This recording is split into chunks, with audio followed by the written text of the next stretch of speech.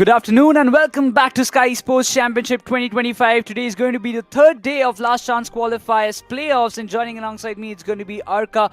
And about what happened in the past 2 days, it has been a roller coaster ride for a lot of teams, but the top teams, they have been really stubborn with their placement in the overall standings.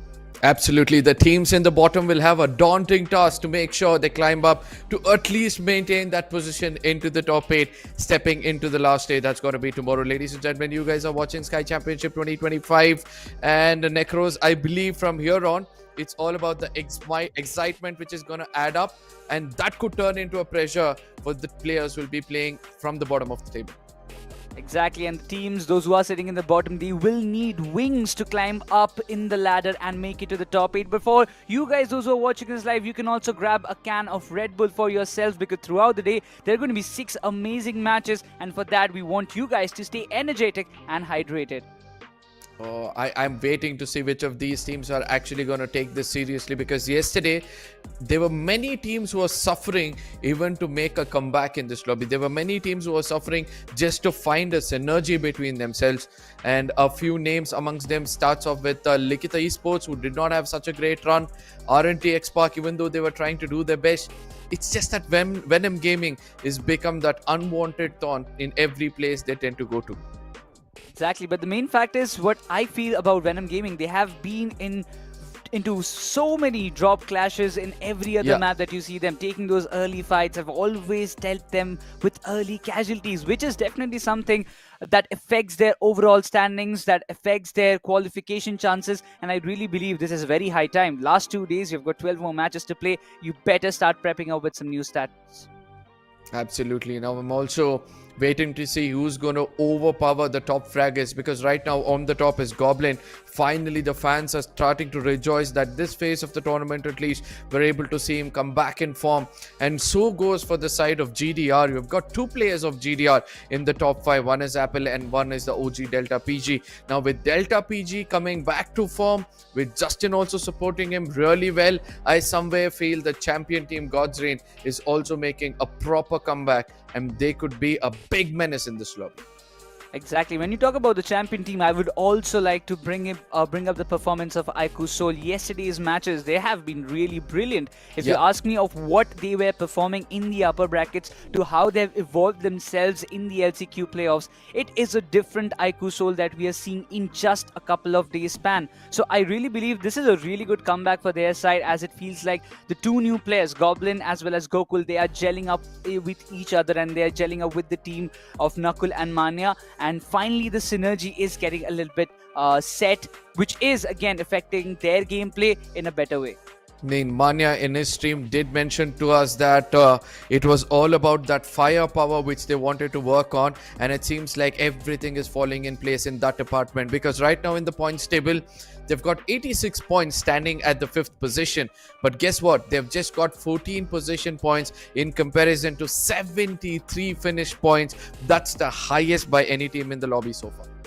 Exactly, and that's the kind of domination that they have shown. But also closing by, there are a lot of teams on top. We've talked about 4 Miracle Esports, Alibaba Raiders. Alibaba Raiders, they had a tremendous day yesterday. 2 chicken dinners out of the 6 matches that they have played. It's something that we need to appreciate to the team. And overall, when you just look onto the bigger picture, they have been really consistent in terms of placing themselves inside the circle and playing it very strategically. When you spoke about teams placing themselves inside the circle, we have to speak about 4 Miracle Esports, who have got a total of 60 position points for the 12 matches they played. If you try to find an average of the 60 points, that's almost 5 points. And we all know that you have to stay in the top 3 in every single game if you have to have 60 points in the 12 games. So they are one of the other teams who are looking at the meta, the way it is, trying to get position points, prioritizing it, and no wonder they're on the top of the table, because they've also got some really good decent finish points with it. Exactly. And when you talk about finishes and balancing it out, the dark horses have emerged as well. I am talking about BLITZ Esports, a team who came out of the blue and they are sitting in the 4th spot. They only have one chicken dinner so far, but total of 87 points on the board, tying up with God's Reign, who have been really dominant in yesterday's matches. So I have to say one thing, BLITZ Esports, the one thing that is working out for them is Tokyo being in the lineup alongside Dazzler as well as East to Wipe as well. All these players, they are in form and they are all warmed up with their skill set. So that's how they're raining down hellfire on all the other teams inside the lobby. In the limelight is another team altogether in the name of Forever Esports, who did show us that they are capable of being in the top 8. They are one of the teams to watch out for. Yesterday's performance have been one of the best so far when it comes to the last chance qualifiers, but can they replicate it? Because at the bottom of the table, slowly rising after Admino's comeback, is Hero Extreme Godlike. Yesterday they picked up some fights, they picked up some finishes, the synergy seems to be falling in place, and from the 16th position they've climbed up to the 14th. They need to kind of keep this going for a longer period of time, but once again, the deed is not done. It's still a long journey that they need to overcome in the span of next 12 matches that they're going to play in today, as well as they are like tomorrow as well. But even when you talk about Hero Extreme God, like there are other teams like IQOO 8-bit, the comeback that they have made yesterday, it felt like that Ash and Owace, the two brains are working together, and even the assaulting part seems to be really in a stable position. Hopefully we'll be able to see all these teams in the bottom able to catch up, because in case today they're not able to climb up in the points table, I don't think so the final day they might be given an opportunity. Yes, a miraculous gameplay is what most of these teams in the bottom are right now expecting, but the teams on the top, these are the teams I would like to speak about more. For Miracle, I believe they have got their hands on the golden ticket right away. And then if you have to speak about Alibaba Raiders, the way they played yesterday, the way they've showcased that frontal battle capability in every single look and corner. Let me remind you this, in the top 10 finishes of the MVP, we have got 2 players from the side of Alibaba Raiders catching up, and that means that they're serious and they're getting down to business. Exactly, Alibaba Raiders just want to make sure that they don't fall off from the top 3 spot. They are sitting in the 2nd position and with really comfortable points. Nearby to 93 points by the end of day 2, it's a really big task, and we have seen it earlier. So if you kind of cross the 130 or 120 marker, it's more than enough for you to be on the top. But right now it's time for us to jump into the very first map of Erangel as the flight path takes a start, and the captain is going to be Hero Extreme Godlike's Simp. The flight path, an interesting one, starting all the way from Milta Power, ending towards the Primorsk region.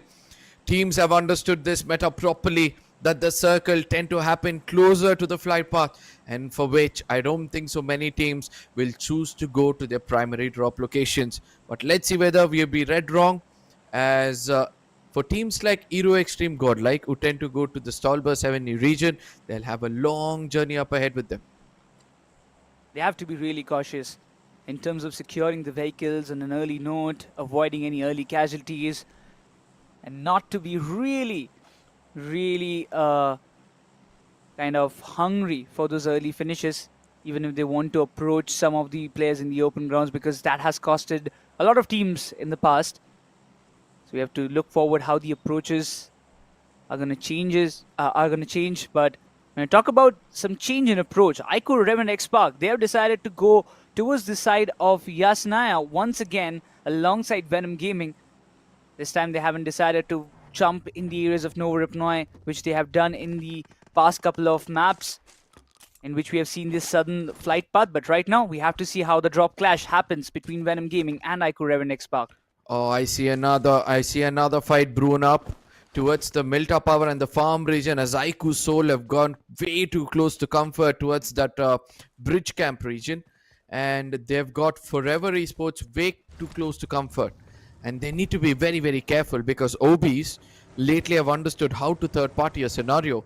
And as I said, most of the teams, they tend to stick to the flight path and not get away from the flight path, and that is why we have that huge splash of colors right towards the shorelines. This circle is going to be an interesting one. Yes, the Milta Power and farm is still to be a place of contest, whereas several teams will now try to move forward towards the Yasnaya region. Exactly, but in the mini-map as well, Arka, I'm seeing another drop clash happening in the areas of Query. It's going to be for Miracle Esports alongside Genesis in that particular area. But mostly they who are just retreating, like they're just going away. They're just not taking the fight right now. It's a good call not to initiate this early on, but talking about RIVALRYXNRI, this team, they have got 3 chicken dinners but still sitting the 8th spot. I don't think so. It matters for them to, continue to kind of restrain themselves from going in for some firefights, because so far they are one of those teams who have got the least amount of finishes, and that's the reason why they are placed at that 8th position with just 34 finish points in comparison to 31 position points, where most of the teams are trying to maintain an average of 40 finish points at least. I think RIVALRYNRI, they'll have to do something different. They'll have to rely more on that firepower which they've actually got. Fight or a chance VG and RNTX. Slowly and gradually, we are seeing the teams trying to go a little bit aggressive, trying to, as you mentioned, to balance things out. But some or the other way. The previous day, we have witnessed IQOO REVENANT XSPARK come up with some good plays in terms of finishes, in terms of aggression, while Banana was the only player who almost gave a big upset to 2 teams. Original Gangsters on one end, then Hero Extreme Godlike. This player has been a pure menace in the map of Miramar, but once again, the entire team needs to step up and need to perform like a single unit. Then only we can expect IQOO REVENANT XSPARK to jump up the ladder. XSPARK being a little bit cautious this time around, not wanting to get those finishes early on. They're being careful, and look at what VENOM Gaming is going to do. They're still going to go taunt the Kings. They're still going to go taunt the Bear. And sometimes I feel it becomes a bigger issue for both these teams to qualify in case they continue to do so. Altu trying to getting into the window, did fire some shots. And I know it was by mistake, but his location is going to be compromised.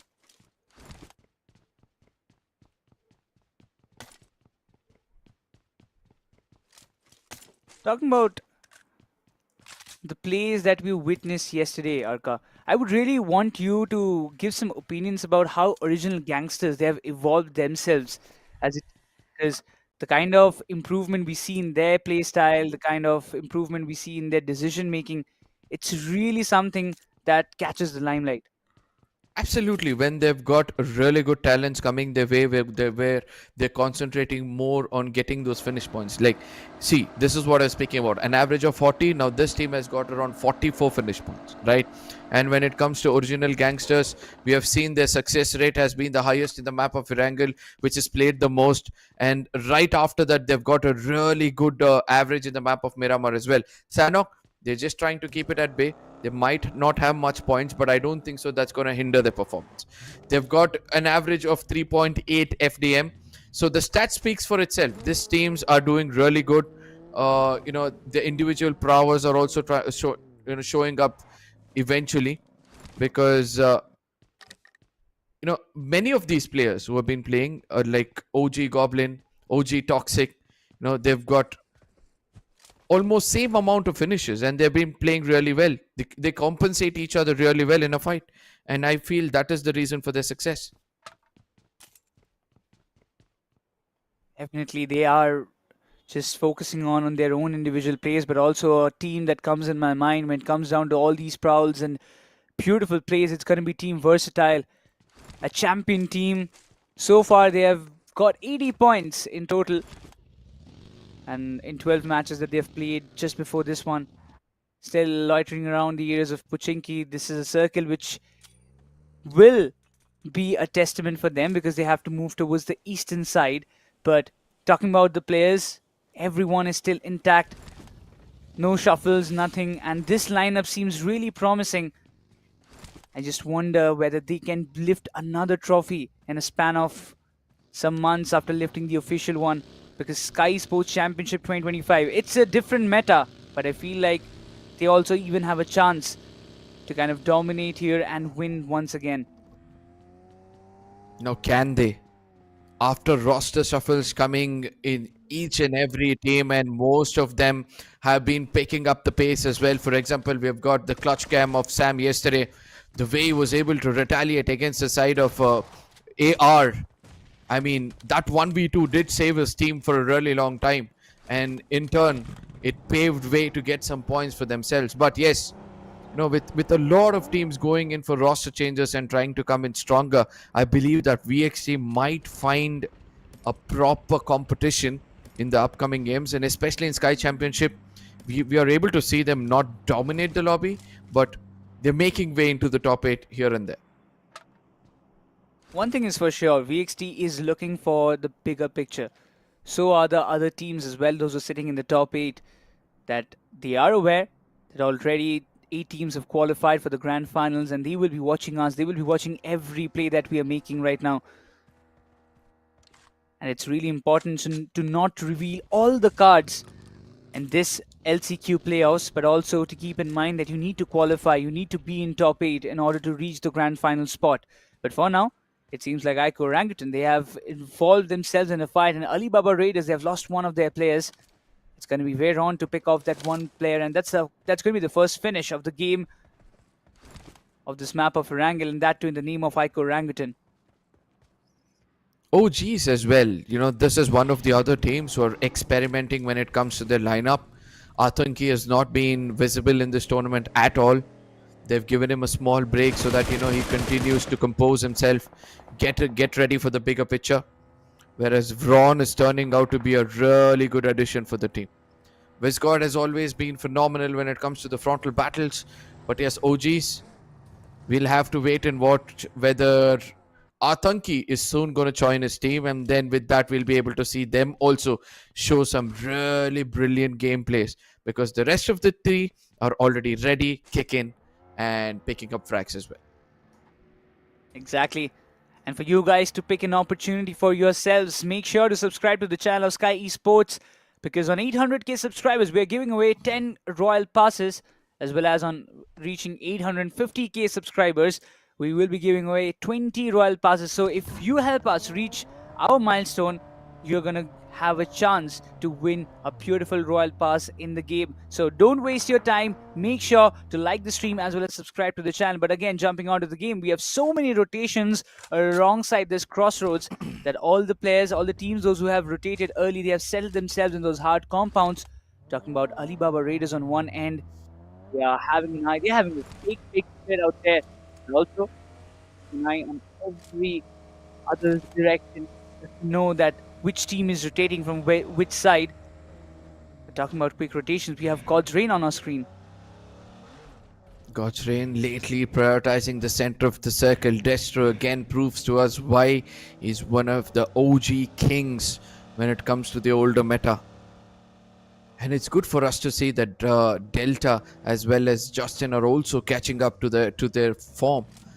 And with Apple's addition, it seems like this team is complete yet again. The last time I saw GDR play so well was obviously when Shogun was there in their team.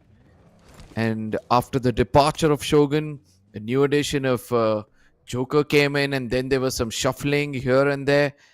I still feel, GDR is recovering from such a big change in rosters. It was really necessary. And Destro, he's really very picky when it comes down to selecting players in his lineup, and he has selected a gem, I must say.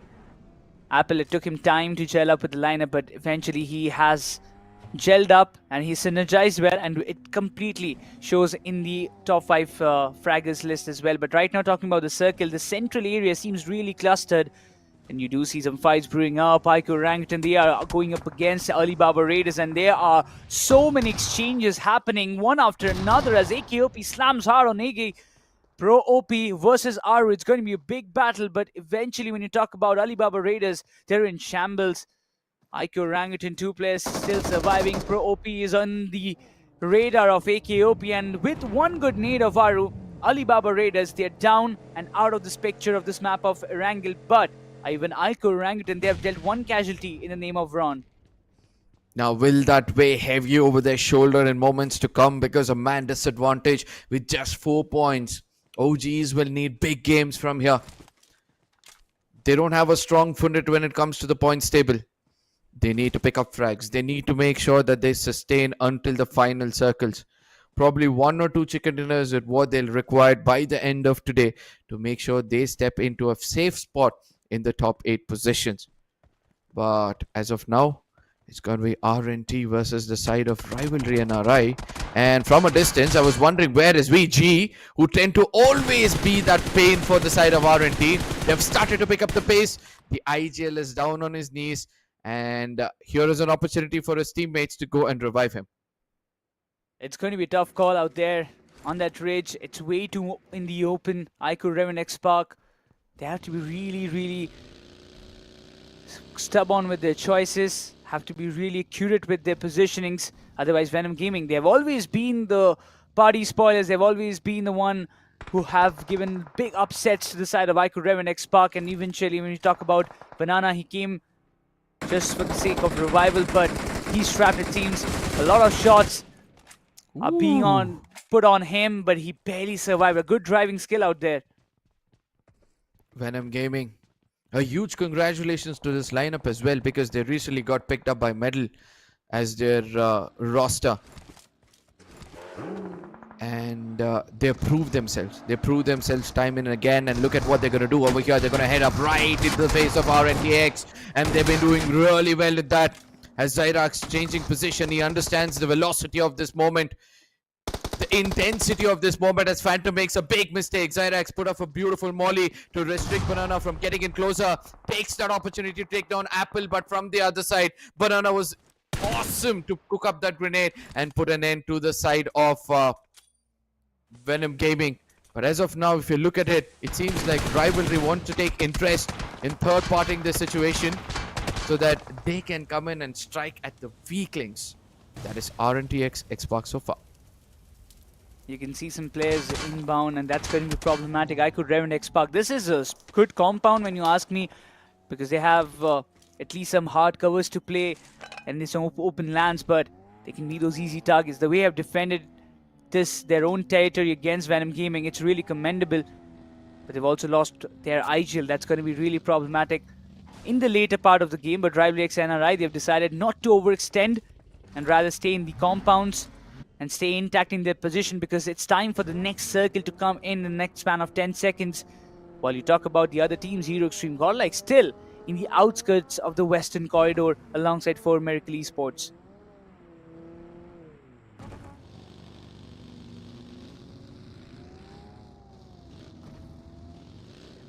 And right now, when you ask me, 4 Miracle Esports, they have been really stubborn in their positionings. They are the table toppers, and they have proven every time why they are sitting on that spot.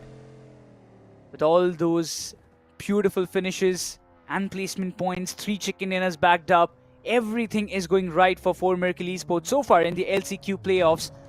But right now, the circle shift, it's still in the crossroads. It's way too in the open. And all the teams need to create their temporary artificial covers to play along and find finishes, while the hard compounds and the real estate properties are going to go for a high rise. All those compounds, one or the either, are captured by other teams. And nobody's likely to give it away to any other team. VXT, they have a beautiful position to play out. But right now, going way too in the open can be really problematic. While VXT, S-Power and Somraj, they decide to go for a spin and collect another vehicle nearby, which is once again going to help them in the later part of the game, because as many vehicles as you have is the amount of cover that you can make in the last circle, because it's way too in the open and you will require a lot of vehicles. But for now, IQOOSOUL, even they are having one beautiful compound in their side. The crossroads, it's a big split, it's a big area. And to play along with it and engage in multiple fights, That's a really big responsibility on your shoulder. Playing it safe, steady, with all the determination that you have. Putting it in one place and trying to get a really good game on your side is what every team desires. And for VXT right now, they're looking forward to just go a little bit closer as Power has found one finish. Just trying to get some loot out of the crate. Aquinox, he does have the cover of his teammates, but he needs to be a little bit quicker. He's in the western side of the entire circle, and it seems pretty fine. I mean, there is no other teams nearby. All the other teams who were close, they are a tad bit far away, but it seems like LIKHITA Esports, they will be losing one of their player. That's going to be Pokar, most probably, who was taken down by his power. But right now, this is going to be a really good clash. Potato Hill contest between God's Reign as well as for Miracle Esports. If that happens, that's going to create so much commotion, out of which we might see VXT chiming in, trying to do some third party, but it can also happen that VXT can pounce on the likes of God's Reign in some time, and they can be the gatekeepers for them. Well, IQOOSOUL, they're just chilling. They're just waiting for one moment, one good moment, so that they can have some visuals of VXT. Can just annoy them a tad bit more with their sprays and third-party approaches.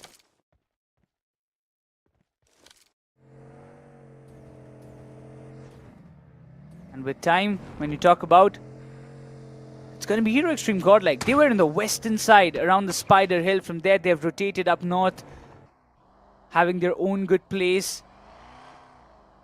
But from the way they are trying to rotate inside the circle and find a sweet spot, they have a lot of teams to go through. There's Genesis. Yep. You talk about IQOO, REVENANT, XSPARK. They're also on the northern end. And there are not many compounds to hold and play along with. And the next circle shift, it's going to be a big drastic change in the entire playstyle, because it has shifted down east. The museum is where you would want to place yourself right now, right next to the shelter region. But yes, inside the hard compound is where you need to stay. 4 Miracles versus the side of GDR. The two big bulls locking arms, the one from the south.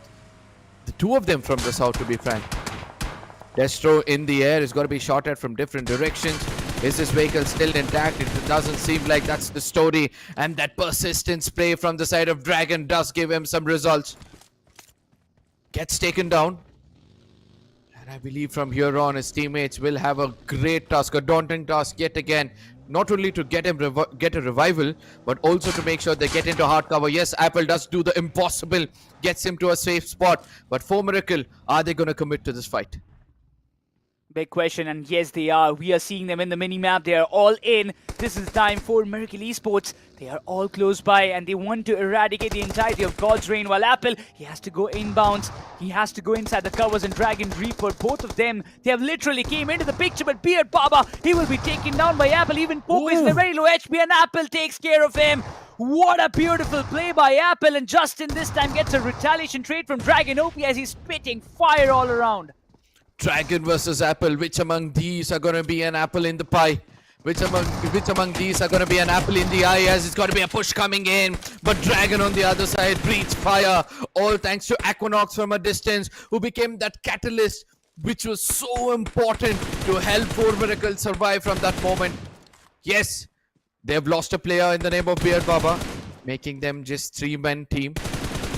They've been handicapped, and I feel that VXT is going to just pounce upon them. Taking into consideration that they might need some finishes, they might need some good games, VXT.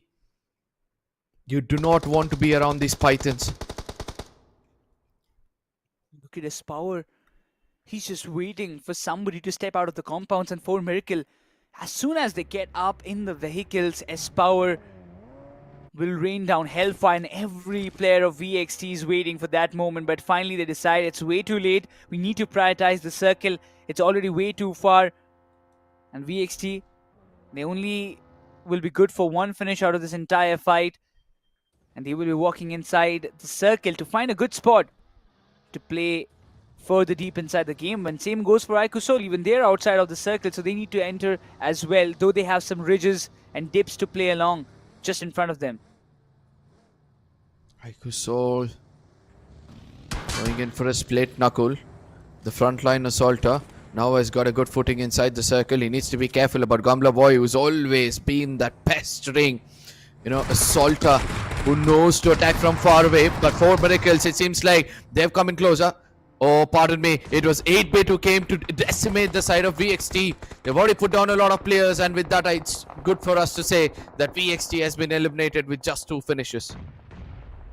Oh, that was a really timing issue for their side. IQOO 8-bit, they pounced on the very right moment where VXT wouldn't have expected them to chime in, but eventually when you talk about the original gangsters, they also had their say in this entire battle. But Pineapple trying to take some shots. Mania came in to scout, but IQOOSOUL, they're in the depth. It's the 2 IQOO teams fighting against each other. IQOO 8-bit versus IQOOSOUL, while the players are getting picked off one after another. The trades are being exchanged. Pineapple has been taking down Knuckle. He's barely surviving. IQOOSOUL's Mania and Goblin as well as Goku. They have been knocked out. Ash is the last player surviving, but eventually he puts the final nail in the coffin, and IQOOSOUL, they will be completely out of this game with 0 finishes in their bag.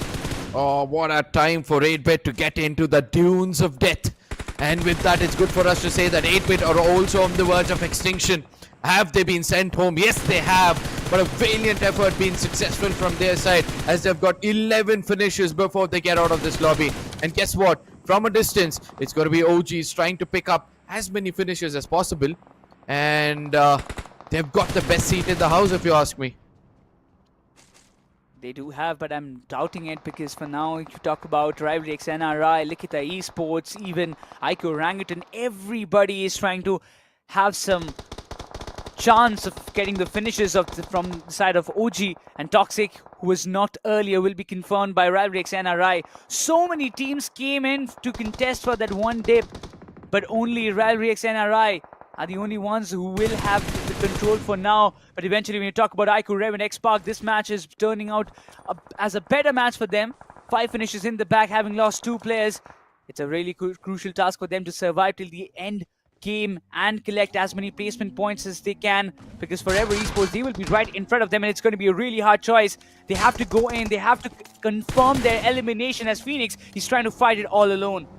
Phoenix, he's got an opportunity to run inside the shelters so that he allows OG to do the dirty task, but Phoenix chooses otherwise. He'll be picking up a vehicle and running away, and Revenant XSPARK, they did not see him going that way, and Jurovic, probably Phoenix is going to get taken down by the side of Genesis, but Phoenix does the impossible out there with Astro giving a right backup. They're going to put an end for Gamla Boy as well, and with that goes down another team altogether. Godlike, now they chime in to get into the dunes of death, and they send away RIVALRYXNRI, and this place in the circle is going to have a strong footing, with Johnny also getting taken down. LIKHITA Esports is starting to show some really good firepower. 2 players knocked out. Hero Extreme Godlike, they seem to be a little bit trapped. They are in a really good spot. They need to enter the circle, but Jonathan's revival seems really dicey. Kyoya and Pukar constantly trying to give the damage, but the shots aren't connecting. It is not going through that one small opening in the shack. Well, Jonathan, I'm 100% sure he cannot move from that spot. He's all intact. Once he goes out, it's going to be problematic, but the shots did not came. The timing is perfect. He will be getting a quick revival, there's no doubt about it. Hero Extreme Godlike, they've lost Simp, and even Admino is not in the playing 4 right now. Simp, he was benched yesterday, gave a chance for Admino to play along, but right now Hero Extreme Godlike, they've also have 4 finishes so far in the game. But the next target, it has to be LIKHITA Esports. Now they're outside of the circle, and that's a big concern for the side of Godlike. And to this corner itself, OGs have got their crosshairs set. And let me remind you, OGs have still got that hard cover. They'll have to step out of it just in case they want to get in closer. Whereas Forever, they have new problems mounting their shoulder. In the name of R&T, XSPARK was slowly inching closer to them. Throw bills being deployed. Mango's location still uncompromised as Astro tries to do something different. And Mango feels like, he's got to be coming up to pick up the vehicle, and he predicted it right, as Astro, who's going in for a heal battle as of now, is waiting for an opportunity to strike with the Molotov coming in. He's got to be chased behind this as Mango getting in closer. Astro, he knows his location. Shots are going to be taken against him because it's the OGs who have got such a good view and such a good place to fight from. Look at this. Mango is going for a heal battle. My bad. Another player of IQOO REVENANT XSPARK is going for the heal battle, and Arto will be there intact. But for now, Hero Extreme Godlike versus LIKHITA Esports. It's going to be an important battle. One end, it's going to be IQOO Orangutan bouncing on all those knees, but WizGod's Molotov is going to hit Curia, and that's going to be the end of LIKHITA Esports. IQOO Orangutan, that's an unwilling help to the side of Hero Extreme Godlike. Final 4 teams are surviving. This is the Red Bull standoff mode, but WizGod goes for a spin in his buggy, trying to find out some openings, trying to find out some knockouts against Hero Extreme Godlike. This is a big split. Zap is going for a heal battle approach, while the 2 players of Hero Extreme Godlike trying to duke it out against IQOO Orangutan. Punk having a small cover of Shaq to play along, but so many needs are being dumped in that one spot. It is going to be almost impossible for him to survive throughout the game in that spot.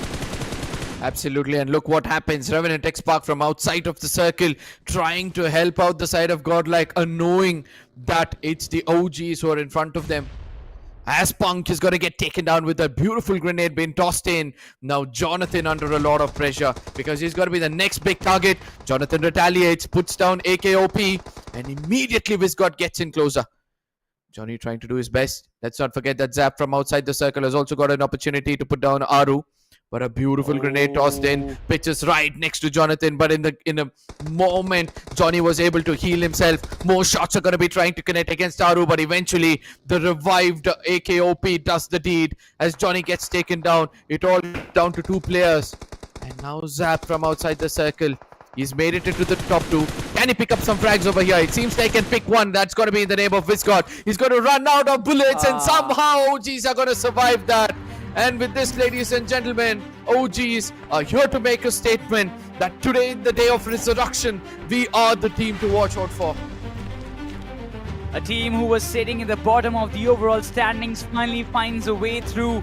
And AKOP, what a wonderful performance. 7 solo finishes. That's a really high scoring, high finishing game for the side of IQOO Orangutan, alongside when you have WizGod stepping up with 3 finishes, Aru with 2, as well as Veron with only 1 because he got taken down earlier on. But the circle favored IQOO Orangutan, and they literally have hold on to their grounds, and they have won this match by their resilience, by their gunpowder. Absolutely, and with this I believe they're gonna get a really decent jump in the overall standing as well. Before this, we did say that Orangutan did not have such a great position in the overall standing, and we were starting to doubt after losing Braun whether they'll be able to execute a game like this. But still, the 3-man standing and that responsibility being taken by the side of AKOP shows that this team is still here for competition. This team is still taking this championship very seriously, and so goes for the side of Godlike. They've got decent amount of finishes. They've got some decent amount of points as well. When it comes to the overall standing, they also might step up from the bottom of the table. Yeah, there is a high chance. And even when you talk about IQOO 8-bit, they were also showing some good gun power. They had 10 finishes, but not a single placement point. So it's still a 10-pointer game for them. So for 8-bit, they will be pretty happy. The way they controlled that dip for such a long time, wiping 2 different teams, it was not that easy. First it was VXT, then came in IQOOSOUL, and all of those players were decimated by IQOO 8-bit. It was just that they conceded a lot of knockouts in retaliation, and that kind of costed them. But overall, when we just talk about the bigger picture, Ash and the company, they will be happy with the 10 points, but I believe they would have been much more happier if they had some more placement points to work out with as well. Absolutely. Now we also have to speak about one team who stole the limelight when it comes to close range battles. That's gonna be 8-bit, the way they're played. But before which, we're gonna be looking at the Red Bull replay of what happened in that final circle. R2 from a distance did try to do his best, but Zap, luckily WizGod, that is Zap losing all his bullets. If not, I think the story would have been a little different. AKOP from a distance did try to retaliate and make sure he picks up another finish, but the blue zone was a little bit ruthless in that case. Exactly, but overall we can talk about so many teams in the bottom. They have stepped up, and now this might just raise some concerns for the teams, those who were sitting in the mid. We knew that the difference from probably the 6th spot to the 13th or 12th was not that much. One good match of any of the team in the mid can literally help them climb up the ladder. But how many points did which team earn? We will have a discussion on that right after this very short break.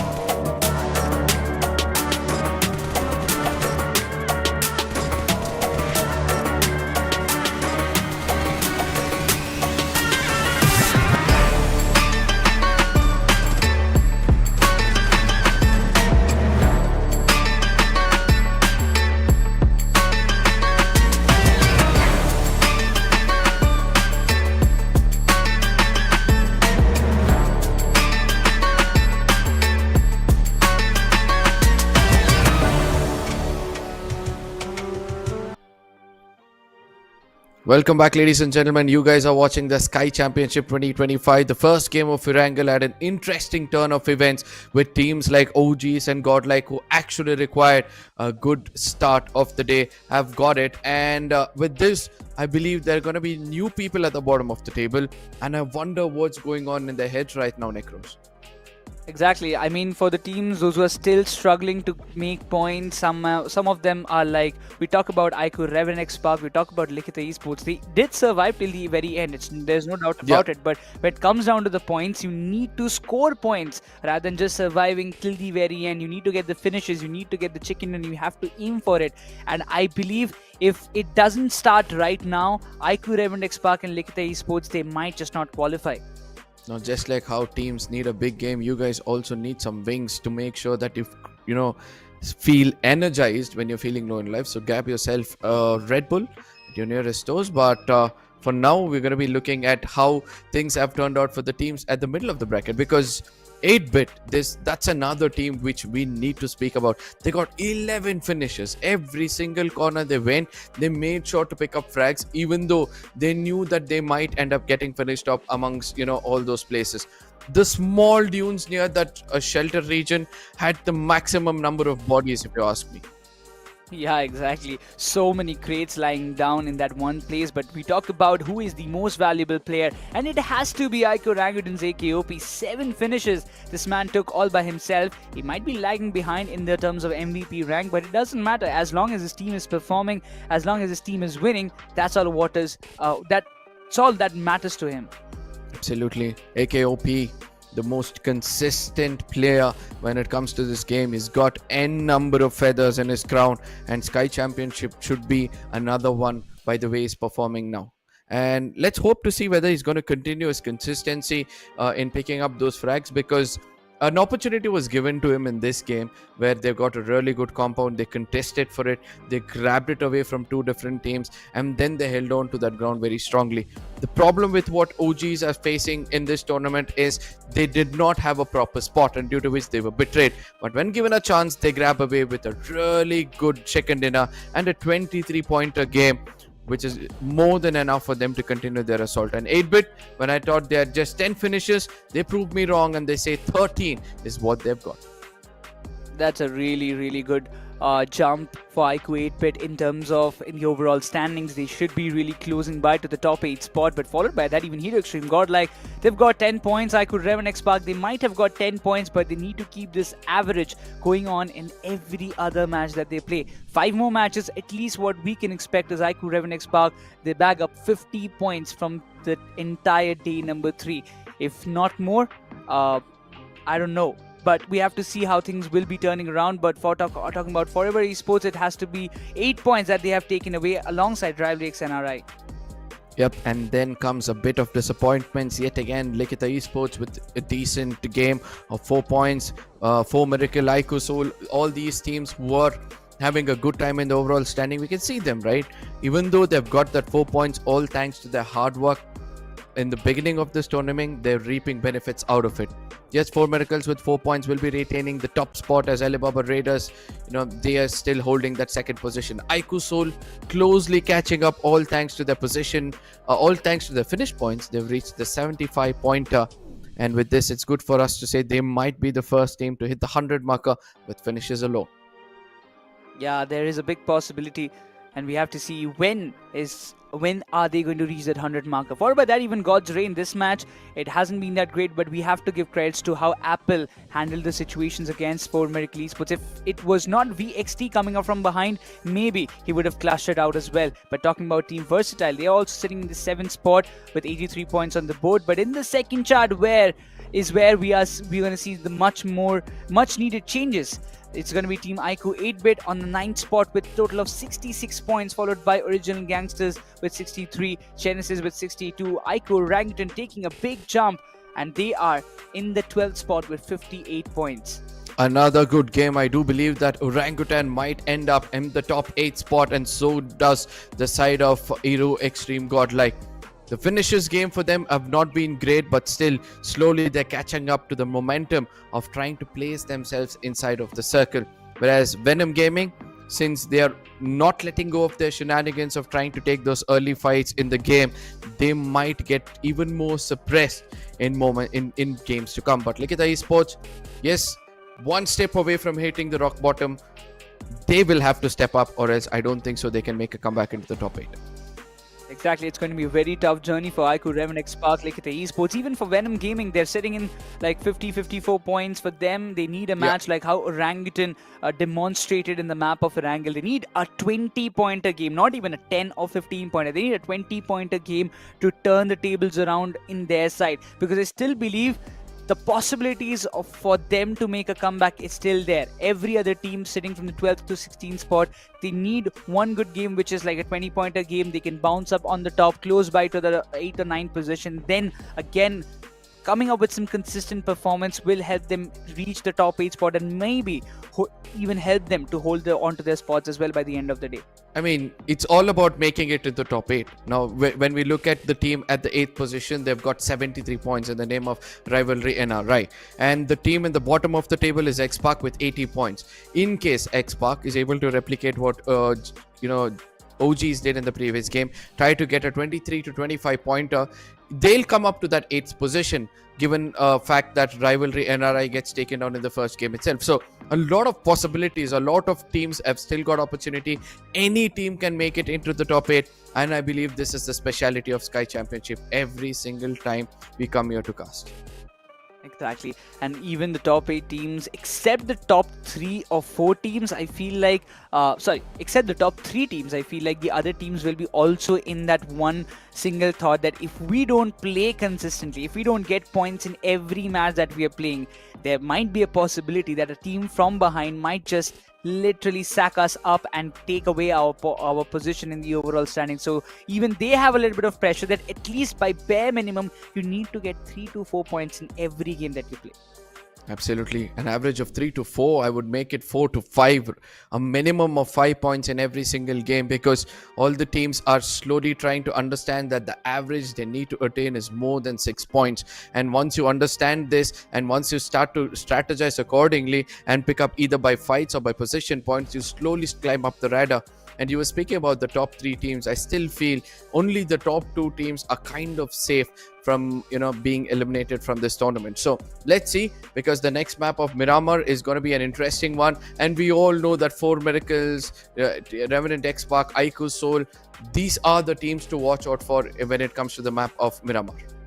Yeah, you need to watch out for IQOO, REVENANT, XSPARK's banana. He might just be that one party spoiler. He might be that one big obstacle that can spoil your game, specifically what he did to OG yesterday. OG won't be even thinking twice to go up against IQOO, REVENANT, XSPARK once again in the years of San Martin, because yes, they were challenged. They did have a great time eliminating VENOM Gaming, but IQOO, REVENANT, XSPARK is where the problem might just lie. But we have to see how things are going to turn around, because it's time for us to jump into the map of Golden Sand. The Miramar flight path will be on our screens as we take a deep dive into the map. We'll have to see what kind of storyline awaits us in this match. The flight path, another interesting flight path if you ask me. Not favoring the northern eastern side of the map, starting all the way from El Pozo, ending somewhere towards the Porto Pereso region. And I believe the one place I would like to look out is going to be the Picado region, because LIKHITA Esports have lately made it their home, and VENOM Gaming, they're not just letting go of any team, given the fact that they're anywhere close to Picado or Power Grid. So in case there's an early confrontation, and in case VENOM Gaming this time are the sufferers for it, they could hit the rock bottom when it comes to the overall standing. There's a high possibility. And for that, they need to be really cautious with every decision that they're taking. But it seems like VENOM Gaming, they have decided not to go in the areas of Picado, and rather than just move towards the direction of their usual drop, which is going to be San Martin alongside OG, who are their arch rivals after IQOO, REVENANT, XSPARK. And it seems like IQOO, REVENANT, XSPARK, they've decided to change their drop location. They might just go towards the big spread of Graveyard or Menace General alongside Genesis. Even Heroes and Godlike, they're going towards the areas of Hacienda water treatment, which is their usual drop location. Or a 3 standoff is what I'm expecting towards that Hacienda del Patron. VG versus OG is going to be kicking off in moments, and I believe reading the finish read, the story can be different.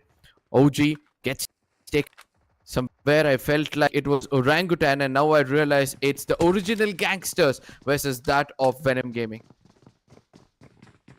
Zyrex has been taken down on trade, but all the players are intact. The crossfire setup has been made. Zyrex is just looking for help.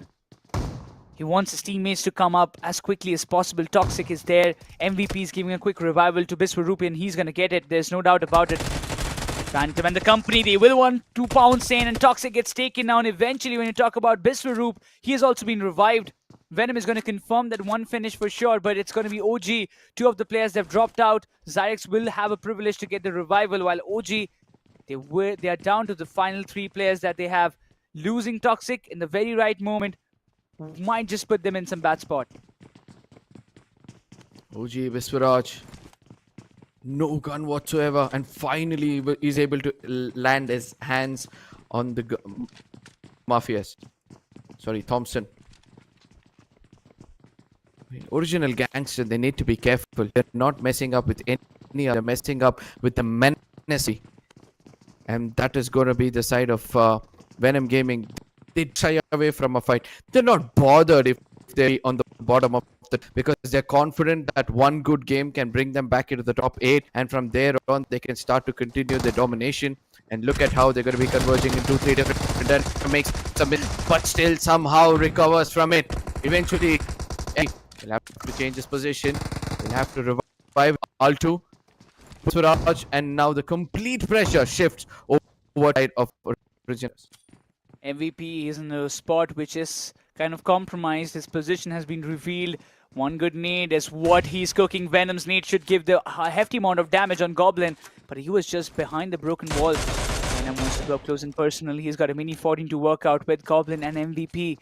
They're just buying time as much as possible, while Biswarup is still knocked out. Is just passing on all the intel and information to his teammates, those who are trying to duke it out. MVP trying to make some pretty good connections. Zyrex intact in one good spot. MVP doesn't have a big first aid to quickly heal himself up, though he has 15 bandages to work out. Instantly, he needs to heal up as quickly as possible. Goblin is waiting patiently, trying to provide some cover fire to MVP, and he's waiting for Venom Gaming to make one mistake on which they can capitalize on. This part about Venom Gaming is, even though how many mistakes so far, they've recovered nicely. And look at that, Altu with that final location is going to be revealed, and all he has to do is get down and into the original Gangsters with their heads down. A valiant effort coming in from their side, but I mean, what a team this is turning out to be. No question of falling back. There's no question of thinking otherwise, because they're recovered in all these, been phenomenal so far. It's good that they haven't lost any single player in this entire fight. It's good for them. They have 4 finishes, and the circle even is again an Eastern Circle. What is going on? Every other Miramar, we are seeing an Eastern Circle happening. It rather ends in the Minas Generalas or truck stop, or either it has even gone to the most extreme Eastern island. So I would love to see how is this circle gonna test the players and the IGL skill sets and decision making. Because for now, when you just talk about Hero Extreme Godlike, they are again in their usual drop location. Hacienda del Patron has always been their home ground, their home in the map of Miramar. And the latest news in the map of Miramar is that IQOO, REVENANT, XSPARK, they've decided to go to Astoria Humada, completely deciding not to engage in any kind of early fights and rather have a peaceful start. Over the course of time, the way the circles form in the map of Miramar have turned out to be interesting, because we have seen a lot of open field coming into play. There were times when we used to enjoy the urban warfare either in Los Leones or San Martin, or let it be Hacienda del Patron. But lately, the circle tend to, always happen in the open fields of Truck Shop or Minas Generales or even Picado. making things so much more interesting for these teams. And yes, the old meta, it's also turning out to be as ruthless as that of the new one.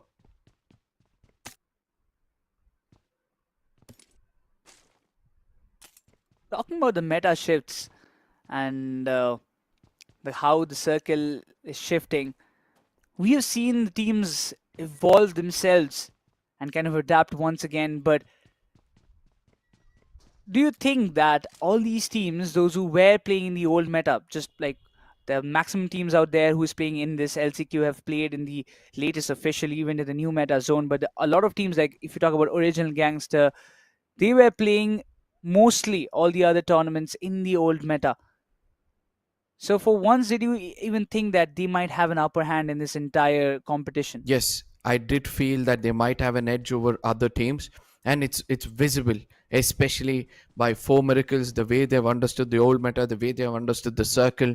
They're not shying away from going in for that heal battles, whereas the teams who played the officials, who have understood that pressure of circle not not actually forming quickly, or probably the blue zone not giving so much of damage in the earlier stages, and then when it comes to the final stages, it seems like you cannot even think about a heal battle scenario. And that is why most of these teams who are unable to perform, so-called unable to perform, but still relying on those finish points, I think they're thinking of the bigger picture. I think they're thinking about the next officials, which is coming right around the corner. They do not want to let go of the strategies they have learned over there. And trying to execute that strategy into the old meta, that is where few teams are kind of failing, especially the big ones. Like OGs, you've got GODLIKE, you've got LIKHITA esports, and let's see whether they'll be able to somehow try to strike a balance between these two metas.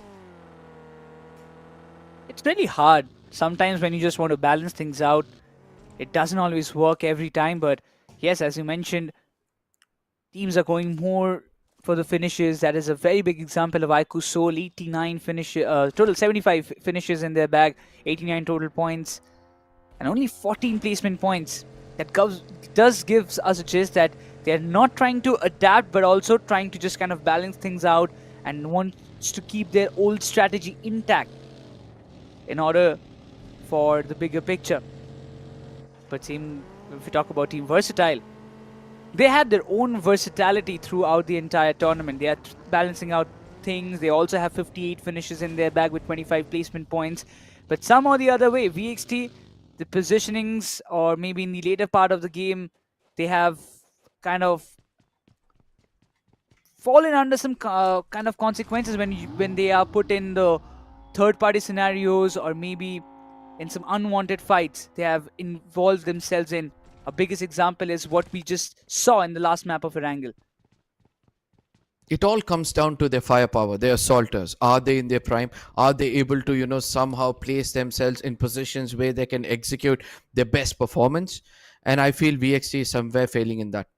We are seeing that one of the strongest player of this game, who was considered to be a prodigy, S-Power, is unable to actually showcase his true prowess, especially in Sky Championship. Yes, there were glimpses of him playing really well in the last chance qualifier. I mean, in the upper bracket or the lower bracket which he played and he came from.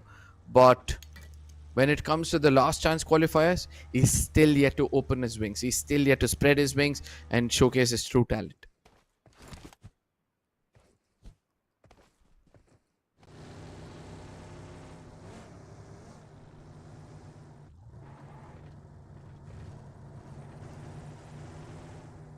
Let's hope for the best and see how things are going to turn around. But for now, when we just talk about what just happened in the last map of Erangel, it's where you would love to bring in the topic of AKOP.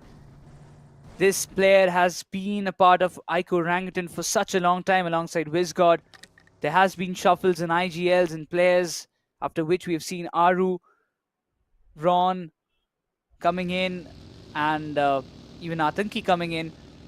After that, the roster has found some excellence in terms of performance, qualified for the first official LAN finals, where even they had finished in the podium. So that really matters a lot. And right now, the last match performance, the way AKOP stepped up, he's showing some really promising performance. Speak about promising performances. Now we have the side of Kyoya. LIKHITA Esports, they need to perform as well.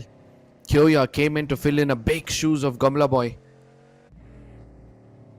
Even though Fears and Rage God within the team was, a proper support. Pukar. We see 2 Pukars in this lobby. And I wonder who the second Pukar is. Doesn't feel like a magic show. You see something, there is something different behind. Now I wonder, is it Omega or is it Rage God?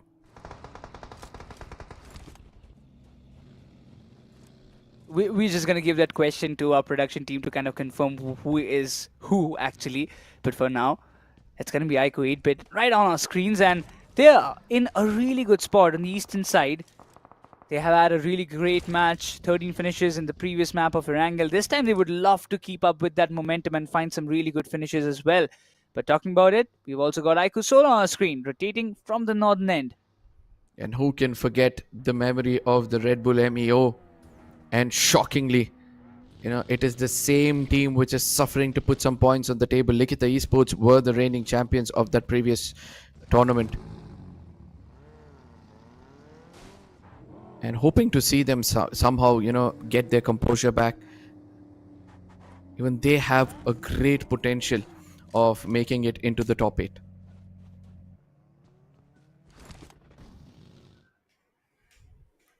Look at the circle. They have to just... Look at the circle before that. Yeah. To the epicenter, we have got 2 different teams. One is Genesis and the other one is GODLIKE. Genesis were being phenomenal in the first few moments of this last chance qualifiers, or the first few games of this last chance qualifiers, is slowly starting to deplete. They have not got any kind of chicken dinners, and they were always concentrated on getting their finishes. They got 38 finishes so far, and all of a sudden they're not visible in any of those maps. Not in the top 5, not in the top 2, not in the top 7 also. That is problematic, and problematic is going to be the condition of RIVALRYXNRI server. He gets picked off guard. This is the pit. This is the home ground and the home turf as we speak of God's reign. The eastern coastline circle is always favored this entire team. And now our RIVALRYXNRI, they're just falling down like puzzle pieces. From the right comes up, from the bottom comes BLITZ. On the up north you have God's reign. RIVALRYXNRI, they're in somewhat of a sandwich situation, while Morty, he has to flee away. He has to escape if he wants to survive and earn some more placement points for his team. But it seems like BLITZ Dazzler has some different intentions. And Dazzler, what a beautiful spray. 2 finishes registered. And RIVALRYXNRI, they take an exit in the 15th spot with 0 finishes in their bag. 4 Miracle versus Ellie taking place at a distance, and it seems like when we saw that Ellie was having an upper hand, 4 Miracle comes out of nowhere to shut them down. Dragon, Beard Baba, all of these players again prove to us why they are the kings of Miramar. Whereas we did see the other big rivalry brewing up, where we saw that Admino took down Goblin, and this could be a big statement amongst the big players. And good to see that Admino is back into the lineup.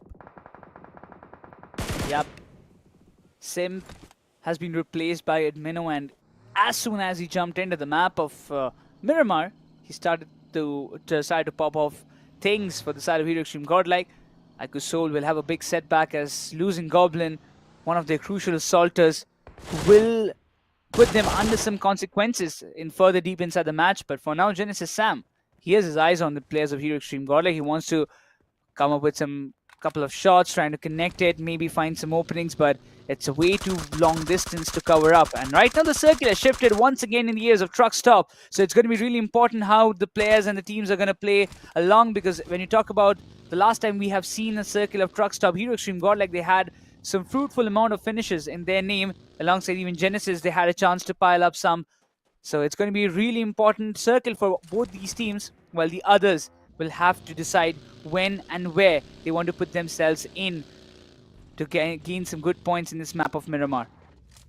REVENANT XSPARK on the receiving end of things will now get a successful revival with Banana coming back on his feet. It's important for them to think the similar way. And Shadow, there's another sneaky snake way too close to him. And I wonder whether he knows about it, because it's got to be Gokul and Shadow. Gokul. Look at how close to comfort these are. And Gokul does look at him. He's just peeking right and left. He's just waiting. Shadow, no sound cues given. Gokul finally sees him move around, tries to get into a better spot. Shadow has no idea. And now I believe that Shadow will be told. Shots being taken against Shadow. All of a sudden, Shadow realizes that there's someone close by. And Gokul immediately goes in to cook up a grenade.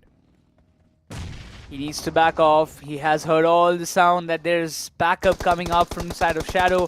IQOO REVENANT XSPARK versus IQOOSOUL. This is going to be a really interesting fight to see and witness how things are going to turn around. If Shadow was put down, that could have sparked a lot of problems on the side of IQOO REVENANT XSPARK. Gokul had to be a little bit precise.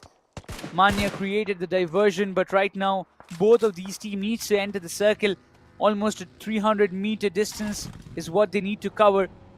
But if IQOO REVENANT XSPARK, they need to enter the circle. They either have to go from the western side, from the ears of Elazar, or they have to go way to in the east to enter the circle. Because if they want to go straight, IQOOSOUL will not allow that. But IQOOSOUL, they should have a read about it as well.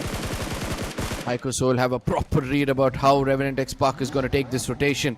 And it's good for us to see that teams are prioritizing the circle at this point of time, and making sure that after they get a proper footing inside Miramar, that is when they'll look out for a fight. But yes, IQOOSOUL, the slower they rotate, the more the chances of REVENANT XSPARK putting up a gatekeeping scenario for them. Look at that, two players heading right towards Manya. Now could be in deep troubles. Manya did shift to the DBS to try to connect that shot, but for some reason, he was unable to connect as Gokul very low on HP. XSPARK seems to be the most stable team in this fight. The tables have turned, the sides have turned. IQOO REVENANT XSPARK, they do have a chance to stop IQOOSOUL's run in this map of Miramar. But what are they going to do? That's a big question. Are they planning to prioritize the circle and go deeper to find a good spot inside? That's a big question as well, but it seems like they will look forward to stop IQOOSOUL. There's no way they're allowing them to enter freely. But the circle is going to take a big shift. We have to see where is it heading, and it will go down south. IQOO Orangutan once again sitting in the smack center of the circle. They will be pretty happy. Oh, I don't think so. That's going to be the case. Because every single time I've seen that OGs are at the center of the map, they've always been the team on the receiving end of things. But as of now, we'll be looking at the bigger picture as Nakul is trying to take down the side of Aquanox from VXT. He's been successful with that. But that doesn't mean that VXT is not going to retaliate. As the confirmation comes in towards the side of IQOOSOUL. After losing Goblin, I really thought that IQOOSOUL might go on the back foot. They might prioritize the circle, try to play it a little safe. But Manya's intention is pretty clear. It's all about them training their gun power, and once the synergy sits, and then we'll see a new IQOOSOUL altogether. Yeah, that's what they want.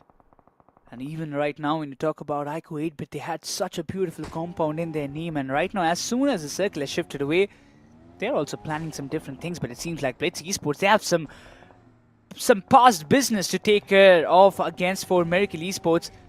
Baba has been knocked out. Even VXT's power has been taken down by Alibaba Raiders. JD Gaming Dragon OP will be going down with the blue zone. That might just put an end to the run of VXT as well, because even Somraj and Raiden, they have been finished off. One finish is what VXT are going to get from this match, and that's it. Not a single placement point, and that's the end of the run. But right now, again, it's going to be IQOOSOUL versus God's Reign. So many fights against IQOOSOUL in the last span of 4 to 5 minutes. GDR, they need to be careful. Because IQOOSOUL at this point of time are literally tracking their footstep. Now this is the second time we're able to see that IQOOSOUL trying to take down a team is prioritizing to stay outside of the circle. And again, GDR now given an opportunity. Will they be able to retaliate perfectly? It seems like somehow IQOOSOUL is able to traverse through those ridges and get in closer. towards the side of GDR. Are they choosing to evade this fight and get into the circle? It seems like that's going to be the case, but OGs on the other side, they have a different story to say. But what a shot coming in from the side of Knuckle. The wonder is called the Batman of the team. AKOP gets in closer. Knuckle still trying to change positions. The more the shots being taken against AKOP, the more pressure is going to be in. Knuckle closes the door and again comes in from the window to put him down. Knuckle shows up some true prowess. He's taken down 2 players of OG. Can they recover from this fight? Seems very off, but Knuckle confirms all the finishes. He needs to go indoors. He's done the damage. 2 players, they were playing in a big split. 2-2 split is what IQOO Orangutan adapted. Yes, the 2 players are still inside the circle, but oh, Beast! He's been spotted and knocked out. And it's going to be God's Rain trying to chime in. 5 finishes registered. Even with that being said, IQOO, REVENANT, XSPARK, they will be wiping out VENOM Gaming. Shadow has been compromised, and I think there are still 1 or 2 players who are still surviving from the side of IQOO, REVENANT, XSPARK. It might just be Mango solely, but still wiping VENOM Gaming again. Their arch rivals, this time not in drop clash, but in a rotational clash in the very end.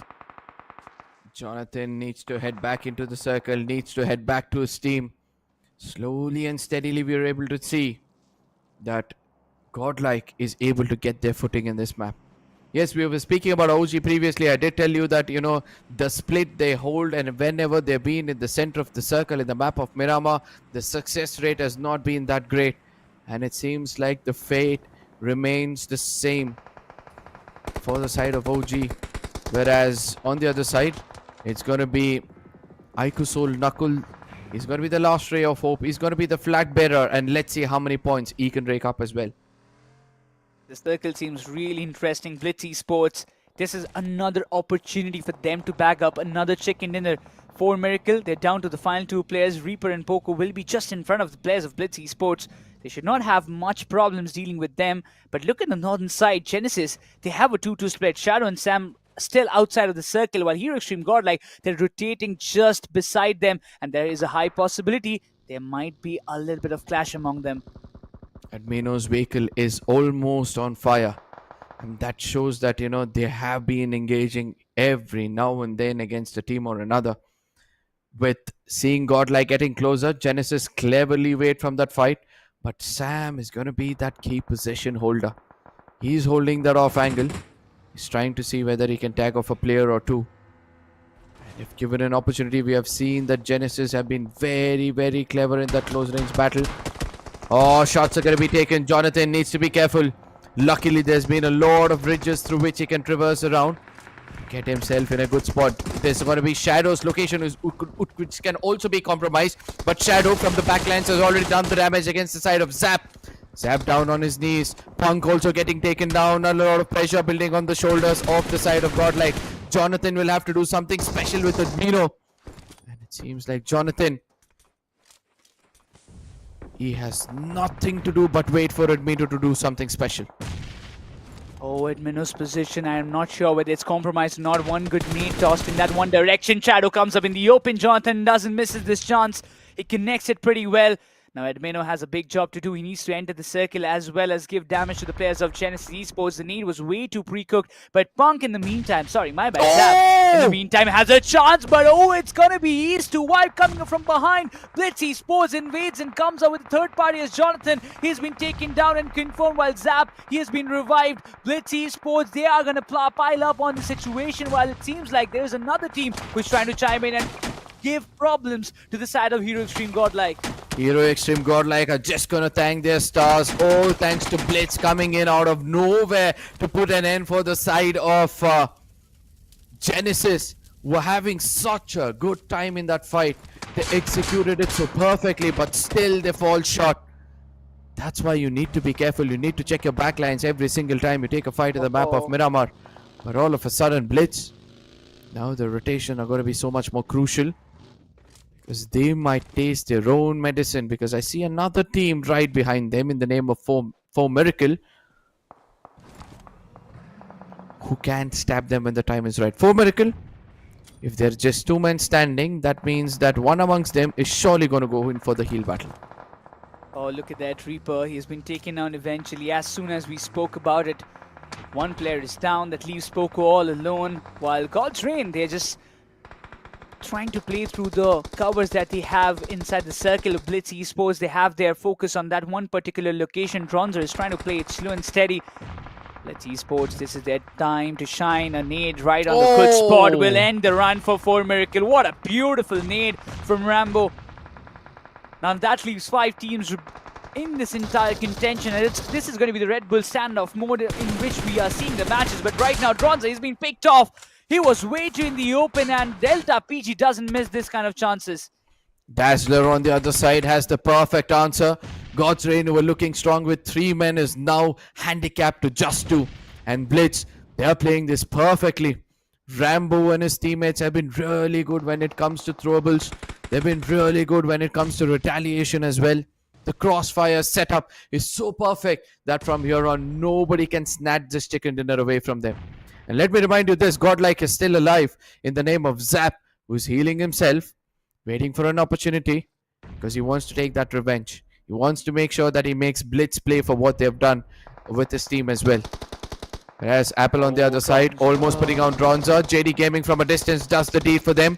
And all of a sudden, God's Reign are having an upper hand as BLITZ trying to rotate around to find out where that player of AR is. God's Reign make it a little bit easier for them all of a sudden.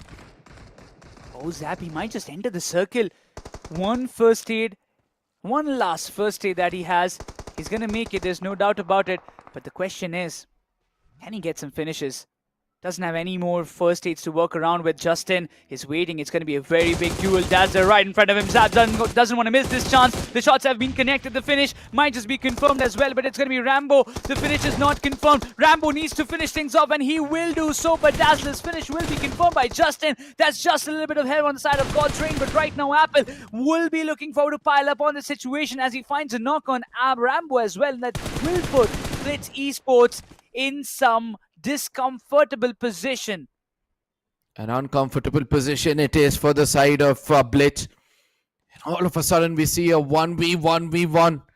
A Red Bull standoff, a 3-way Mexican standoff, ladies and gentlemen. We have got one of the deadliest assaulters in the lobby in the name of GDR Apple. And then we have the side of BLITZ to wipe. He knows that there's a person outside of the circle. He knows that if he shows his back, then JD Gaming can do something different. And JD cleverly trying to make it inside the circle. Now the location is going to be compromised. Apple gets in closer. He's going to be cooking up a grenade. He's like, you know what? I'm not going to waste my time with just a mag. I'm just not going to waste my time with bullets. I'm going to toss in a grenade. And I feel it's a wise choice. Look at where the grenade is going to be landing. It's going to build so much of pressure against the side of BLITZ. He has repositioned himself, knowing that yes, the nades will be coming on to that one spot where he has smoked it off. Apple has 3 more frag grenades, 1 Molotov to play along. But look at East2Wipe. He's trying to bait out Apple. He's trying to use some smokes to divert him. But East2Wipe, he's playing it big time. Now he knows Apple's position. He does have an idea. He completely has an idea. But Apple, even he has some kind of idea of East2Wipe's position. Wake up, East2Wipe. You have got an opportunity over here. What are you doing? It seems like he's going to choose otherwise. He's going in for a heal battle. No, finally comes out in the open. He sees the opponent holding a grenade, but yet doesn't choose to retaliate. And due to which he's going to be paying a very hefty price. As Apple, he plays it so well. The fortune favors the brave, and that is what has happened over here, ladies and gentlemen. Another winner chicken dinner goes in the hands of the gods themselves, the gods reigning champions. Let's see whether they'll be able to repeat this sentence yet again. 7 solo finishes by Justin. What an incredible performance it is for the side of God's Reign. With this match, once again, I believe God's Reign will be reclaiming their 2nd spot and pushing down the likes of Alibaba Raiders in the 3rd itself. But yes, after this match, even if you talk about BLITZ Esports, they will be also having some more points to kind of give them the boost in the overall standings. They were in that 4th spot or 5th spot.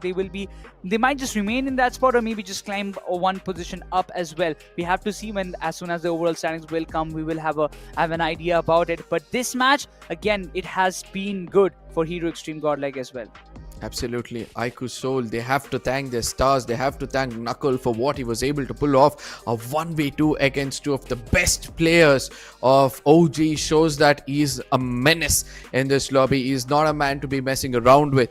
But again, there were several brilliant rotations coming in from the IGLs. GDR, the way they were able to tackle out the side of IQOOSOUL to keep them at bay.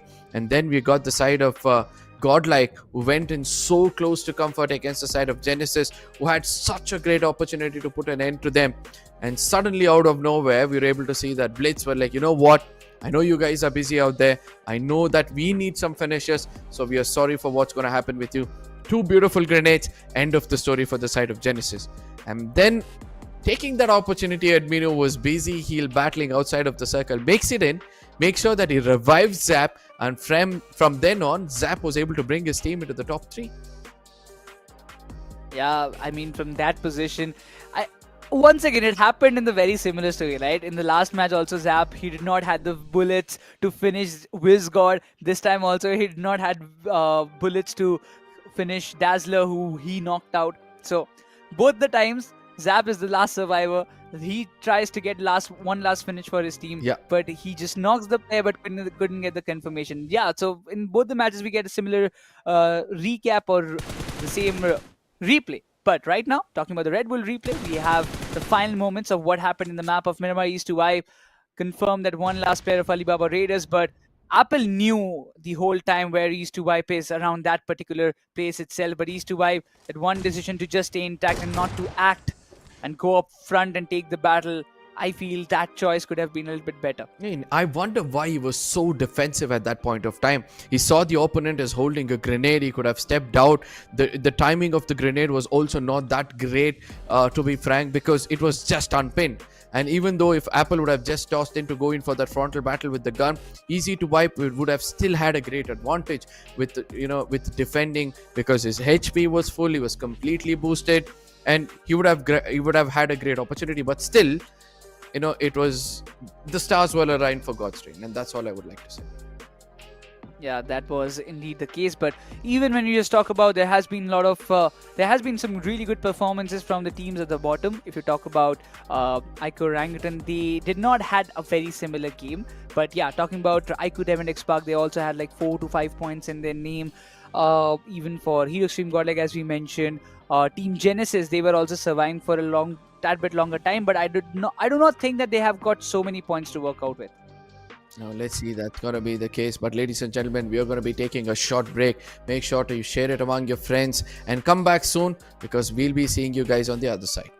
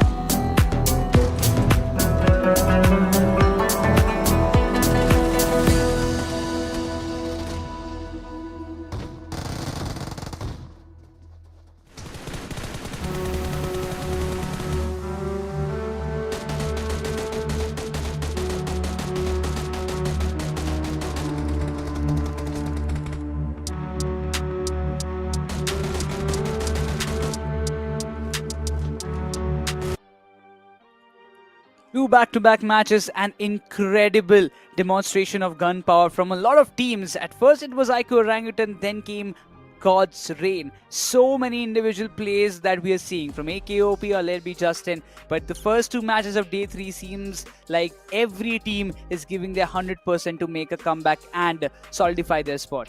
Absolutely, and I'm waiting to see whether there's going to be newer teams who will be able to do the same, replicate the same, because in case they're feeling low, I believe they'll need a Red Bull, get themselves some wings. But specifically for teams like Team XSPARK, Orangutan and LIKHITA Esports, the three big names who's filled, it's more like all three have got some star-studded players, and yet they're not able to find a proper footing. Yes, XSPARK's intentions are clear that they're only going to concentrate on finish points because they have the least position points so far with just 8 points. Exactly. They need to just focus on a little bit more on the position-oriented gameplay. But when you just hop onto the most valuable player of this particular map of Miramar, it has to be Justin. 7 finishes. In the MVP rank, he is a little bit behind as compared to Delta PG and Apple. But yes, slowly and gradually he's increasing. He's on the 9th spot with a finish contribution of 58.33%. This man has been finishing people left, right and center in the entire map of Miramar that we just witnessed now. Absolutely, he's been playing phenomenal, and God's Reign, a single fruit was able to carry their team into the chicken dinner, and 22 points is what they've got with that. BLITZ on the other side catching up closely with 19 points, and slowly we're able to see that BLITZ and AR, both these teams are able to somehow put so many points on the table that they might be the first few teams to qualify into the grand finals. Yes, teams like LIKHITA, OG, RIVALRYXNRI, 8-Bit, as well as Original Gangster, these are the teams who need to step up, who needs to bring in their A game, because after this, the story can be way too different. They've just got 2 to 3 more maps to, somehow showcase their A game and put a lot of points on the table, or else it's goodbye for them from this tournament. Exactly, but now this is going to be the map of Sanhok, a map also known as the map of comebacks. We have to see which team will be able to do it so, because when you talk about the drop clashes, we have witnessed it in the upper brackets, we have witnessed in the LCQs as well. But Sanhok has always been very dicey for almost a lot of teams who hasn't been able to score a lot more points. But we'll see, we'll get to know how and which team is going to make the mark and will get their own points as we dive in to the tropical island of Sanhok. And the flight path as well, looking a little different if you ask me, because I don't see the northern part of the map. Oh yeah, it's the northern part of the map. All the way from Hathin ending towards the Samhe region for teams to head towards the Mongnai, Camp Bravo, Lakavi, Kampong will have a long journey up ahead in front of them. But with this, we're going to have a small switcheroo on the desk. I'm going to be welcoming my old friend, Ozora. I know you've been enjoying the games in the back lines, but yes, I have. Tell me, which team do you think is going to be to gain the chicken dinner in this game? In this game, God's Reign. God's Reign. I mean, the chances are looking really good, and thank you for the warm welcome right there, Arka. I mean, I've been dying to go ahead and be on the stage, but it's just that my health is not helping me that much. So I'm here in the back lines, going ahead and taking the entire control over how things are going to form. And wait a second, this was one of the circles which was formed on day 1, and it's a similar kind, but this time the flight path was all the way towards northwestern side, and it went towards southeast. So I would say teams who want to go ahead and go for that drop clashes, I would love to see that. Last time I could see OG, which is old gangsters, original gangsters, they were having a really good time towards Camp Charlie. So I'm hoping that this time also they're heading to the similar place, and it's going to be a really nice drop clash moving forward in that corner. So let's see how well the entire area is going to be giving them the loots and every single thing. But for now, I can see God's Reign, the team who have already placed my bet on alongside the money in my mouth. So I'm hoping that they can get the winner chicken in this one. as they are looking very confident. The previous game also, as you could see, Arka, they played it till the very end. Alongside the way Apple is functioning right now, I think that they can touch new heights. Absolutely. Oh, same question goes to you, Arka. Who do you think is going to get the win in a chicken dinner? After the circle forming up, and you reminding me of that deja vu moment of the circle forming up right to the epicenter of Paradise Resort. I still remember it was God's Rain who had a really good run. So I'm gonna place my bets on God's Rain. But if you're like, you know what, you have to choose another team altogether, no. I think I'll be going with Godlike. I'm not going to say that at all because I completely understand where your statistics are coming from. So I wouldn't mind the same answer. It's okay. But moving forward, I'm hoping that all the teams are all set for this and they're like all amped up, hyped with the way the performance is coming through. I'm loving the way Hero Extreme Godlike is at least presenting themselves towards the LCQs, because in the upper bracket, they did not they weren't seeming that prepared. But all of a sudden, right now, they're hitting the gas pedal and they're rushing forward. What do you think, Arka? I mean, they need to be careful. I've seen that, a lot of teams who tend to do that, end up in shambles. Sometimes you have seen different teams unable to catch up to that momentum or probably not maintain that consistency as well. Fierce, as always, making the same mistake of riding his horse across the map of Sanhok. You have seen him get taken down trying to, showcase such prowess, which seems to be dumb if you see in a certain way, because you become an open target and shots can be connected since you have no cover around you and you're atop of an animal. Oh my goodness, Apollo, he's way too close to death. Banana are waiting right across the corner. Oh my goodness, DBS in hand, shots fired, Apollo! Unfortunately, he's not gonna be landing anywhere. Banana, the moment he saw the window of opportunity, he seized that moment. And that's what happens when you're keeping that patience game in you. The second knocks come through as well. Shadow, unfortunately, he's been taken down from another player. And this is a big loss.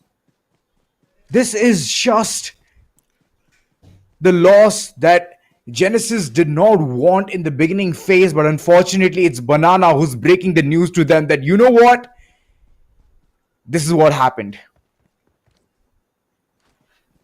Banana again showing that why he's one of the stronger players, as a 4 Miracles slowly starting to kick things off against the side of LIKHITA Esports. And I believe this time LIKHITA Esports have got a great opportunity to strike back. Fierce, a little bit low on HP, shows that it was not the right vehicle to traverse around with. Grenade is going to be popped. Fierce is right below this ridge, and that is where the grenade is going to be tossed in as well. Fierce might be a part of that splash radius, but not strong enough to put him down. As from a distance, Kyoya and Pukar are trying to do their best to give him some cover, but Reaper is not going to let him breathe as he puts him down, and Pukar immediately is going to trade him off. And now comes an opportunity for the side of 4 Miracle to kind of push in, because not only will they have to revive their teammate, but they also have to get that confirmation as well. With Pukar way low on HP, will also have to heal himself to get in closer. Beard Baba successfully comes in for the revival, and 4 Miracles are looking stronger in this fight in comparison. Oh, but Pukar, he's thinking about pushing forward. He knows that it's going to be a buffer time of getting the player up. Jump peaks, understands the information. Pukar rushing, lunging, leaping forward. He has a nade as well to cook. Oh my goodness, this might be a demise for 2 players, but look at the presence of mind. Equally good, but there comes some shots coming from back as well. Kyoya, that was a really good initiation. The entire team just forming a perfect cluster. Reaper, what are you doing? Where are you looking? You have to throw the nade right in front of you. Oh! Pukar is still waiting for you. And that's where Pukar chimes in. Couple of knocks of 4 Miracles. Dragon way too far. And now the search mission is back here. Poco, Dragon, both the brothers still alive. What can they do in such a grave situation? Helmet, level 1. Vest, level 1. Poco. The situation is not looking good for him. But overall, the way they have controlled the entire flow, it seems like a stalemate situation. Absolutely. And with this, we see another Pukar coming in. Oh. To the rescue. Kyoya from a distance is going way too close to comfort. His job is to revive his teammates. And I believe that he somehow reached to that spot. Pukar on the other side is raking up finishes after finishes, and once he understood the deed is done, he's just gonna fall back and make sure that he regroups to target the solo player who's trying to be a menace. Whereas on the other side, Genesis versus IQOOSOUL, and a good grenade tossed in will be rewarding them with a finish. Oh my god. Oh! It's a bad time. It's a bad time to be Gamla boy. He unfortunately has given that nade right at his feet. Right at his doorstep. And he has been confirmed as well. That was not at all a good start. A good part where Gamla thought that he could do something good for the entire team. Nope. A big mistake, a big blunder. Now moving forward, I can see Soul lunging, leaping, looking at the last player standing from Genesis. Sam is still alive, but I don't think so he can stay alive for a longer time. The entire team has already initiated the hunt. But here's the thing. You shouldn't be going in solo. At least carry a player or two alongside with you. Then and only then engage that battle, because you never can understand what the other person is thinking. And Sam, right now, when he's already having his back towards the corner, he's going to be instantly knocking and finishing the opponents. That has to be the call, that has to be the way you deal with things. But 4 miracles at this point of time. Taking a fight with LIKHITA Esports outside of the circle, and this is for the first time I'm able to see that LIKHITA Esports is looking stronger, looking like they might seal the deal in a fight. All thanks to Pukar, the IGL. I don't know whether that is the Pukar IGL or any other player, but oh my god, they have done really good. Kyoya getting in closer, being that frontline assaulter. They know the location of Poco so far, but the cover fire comes in from Poco, a distance now's the time. by Poco. No, it is coming from Dragon.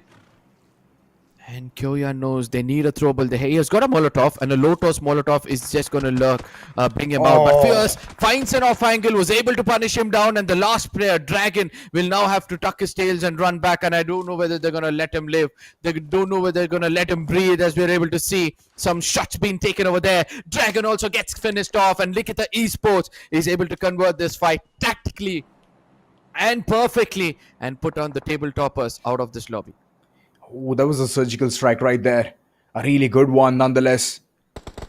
LIKHITA Esports, finally they're chiming in. They're taking those battles. Right now, if I could see their current situation, they're standing. It's not looking that good. They need to be at the top 8 in order to go ahead and qualify towards grand finals. And for that, they have to perform from right this map.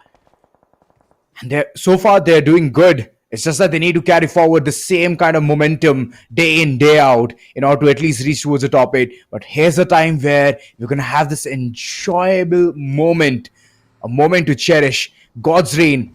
Right in front, there's a team waiting. All of a sudden, exactly, almighty haywire. He did manage to at least do some damage, but other than that, there was nothing right there. Knock and finish at the same time. This is not the right place to be at. Rivalry X NRI, they're not having a good time at all. One player, he's still there in the dugout. He's waiting for the rotations to be called in and somehow give the damage that has been dealt already towards them. But I don't think so. It's going to be an easy task. 4 players still roaming around in the similar vicinity, trying to check those corners and get the information where the opponent is. And finally, they retract. They know there's some kind of a funny business going on here. So let's just back out from here and then find another opponent to go ahead and strike down. God's reign, look at the confidence which is oozing through them now all of a sudden. Once they understood that Paradise Resort and around which the circle might happen, in the previous map of Sanhok, where we were speaking about the deja vu moment, God's reign never dared to step out of their cover. They waited, and once they understood that, the assaulters are doing good, that is when they came out of that cover. But this time around, since they have nothing to lose, they've got a good position in the overall standing. Now they're coming to take those risks. I was speaking about these two teams. Yeah. One second. I was speaking about these two teams. Yes. Being my favorites to get the chicken dinner. It seems like they're coming in closer, and all my bets are getting flushed down the drain. It seems like a 50-50 situation right there, Arka. Not gonna lie. Hero Extreme Godlike in the similar vicinity, they also know, they have seen this entire map. They understand the pattern, the amount of experience that the entire player base has currently. They know If it is towards the northern centric, the circle is there towards that corner, then Paradise Resort is going to be one of the prime spots where you can see a lot of mayhem coming forward. So, yeah, understanding those past instances, they have reached here already. So, I already feel that it's going to be a 50-50 thing for you right here, Arka. But trust me, there are going to be multiple teams who are going to chime in to go ahead and claim the throne in Paradise Resort. Paradise Resort still the epicenter of the circle. That mock not far away, and I see another team trying to make that place their home grounds. IQOOSOUL? But look at this possession being held by Admino. He has to be very careful because I've seen that Admino's mindset is pretty similar to that of GDR's Apple. And both these players are risk takers. And given a chance, even though if Apple would have got knocked out, I don't think so Godlike could have pushed into this building. It's just like, even though you're forced, try to be that friendly neighbors, make sure you decimate the other teams, and when given a chance, go in for a fight with one another. I think that's a wiser decision. But there are some teams who are taking much more wiser decisions by calling in the rotation, reaching in nearby Paradise Resort. And I believe that is Team IQOOSOUL. They're slowly, steadily reaching towards Paradise Resort. But right now, it's like an epicenter. Everyone loves a vacation. Arka, not gonna lie about that. They love a vacation, specifically when you see such good monuments right in front of you. An elephant just symbolizes so much wisdom, so much power, alongside cuteness as well. I mean, the way there's such goodies in front of human beings. So everyone wants to go ahead and enjoy this place. But it's unfortunately it's only one team who would get that winner chicken dinner, and they can quench their hunger and thirst at the same time with the Red Bull.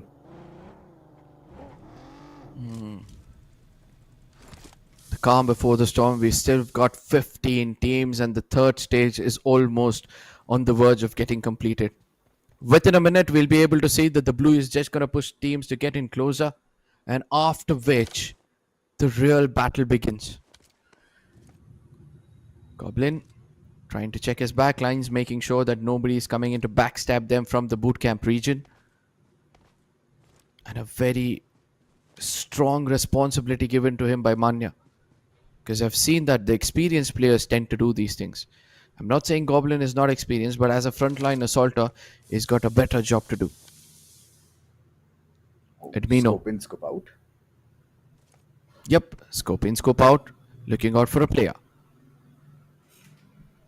Still, unfortunately, God's Reign is not giving any bit of information towards where they are. It's like, if you want to search us, you take the risk. You be the risk takers. You be the bearers of what is going to happen next. But I love the way Zap is already having that height advantage. He's like scouting for the entire team, holding up the perfect spot, and that's how they can get more information. But here's the thing. That mock, being one of the places, now has become the epidome, epicenter. And God's Reign, they have to flush out their location and somehow take a fight against Hero Extreme Godlike and then move forward. But here's another action which is brewing up. And I'm loving to see that. Orangutan, the apes! They were wanting to do something big, but unfortunately, LIKHITA eSports, they're just too prepared for all of this. Six the deed finishes. Is still not done. The deed is still not done. 6 finishes, looking strong, but Venom Gaming out of nowhere comes into third party. Venom Gaming, they've been very clever so far. They know exactly when to strike. And let me tell you, the iron couldn't be hotter than this for them to strike. That's right, but they're still practically zooming in onto the locations on where the opponents can be. Fierce, we have seen him in clutch potentials. He's like absolutely a big Chad. So, Venom, all eyes on them. Pukar, his information is known. Venom can any moment stand up and blow the entire minds of the opponents. This is not looking good. Zyrax on the other end. Flank angle check. Every single place has been calculated, tabulated, and I don't think so LIKHITA eSports have the standing chance to run away from this prime location. Look at this. In another place, we're able to see that two other teams are trying to play mind games, and what a beautiful grenade being tossed in by the side of Nakul. He opened the door, and the opponent was like, you know what, I might get into cover, and then immediately a shotgun to his head. Another confirmation coming in. IQOOSOUL is also looking good at this point of time. A push against the side of Banana, and he sees Sam's coming in closer, and peacefully was able to land a perfect shot. Banana with no damage whatsoever. Another finish walking into his pocket. Every single time, whenever you've seen Banana, Banana has been having the perfect split. So that's amazing. Now comes the time where God's Reign are fighting against Hero Extreme Godlike. And we did see a knock coming across from both the ends, but I don't know whether it's confirmed or not. So probably just go ahead and have a look at it. Yep, they have been confirmed. Hero Extreme Godlike, one player gone. Same thing goes for God's Reign as well. So this fight pretty much looks like a 3v3 now. Behind them, I am just having this very odd feeling that original gangsters are just waiting for the right amount of pressure coming in from both the teams. And once the pressure is out there, they're going to chime in as well. They're very close in this vicinity. And I don't think so. God's Reign are in a really good spot, but I could see Altu the way he got eliminated right there. That was a big blow. Brunt force approach. But LIKHITA is fighting. And they're fighting BLITZ right now. LIKHITA Esports is left with one last man in the name of Fierce. He needs to be careful of BLITZ location right now, because just in case Dazzler gets an opportunity, we have seen how deadly he can be. Look at the circle. The same circle which we were speaking about, and all of a sudden it's original gangsters who come in to backstab and pay way for the side of Godlike to get this chicken dinner, as Udmino could have struck better at this point of time, has done a decent job to take down a player. A grenade is going to be tossed in, making sure the pressure is still up the shoulders of the opponents. Johnny trying to make sure that he pushes them away. Needs to get to that location, needs to get to that hard compound. The more time they waste over here, the more chance that the side of AR are going to pick up a good spot and then eventually punish the side of Godlike. Oh my goodness. God's Reign, the way the pressure is surmounted on top of them, I believe they have formed into a diamond right now. And on the other end, I believe your team is still alive out there, Arka. The team is still alive, and they do much better, but all of a sudden it's Phoenix rising above from the ashes. He was so down to earth, waiting for the golden opportunity, and the moment he got that, he eliminated two players from the likes of Hero Extreme Godlike. Now the retaliation equally good. Otto going ahead and providing all the cover smokes to go ahead and give him a revival, but I believe there's still one player who's surviving from the likes of Hero Extreme Godlike, and he might just dodge away from the entire situation. But God's Reign, hold up, wait a minute, there's one player who's still alive, who's outside the circle, and he's playing Doctor. Oh, healing himself. God's Reign has got a player. Let's not forget that Godmino is still alive, trying to be that sneaky snake to come in and strike when the time is right. But Metal, they are coming in closer. They're trying to do something different out here. Gokul is going to easily get that revival. And let's not forget that all of a sudden we're able to see some difference of opinion being coming into this lobby, especially with me and my co-caster, because the two teams we were vouching on, both of them are left in shambles with just one player. Oh yeah. Oh, guess what? I have a player, but you have lost your complete squad. I mean, that's all right. And I completely understand as well. The situation was not at all good.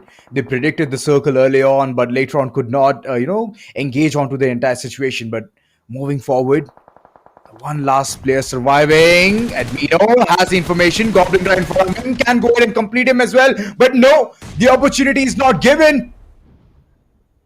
But was snatched. He did get that finish finally. But guess what? We have two other big bulls locking horns right now. It's going to be the side of 8-bit versus the side of IQOOSOUL. You know, it's important for you not to stay together for a long time. And look at that Pineapple. As soon as he got that information of where Knuckle is standing, immediately he's going to be pushing in, making sure he comes out of his cover. And eventually, Bolte from behind is going to put an end to him. BLITZ slowly making closer towards the circle. We have still got Fears from the side of LIKHITA Esports surviving. A good game for the side of LIKHITA, if you ask me. Good game. Actually, really good game. I mean, judging by the way how they started, they just had a really good ball, but later on they lost like a couple of players of their own. And right above that, the way they tackled the entire situation against Venom Gaming, that was just cherry on the top. So overall, a very well executed plan. But I would say they're like a cat on hot bricks right now. In order to get more, their one player needs to go ahead and squeeze out the maximum, which seems like an ordeal as original gangsters, they're still alive with 3 players surviving. Absolutely. You were speaking about original gangsters staying alive, and it seems like they also get finished off. 8-bit showing some really good gameplay out here. It's going to be the last 4 teams, ladies and gentlemen. Godlike, Godbino is outside somewhere going in for a heal battle.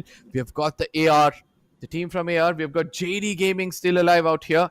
We have got Fierce from the side of LIKHITA Esports at the epicenter of the circle with a lot of information as to where the opponents are. And we have got the side of 8-bit. 8-bit, this is a chicken dinner you do not want to lose. Oh, yes, this feels given a chance, JD can ruin the game for either of these teams. I'm not gonna lie, it feels like an open and shut case. There's some heal battles going outside. JD still trying to dwindle along, at least place the entire team towards the top 2 spots. Fierce on the other end, still trying to pick his arsenal, still choosing to nade or take out his assault rifle or even stick around near the rock. But JD Gaming, if he has the information, he can go ahead and pounce upon it and get that one finish point, but it's Pineapple. Who's gonna say good morning from the other side? Fierce still alive and kicking, but for how long? The entire search party, they are zeroing in. Fierce still trying to cook the nade. And Pineapple has the perfect idea as well onto where exactly he is. LIKHITA, it's not a good time to stay alive for them right now. Pineapple, one is going around the world just to give in more a bit of information, and Pineapple is slowly sneaking in. This is good, smart approach coming in from 8-bit. Pineapple has got 7 finishes so far, or Azura, and that's something intriguing right now. Bolte coming in from one side. Fierce has been the situation before many times, and now given an opportunity, he can take down the player as well. But the Molotov touches him in the corner, but somehow Pineapple was able to find that final finish. And with that, ladies and gentlemen, a valiant effort coming in from the side of LIKHITA Esports is just going to go down the drain, and all thanks to 8-bit for slowly catching up to that momentum. Woo! A much needed game for their side. We have to admit it. The way they have played, the kind of points that they've received. Yep. Pineapple. I just want to know, did he literally eat pineapple before coming into the game? Because, I mean, the way he played, or maybe he have got some Red Bulls for himself. Maybe something of a mix. But 8 finishes solely. It is a different kind of performance that we do expect. Now, again, I have a question for you. What has eating pineapple got to do with picking up finishes? I mean, see, there's one pineapple flavor Red Bull. Let me answer that for you. Probably a good amount of potassium kicking into your brain probably made him think well in the game. Clever enough for now, but yes, there were several wonders in this game, especially the new Pukar who's been added to the side of LIKHITA Esports was so good in that situation. He did save his teammates, and the final circle, Fierce, was able to land some really good finishes. Yeah, indeed, and the way he was also kind of keep flying up the banner of his team high. It felt like LIKHITA Esports, they are so back, but yeah, he could not get a lot more points. Eventually, the kind of points that LIKHITA Esports needed, any point is a good point for them at this moment. So they need at least, like, on an average, as we mentioned, 7 to 8 points minimum is what LIKHITA Esports they need to kind of jump up. But with this match, the kind of finish that they have got in this map of Sanhok, it is definitely a map of comebacks, which might just help them climb up the ladder at a little bit, like a couple of positions above. So after this match, I feel like LIKHITA again, they need to be really consistent, because it hasn't been that for the likes of IQOO Orangutan. They did get one chicken dinner, but after that, the performance has dipped down. I mean, obviously, LIKHITA Esports' strongest forte is the map of Sanhok, but until now, they were not able to do so. But there were other teams who did really good in this lobby. We're going to be breaking that down right across the break. Do not forget to share it among your friends. See you guys on the other side.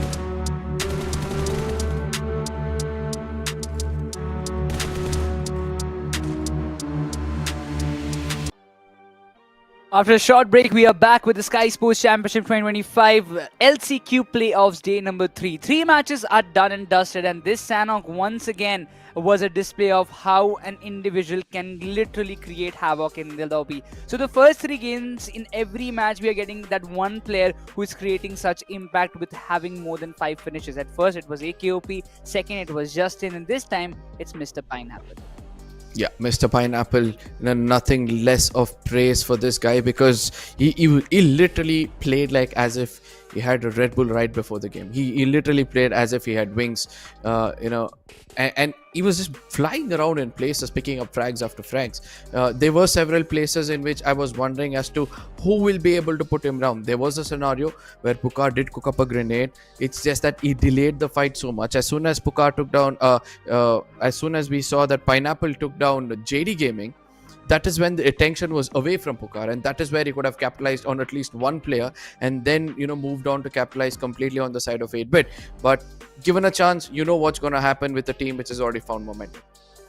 Yeah, exactly. It was all about IQOO 8-bit going all bonkers. They finally got some really good points, and with this, I believe the kind of approach that IQOO 8-bit started in yesterday's games, it is coming as a result, an end product from his side. But for now, we have got an idea. IQOO 8-bit Cheyenne, he's got 8 finishes, and he's standing in the MVP rank of #2. Is it like we have revealed the name of Mr. Pineapple?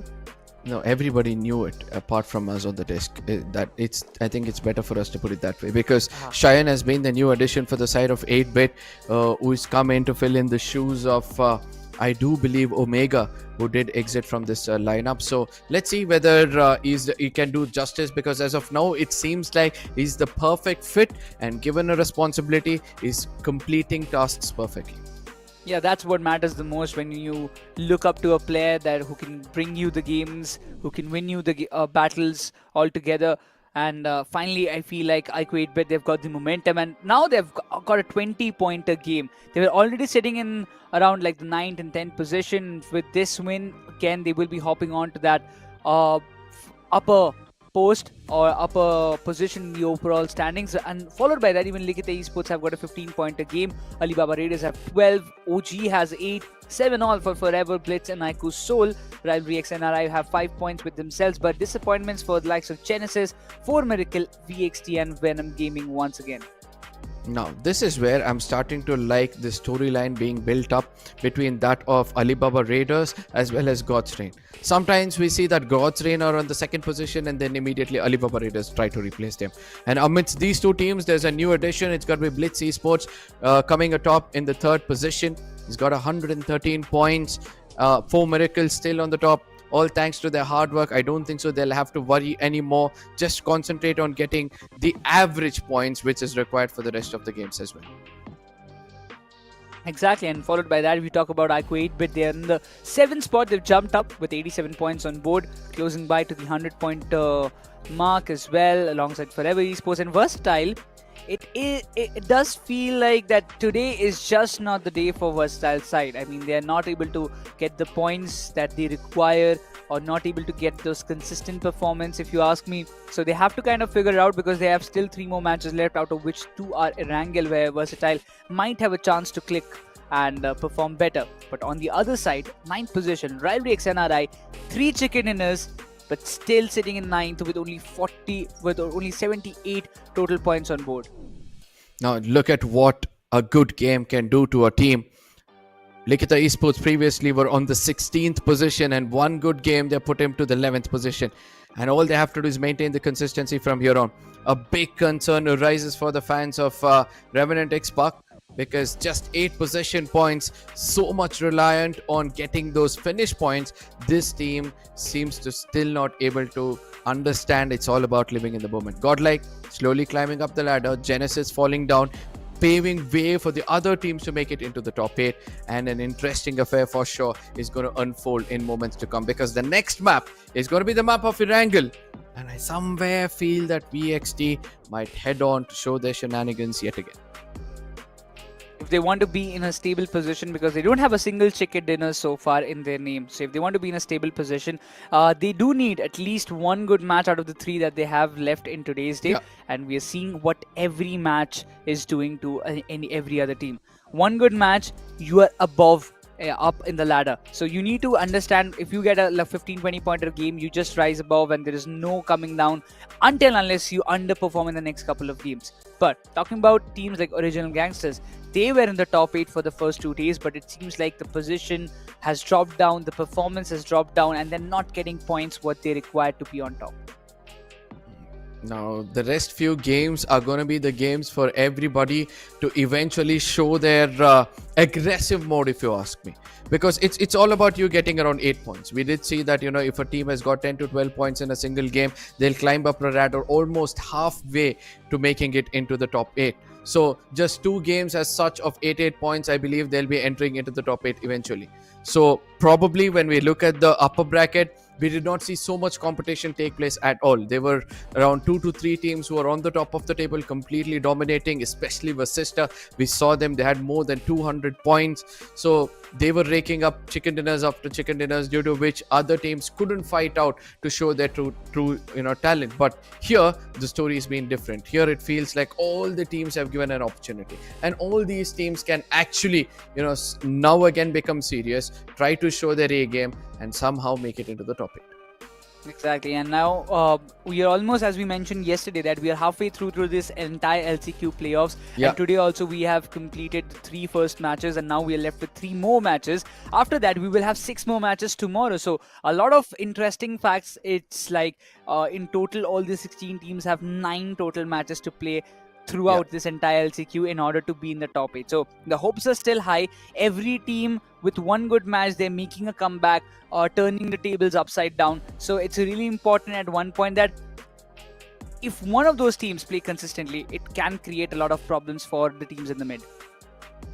Absolutely. Now let's see what's going to happen, because the next map, the map of Erangel, is right around the corner. And for you guys, since you have been so studious to come out in our chat and let us know your opinions, and also you've been following us so closely, we give you an opportunity as well. All you have to do is make sure that you will make us reach 850k, which is just like peanuts for you guys. 50,000 subscribers. If you do it, then you will have a chance to get your hands on a giveaway, and it's nothing less than a good amount of money, because you're gonna get 1 royal pass for yourself. Exactly. So for now, we're gonna give 10 royal pass on reaching 800k subscribers, and on 850k we'll be giving a 20 royal pass, and it will be decided randomly through your chats that you are posting in the chat section, the live chat section, and the winners will be announced on the Skyesports social. So make sure that you do follow the Skyesports Instagram platform as well, so that you can get to know that if you have won or not, and can claim your royal pass for yourself. But right now it's going to be the time to dive into the map of Erangel, where once again I would really love to see some challenging circles and challenging zones where the players and the teams will be put in to contest. Now, since you are interested in challenges, I would like to place you in a very challenging situation to give me 2 names you feel are going to end up in the top 2 of the Erangel map. Because you know that the tables have turned in the overall standing. So which among the 2 teams are going to be the teams you're going to look out for? I'm really sorry, teams. It's going to be BLITZ Esports and IQOOSOUL. I'm telling sorry because the disclaimer before that was very painful. I'll tell you this, because it seems like the 2 names you're going to take after this might end up not performing well. And I hope the fans of both these teams are right now watching you. And I hope that your results come out right, because if not, it's going to be a different story altogether. But with this, ladies and gentlemen, let's head on to the map of Erangel, because all these players are all set, sitting in the flight, and the flight path is no less than surprises yet again.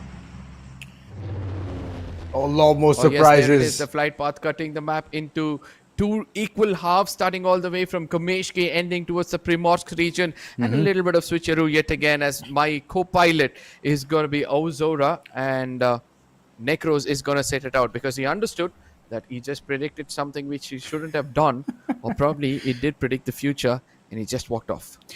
Well, this is your flight captain speaking. The flight path currently has been taken a route from Kameshki and it's heading all the way towards Primorsk. So, in the middle, feel free to jump out to the nearest destination that you want to land and get your desired loot and then engage in that first battle. So, yeah, captain has already spoken. Arka, it's going to be a lot of fun, but for teams who are heading towards Georgopol, for them, it's not going to be that fun. They have to travel a long way, get the cars in the middle. That's going to be the best bet. Moreover, Hero Extreme Godlike, they're always heading towards Severny. That's one of the best places to go and get the loot. It's isolated, yes. And Stalber is the first that I'm seeing that Hero Extreme Godlike is setting foot into. So that's really good. I mean, just imagine you're at the pinnacle, tippy top of the entire map, and you're having that view. And right after that, you're going to engage yourself into some insane action. Now, with the circle forming in over there, yes. But if in case the circle shifts away, I somewhere feel towards the military base region, and then they'll have a big task ahead in front of them where they can't enjoy the view anymore. They'll have to pick up vehicles and immediately go away. Look at that. Punk and his teammate Jonathan heading towards that 70 region where they might get themselves a free garage. They can summon a vehicle, head back towards the Stolper region. Zap also goes to the northern eastern side of the map. And shockingly, we are able to see that no team is interested in a drop fight. Nobody. They don't even want to do anything. Have I spoken too early? Have I spoken too early? I believe you have. Because Ozora, Yasnaya, keep your eyes out there. My eyes are out there already. And looking at the first circle, Stalber is inside. So Hero Extreme Godlike, they're going to enjoy the entire view. And that's one of those places that they're going to stay for now and then later on head forward. But like you mentioned, one of the places is already heavily populated. And it's going to be fun to go ahead and witness what's going to happen. But Mafia on the other end, man, he's having his own rodeo out there.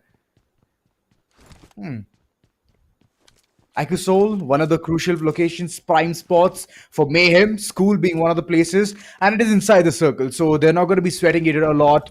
They're not going to be thinking about early rotations. They're going to relax. They're going to get all of the loot, wait for teams to head towards this area, and then, and only then, get all of those elimination points. Rizok, yet again, I do not know whether orangutans have landed there or not, but if they have, then it's going to be a really good fight in the beginning itself.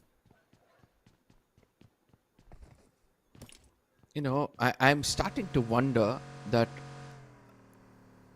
in case a team from the bottom is now going to get a chicken dinner, what is the overall standing going to look like? Because 58 points is what I'm able to see that Revenant XSPARK have for themselves. And the 8th position team I've got is going to be versatile with 85 points, right? One chicken dinner of 25 points is eventually going to catch it up. But before that, look at what's happening over here. RIVALRYNRI versus Genesis, and Shadow is on the receiving end of things. Even though Gojo is going to get in closer and put down Sam, it's Gamla Boy and Apollo still looking forward for a fight, still making sure that they go in to convert those knocks to finishes. But Gamla Boy with the shotgun needs to be careful because he has no clue where the opponents are. Yes, they find Soham, they put him down, whereas the teammate Chandan is from a distance making sure that he tags off Gamla Boy. Chandan did spot a player. Couple of shots taken. All of this fight near hospital. Let's see which team is going to be completely put to bed rest and who's going to be that one who's going to wheel away in a wheelchair. Apollo still on a different compound, different place altogether. Gojo, not a good sight right here. Gamla Boy very good on HP. Gojo on the other end, he still needs to heal. I do not know whether he has medkits or not, and that's the current situation that he's still struggling with. Has an SMG alongside S12K. Both of them deadly, but in a far range, it's not going to give you that much damage on the opponent. So I still believe with having that one teammate who's right there, present, he will have a better fighting chance.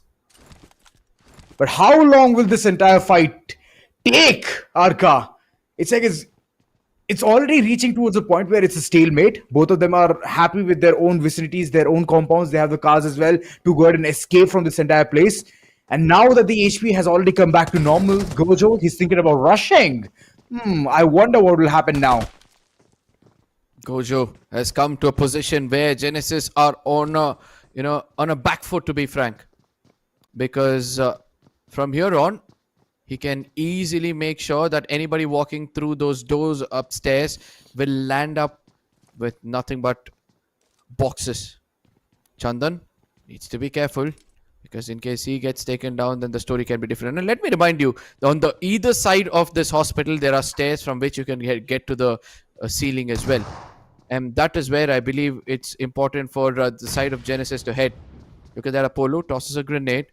No damage whatsoever. Both of them are planning to push, and this time Gojo is ready with that S12K. He's waiting for either of these players. There it is. Apollo comes out and eventually gets punished. And now is the time for them to push, one from the bottom and one from the top. He's got to be jumping and landing a perfect shot to his head. A precise gameplay coming in from the side of Gojo, putting an end for the side of Genesis with those 2 points. Genesis, they were not in a good spot in the overall standing. Let me remind you that. And with this, more pressure is going to be mounting on their shoulder. Well, he had a smoking gun and he used it at the right time. The S12K, close quarters, just knowing what the opponents are going to do right next. Man, oh man, this entire team is just confident as of now, but they have unfortunately lost a couple of players, so not going to be that great whenever it comes to an overall execution. But Rivalry XNRI, that was absolutely amazing, getting 4 eliminations point right off the beginning. And now the entire search party of LIKHITA Esports is hunting down the other 2 players who are still remaining. And where are they? Where did they escape? That's the question running in their head. Oh, they were clever enough to wait from this place immediately, because LIKHITA Esports, they're on a different mode altogether. I've not seen them head in for a third party until now in this tournament. And good to see them that now they're trying to take risks which can reap benefits for them. Because man advantage, all 4 players are together. The more the search party is, the more better chances is for them to get those 2 finishes. Whereas on the other side, we're able to see that to the epicenter of the circle is going to be IQOOSOUL. And this shows that Manya is getting serious. He is. No more corners of the circle fights. No more risking his teammates, in getting into unnecessary rotation clashes. Now it's all about the center spot and assaulting from there. You hold the center spot. You have the perfect prime location. You wait out all the enemy teams. You tell them that, you know what, if you want to claim this, you have to fight with our 4 people. Whoa! Gojo, did I just see a fall damage coming in? Yep. And the last person also bites the dust. The entire team of Rivalry XNRI, they have been eliminated. Not a good chance for them, as they had a big stumble, and because of which they're not going to be in this map anymore. But talking about LIKHITA Esports, they were on this chase, so I believe they might have, yes, they have forged at least 1 finish point. And that's really good, but right now they're outside the circle, and they are the only team who are alive and have 1 elimination point. The others who managed to fortify 4, they've already eliminated. Yep. But look at the esports. What are they doing all the way towards the Zarki region? Are they planning a bigger assault? Are they loading up their, inventory for a higher finish game? Because they did end up having 1 in the map of Sanhok. And that confidence boost needs to replicate for them to maintain the consistency. Whereas on the other side, we've got the side of VXT, when they are trying to play to the center of the circle as well. And just in case the circle moves in towards the Lipovka region, there's not going to be many places or many hard compounds for you to call yourselves home. And I believe that's the ideology for all these teams, the splash of colors to the epicenter. I hope the circle happens somewhere towards the water side, so that in the final moments we'll be able to witness some water fight. And by the looks of it, I don't think so it's going to happen. Yeah, it's not going to happen that much. I mean, already 98% of the teams, let's make it 97% of the teams, are already inside the circle. The rest 3% still outside, chilling, knowing that at this point of time, late rotations are going to be helping them out a lot, but they need to heal as well. That's one of the primary things that they need to do at this point of time. Blitz, they're calling it a late rotation. They want to take things very slow and then later on engage into teams who are gatekeeping them right from the inside of the circle. So it seems like a very horrible situation whenever you put in those words, but I don't know how well they can go out and tackle this. But I love the nade coming in from Knuckle. But Knuckle, why would you do that to yourself? I thought that was a very well cooked nade, but unfortunately he has swept the floor right underneath him. And IQOOSOUL, all of a sudden, they are on a lot of pressure. I don't think so. It's going to be that easy to tackle down another team right behind them. Oh my goodness, this is a sandwich situation where IQOOSOUL, all of a sudden, they're stuck. They're stymied upon an original gangsters. They're right around the corner to go ahead and feast upon all of these finishes. I do believe that they might have to feast upon one last one, and it seems like that's going to be stolen away, as it's going to be the side of AR who have come in closer. They understand that intensity of this moment. They know the original gangsters are now weakened, and that's what they're trying to do. And look at how JD is just going to read that fight, making sure he puts down two players. The confirmation is a job for the others, as JD is now converted his attention towards the other two players. Toxic needs to maintain that place, but still a grenade is going to be landing perfectly right next to him. And with that, I believe, end of the story with the blink of an eye. Original gangsters again will have to walk out of the lobby with their heads down. All this time, they were fighting against the compass.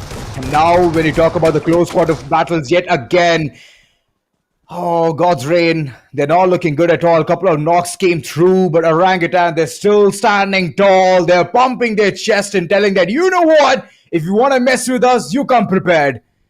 And right around the corner, there's another team who claims to be that they're prepared. That's right, it's IQOO 8-bit.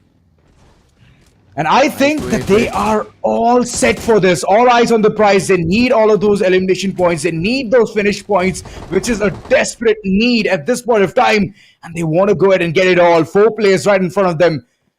Bolte still around the corner, cooking a nade. Vicinities, good split. But eventually it's Bolte who's been taken down. Oh geez, the split isn't going to work out for them, because Metal Thunder, the new addition for the team, seems like he's doing a bit of a damage. Yes, he puts down a player, but on the other side, Vizgod was clever enough to put more pressure towards them. Thunder tucks his tails and runs away from the situation, because he understands if he commits to this fight anymore, what is going to happen is just another disappointment for the 8-bit fans. Thunder, holding on to that position, might have made a small mistake out here, because a push is going to be inevitable. Oh no, he's still sticking around. Thunder, what's it gonna look like? 4 players right in front of him. He's still having the audacity to cook up nades after nades. My man is surviving with just such a short span of time, and he's still sticking around in that corner. Shots been fired, 1 player knocked. Orangutan, I don't think so. They're prepared for this. Thunder, he's ready for the afterlife as well. But look at that. The control already dwindled down. Pineapple being the last man standing. Orangutan still having the fighting chance. 3 players happy, healthy. Whereon he needs a fix real quick, and that will be provided as well. This guy on the other end, still sticking by the guns. Understanding, learning the entire situation, healing up to the max. He has even popped in a lot of pills alongside the energy canisters as well. So Red Bull on top. Still constantly goes ahead. And he's still making things easy for the entire team. Slow and steady wins the race. He knows there's nothing to rush forward towards. We have 4 players remaining. Let's just get that third. Let's just get that one person who has been knocked down and instantly revive, rejuvenate, and then later on move forward for yet another fight. But 8-bit, for now, they have ran across, sprinted, and they're now going to be seen real soon. Blitz on the other end. They're calling in rotations. They're going to be shot upon as well. And they're very well aware that what's going on towards this corner. Easy to wipe. Good shots. Good retaliation. But eventually they are still thinking about reaching towards one of the places where they can call home.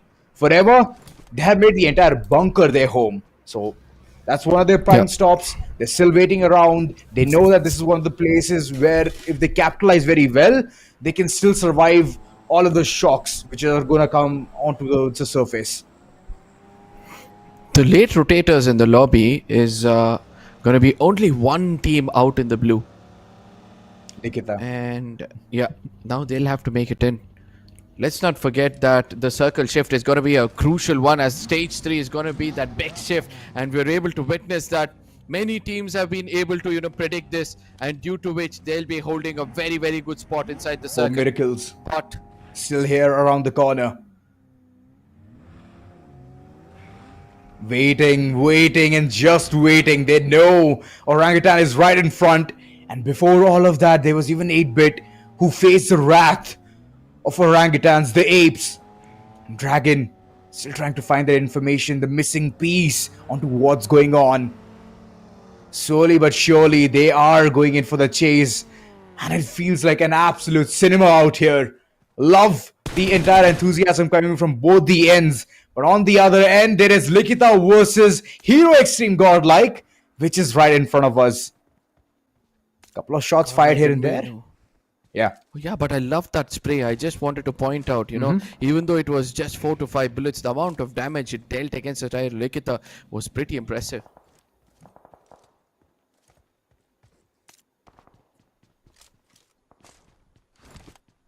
Coming back to the epicenter of the circle, yet again we're able to find the side of GODLIKE.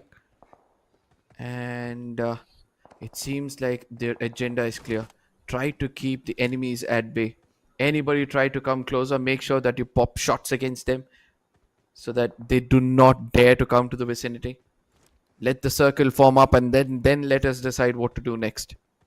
A big split, to be frank. If you look at the mini map, we can see that Johnny is all alone atop of a building. And right next to him is going to be Zap, whereas Adivino is at a far distance, in between some rocks and dunes, and probably he could be the first point of target for the side of GODLIKE. Oh yes. Pokar greasing those wheels, putting in some fuel as well, locking and loading. LIKHITA, they're on a different level. Upper qualifiers, they could not perform that well, but then once they were thrown on towards having that one place where it is do or die, they're performing well. But still, the deed is not yet done. They need to keep this performance. I have spoken about this in the previous game as well. They have to keep this performance going on for a really long time. And like our friend Necros mentioned, that we have like 9 more maps remaining. Oh, scratch that. 8 more maps remaining. They need to perform in all of those 8 and minimum take out some really good average, approximately 15-20. And that's a huge ask. Okay, let's just call it 14. Let's just call it 14, yeah? 14 at least points in every single map. That's how they can enter towards the top 8 and successfully not be dethroned by others as they're way too close towards it. But for now, as we all can see, there are some lot of shots being scoped in upon IQOO Orangutan. Orangutan is all set for this. Previous to this, 2 teams came in for the third-party opportunities, endeavors, and all of those endeavors were just told tata, bye-bye. OG's being tagged off, and all thanks to this new repair kit which has been introduced in the game, which helps these teams at moments like this. Eventually OGs would have ended up with just one vehicle to traverse around, which is a double-seater, and that could have been capitalized by the side of AR. But still, somehow they were clever enough to carry a repair kit, and they were able to repair the vehicles. And from here on, they have 2 healthy vehicles to traverse around with. Yes, the next circle is going to be forming up in any second now. And it's going to take things into its own hands to write a different story altogether. But what will that story have? What's the title? What's the label? I'll see that real soon. But for now, heading towards the circle is going to be one of the key things for the likes of IQOO Orangutan. And they're doing that so skillfully. Couple of teams right beside them, they're not carrying anything. They're just rushing forward, knowing that the next prime spot is going to be these compounds itself. And that's where they're going to be placing all of their cars, and they're just waiting out for the teams to go ahead and make their next move. Hero Extreme GODLIKE, they're also calling in their rotations, but I don't think so it's a good sight for them, as teams are actually chasing for them. Forever daring to go into the vicinity of the gods and trying to challenge them. Can they reap benefits out of it? Can they hurt the gods? Can they make them bleed? I don't think so, because a clever approach coming in from the IGL of Godlike. Punk is telling his teammates not to be stagnant no matter what. Just traversing around, trying to build a small fortress out there. Whereas Kyoya from a distance has already damaged the side of Revenant XSPARK. A fight happening at a distance.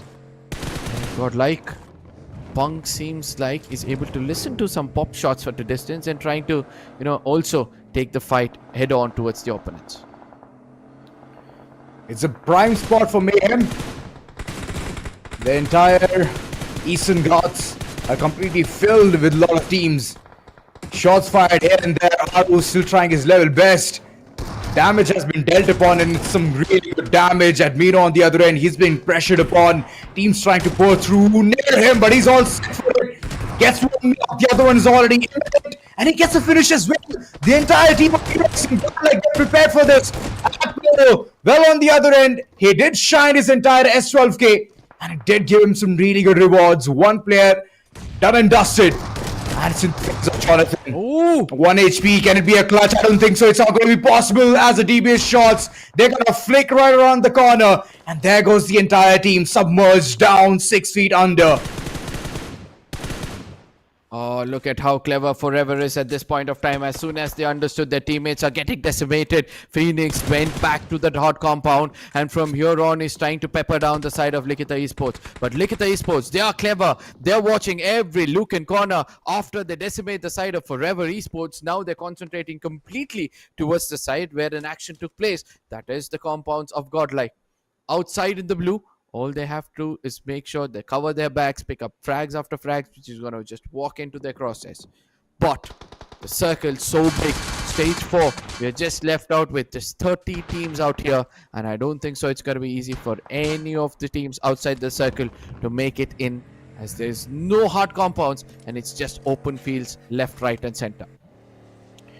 Yet again, back to square one. Rotation being called in from the likes of Hero and Godlike. They've been shot upon constantly. All the bullets being barraged. One player who's trying to tuck his tail and rotate right now. He needs to even heal. That's also another added task on his plate. So I feel his shoulder is already so much burdened. At Mino, finally, he's going to take the time, heal himself, wait out around the corner, and then later on call in the rotation yet again. But LIKHITA on the other end, they're getting barraged at as well. They're tasting their own medicine. That shotgun shots was so good. And LIKHITA, they're still fighting for another battle. But Pukar, unfortunately, he has been taken out. He's been eliminated. 3-man squad. How well can they pave their path? Let's go ahead and watch. I think they've already done the deed. They've put a player down, and now 4 Miracles are left out with 1 man standing, taking this opportunity. This is where LIKHITA Esports has got to rush in. 6 grenades is what I can see in the hands of Pukar, who is ready to cook it out. He needs to be careful because more is going to be tossed in from the other side as well. Whereas the complete line of Pukar. This is called carpet bombing, ladies and gentlemen. Fierce grenades already connects, and now Dragon is in deep troubles as more push coming in from their side. He's done for. Make things so hard. But Dragon on the other side, clever enough to get into a vehicle and just drop down to the other side. Just walking through the process of the others. Dragon, has he done the right thing? No. I don't think so he did. Ran away from one team but got shot from the other. VXT was all prepared for these kind of shenanigans. And it's not always, if you get the height advantage, it's beneficial for you. Sometimes, like you mentioned, the carpet bombing just comes through. The shelling is too heavy. And that's one of the things that you have to be prepared for. And LIKHITA, they're prepared for yet another fight. There's another team right behind them, just chasing them down. It's not a good sight. It's Venom who's unleashing leads on the opponent. Phantom for now. He has secured that one finish alongside the entire team. Just gonna feast upon all of the leftover remains from the boxes and slowly, steadily rehabilitate themselves, move forward for yet another fight. But I can hear a lot of shelling. I can hear a lot of shots coming in from the western side. What's going on? Can we go there? No, I still feel it's got to be VXT trying to take down the two players of LIKHITA Esports, and all of a sudden we're able to see that Altu is trying to do something different. Phantom comes in closer. What? He doesn't have a shotgun, due to which he's going to get punished. Kyoya is going to be falling back, making sure he's going to rely on the heal strats as of Oh, now. But VXT from the back lines is going to be the blessing in disguise for the side of LE, as it's going to be Venom Gaming getting eliminated from the lobby. And what a game it is turning out to be for the side of OGs as well as that of VXT. Oh my god. VXT is still surviving with 3 players. This has been a long run for them. Unfortunately, the entire day was not at all good. And finally, they can see some shining hope, some sun rays on them. IQOO Orangutan on the other corner. 10 finishes strong. And they have a 4-man squad as well. I feel like they have the highest chance of getting the winner chicken dinner right now. As of now, it's 36%. It can dwindle, but they need to take their battles on point. Now the best spot in the house is being taken away from the side of AR. One of the other consistent teams. Look at that. They've got 9 finishes. We were so busy looking at one corner of the map. We failed to realize that there's another team as well who's been showcasing some really good talent. OGs, they've got the man advantage, but they need to be careful. They need to be careful in what they're going to do next.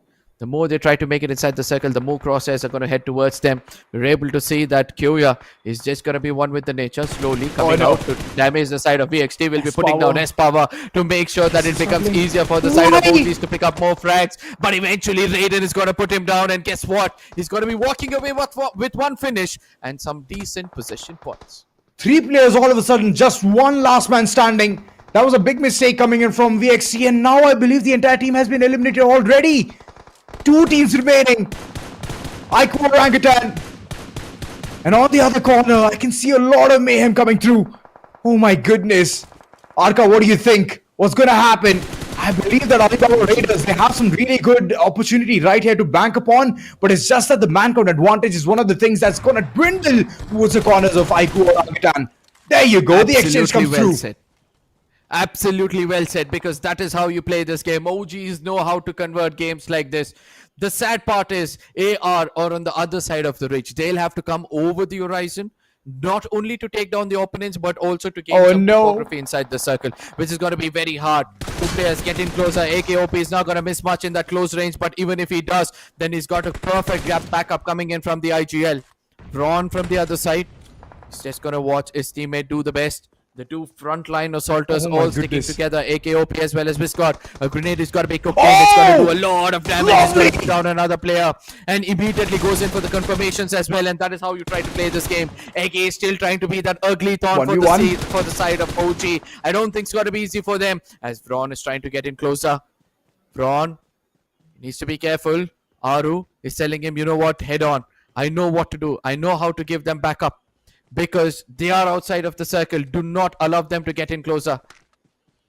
Braun's position still not compromised. This snake is edging closer, and let's see what's going to happen next. Well, the numbers from a 1v2, it's a 2v2 now. Aru, he needs to play it very smart. The other person, Veyron, he's already prone down, trying to understand, trying to analyze where the exact location is zeroing in. Eggy, he knows that the players are in front, but I don't think so. The jump peak has given a lot of information. 1 HP is all he has. He's still taking the fight, but what is Veyron doing? He needs to wake up right about now. He needs to take this one man down, as he's gonna heal himself. He's hearing all the commotion right in front. He tosses a nade, a beautiful one, but the splash damage, he could not chime in at the right time. Big mistake from Orangutan, and this might take the entire team down. It's a 1v2, but the sides have changed this time. Aru, what can you do? You have to keep things on point, but unfortunately, I don't think so. It's going to be a good sight for them. Orangutan, unfortunately, they have to let go this winner chicken dinner, as Alibaba Raiders, they're here to raid it all. Oh my goodness, Braun, what happened? Why couldn't he hear that player so close to him? I mean, there was an opportunity right in front of him to grab the chicken dinner, but still he fails to do so. This game has been phenomenal for the side of Team AR. Patience paid off. I've said this before. Good things come to those who wait, and it was Alibaba Raiders who waited for that moment and captured it perfectly. I don't know. At one point, yeah, I'm really happy how Alibaba Raiders played, but I'm so disappointed with the play that Veron did. He was literally right in front of him and he could hear the footsteps. The nade came in. He barely survived that one. He should have had an idea that, yes, the splash damage was there. He could have gone up and maybe took some shots. He had to just do, or like, he had to just take one shot to take him down. And the scenario could have tilted towards the side of IQOO Orangutan. But it was a mishap that happened, but IQOO Orangutan, they still will be really happy with the kind of performance and the kind of points that they've accumulated for themselves in this very particular map of Erangel. And it seems like every Erangel is turning out to be a blessing for the side of the Apes. Absolutely. A good game coming their way. You know what's more important right now is to see where OGs are placed themselves inside the points table. Because the intent is clear. Every single game they're trying to head into the chicken dinner or be in the top 3 or the top 2 maximum, right? And they're also making sure that they don't give away finishes to the opponents. If given an opportunity, we did see Aru trying to molly himself so that the finish doesn't go to the opponents, but they were clever enough to assault from 2 different directions, due to which Aru's finish was grabbed away. So let's see what OG's hard work is going to be giving them. Whereas it all comes down to what mistake Visgod also did. As soon as AKOP got taken down and the grenade connected, all he had to do was probably go in for the revival of AKOP rather than pushing in. And that would have given him a greater opportunity. With all 4 men standing, the story could have been different.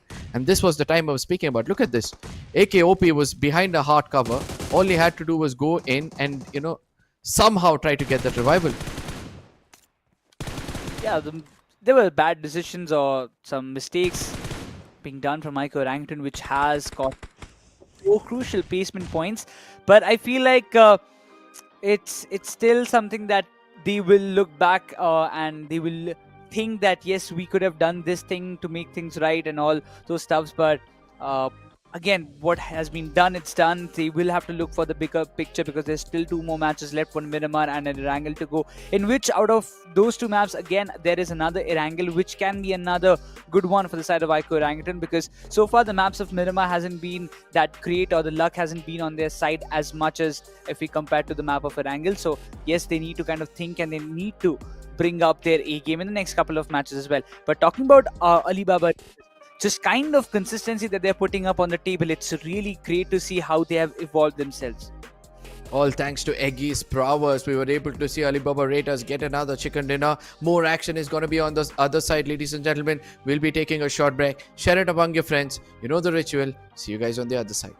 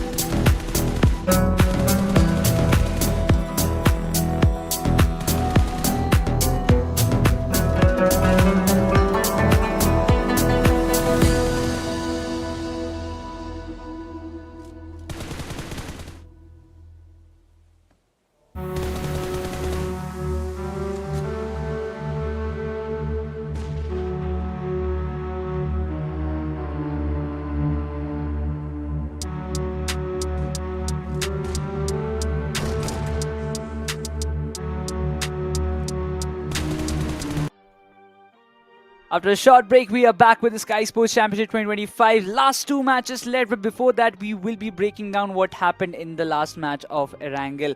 IQOO Orangutan, they were very close of securing their another chicken dinner and making a big comeback in the overall standings, but it was all about Alibaba Raiders who let their patience win them the game. Absolutely, Alibaba Raiders, they have to thank Eggy for converting that game for them.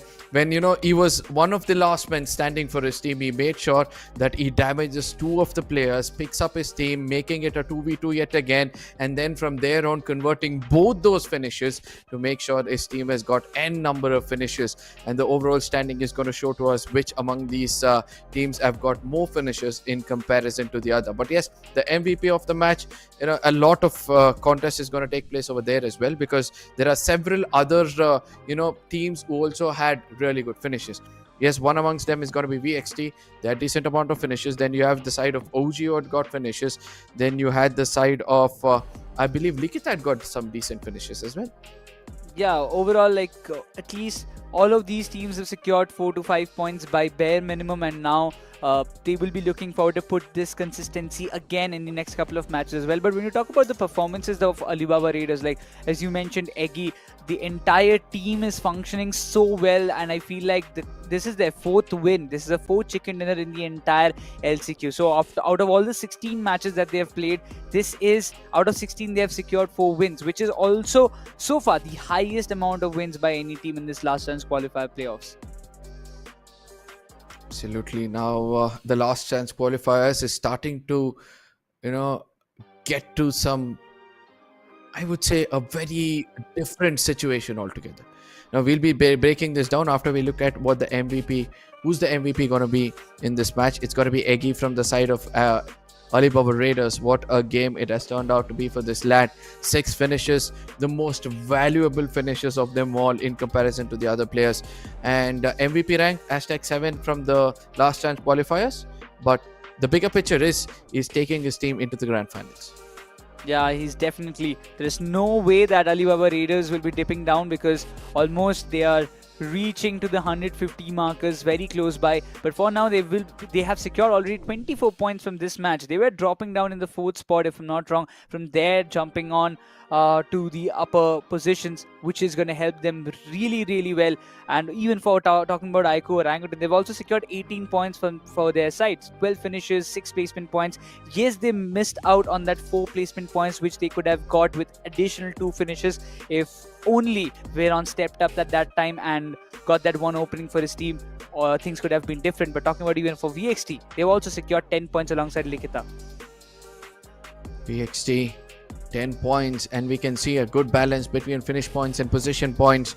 But if there was one team who were looking out for fights, and that has to be the side of OG. From the get-go, the intent was clear. No matter if they were inside the building or outside, they made sure to make the opponents bleed. Yes, at the bottom of the table, yet again, we're going to be seeing some big names. It's going to be RNTX, GDR, 8-bit, IQOOSOUL.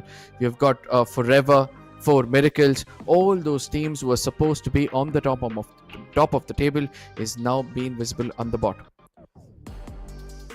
I'm just happy at one thing, Arka, that I'm not going to get blamed that I am the reason why they didn't score points, because on the other hand, BLITZ scored 4 points. So it's all about the 50-50 situation. But yeah, we are jumping on. This is what I call digging their own grave. Ladies and gentlemen, please do show your love to our co-caster who did predict teams to have been a good one. But yes, the caster's curse being laid by the lad himself, Necros. That is why I don't go into prediction game, but still people force me to do so. But yeah, the next match is going to be the map of Miramar. It's a prediction which we are trying to tell you, not to dig your own grave, right? So all you have to do is say that these are the teams who have a higher chance, and then you have a smile. You don't start your sentence by telling that I shouldn't be saying these 2 names, but I'm saying these 2 names. That's laying a path to welcome some hatreds. Social media has a different affair altogether, my friend. I need to get some better training, it seems. But okay, but we will move forward. Says an official caster. It's gonna be the map of Miramar, and we're gonna skip to the good part. So I want to see which team actually wins it, but this time I'm gonna play the cards. Which two teams do you think, Arka, will be the top performers of this particular map? I somewhere feel with the momentum going towards the side of IQOOSOUL, they have a greater chance, and then also the side of OGs. Now they've been promising from the past 2 games, and from here on they might continue to do the same as well. Well, let's see which whether they can do it or not. But eventually, when you just talk about the map of Miramar, it has been really great for the likes of God's Reign in the past couple of maps that they've played on Miramar. The performance had been good, even for the likes of BLITZ Esports. It has been great. East to Vibe, he was there in the second position. He placed his team in the second position in the last Miramar match that we witnessed in today's day earlier. But it all it trickles down to that one spot, whether BLITZ Esports can this time make the mark, can cross the finish line and get a chicken dinner for themselves, because they are sitting with one chicken dinner for themselves, that too in almost like a second and third spot in the overall standings. But if they get another one, they might just put a direct competition to the side of Alibaba Raiders as well. Now let's see whether that's going to be the case. But we also have to speak about the downfall of a team out here. That's going to be 4 Miracles, because it seems like it was Dragon who was doing the talking when it comes to the guns as well. He was the IGL, and somewhere when a person who is doing both comes into pressure, his team starts to crumble. And I believe that Dragon needs to somehow set it out, think of another strategy altogether, or probably try to play it safe, because this is one of those teams who do not shy away from going in for a heal battle. So rather than prioritizing the circle, trying to send 3 of the peoples into the circle to pick up frags, where one person trying to heal himself probably will give them some average 10 points, which will be more than enough for them to get that golden ticket to the grand finals as well.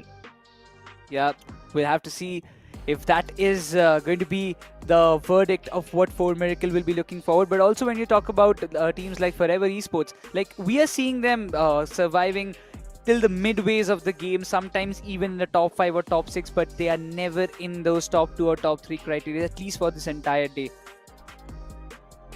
The top three is still unknown, if you ask me, because all of a sudden if we see that God's Reign or IQOOSOUL or Team Forever Versatile, any of these teams get a big game, they'll start to dominate the lobby. They might want to end up having 2 more chicken dinners in their favor, and once they do it, all the teams on the top, their position to qualify into the grand finals will start to be a big question mark for themselves. So all the teams in the bottom, yes, they'll have to wake up as well. We have got big names. We have got GODLIKE, who've still not able to crack the code to get into the top 8. We have got the side of original GANGSTERS, even though they're doing decent. All that hard work is being washed down the drain with a lack of hard work and consistency. Then you have the side of Genesis, out of nowhere, a big dip in their performance. Then REVENANT, XSPARK. I have nothing to say about this team right now. They still have only 8 placement points, and yeah, they have almost the highest amount of finishes when it comes down for if you kind of count the teams from 9th position to 16th position. Yes, they have the highest 51 total finishes, which is still not accomplished by any other team. Any other 7 teams also still in the second chart, so that is a plus point. But again, only finishes won't get you to the top 8. Only finishes won't win you the tournament, so you need to place you need to come up with displacement points as well, for which you need to survive till the end stages of the game as well. So I feel like IQOO, REVENANT, XSPARK, they're losing out on players one by one, and that is where they are pushing themselves in a setback situation, from where it is very tough for them to kind of go out and take a lot more fights in the end stages of the game. Absolutely.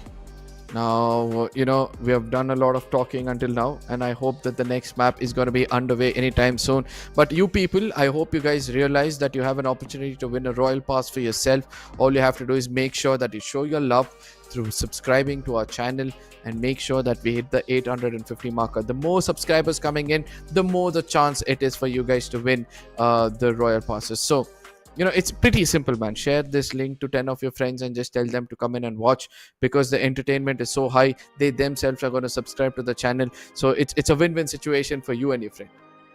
Exactly. You don't want to miss on those beautiful sets that you have on the Royal Pass, which you can flex in front of your friends as well, because some showing off skins and showing off those car skins that you get, or those gun skins, has always been among those gossip topics among the friends who usually go to schools and colleges. Because when I used to play with my friends, always when I was the first one to purchase a Royal Pass, I was like, hey guys, do you see my new skin? And they used to feel like, okay, we're gonna get the competition. The healthy competition always stays among yourselves. The bragging rights is what you're referring to right now, but again, the two maps which is going to be left out right now are going to be very crucial ones. One is going to be the map of Miramar, and we're able to see that several teams who are strong in the map of Miramar are starting to somewhat lose out on their favorite maps. Yes, you did put me under the radar. You did ask me which are the two teams. I gave you those two teams. Now you're gonna tell me yet again that which are the two teams you feel might perform well. Not the teams who are going to be getting the chicken dinner. You think might perform well. Let it be for position points and let it be finish points. Any of these two. I feel IQOO 8-bit and BLITZ Esports. I'm still going to put my cards on them because BLITZ Esports, they have showcased some really good performances in the past as well, and even in today's day, there have been some good performances. In the last map of Miramar itself, it's a big example that they've set up. So I feel like they can do it, and even for IQOO 8-bit, Miramar matches has been great, and so far the games have been really good for IQOO 8-bit. They are trying to play consistent and they're trying to be in the top 8, and I still believe that this momentum will help them a lot.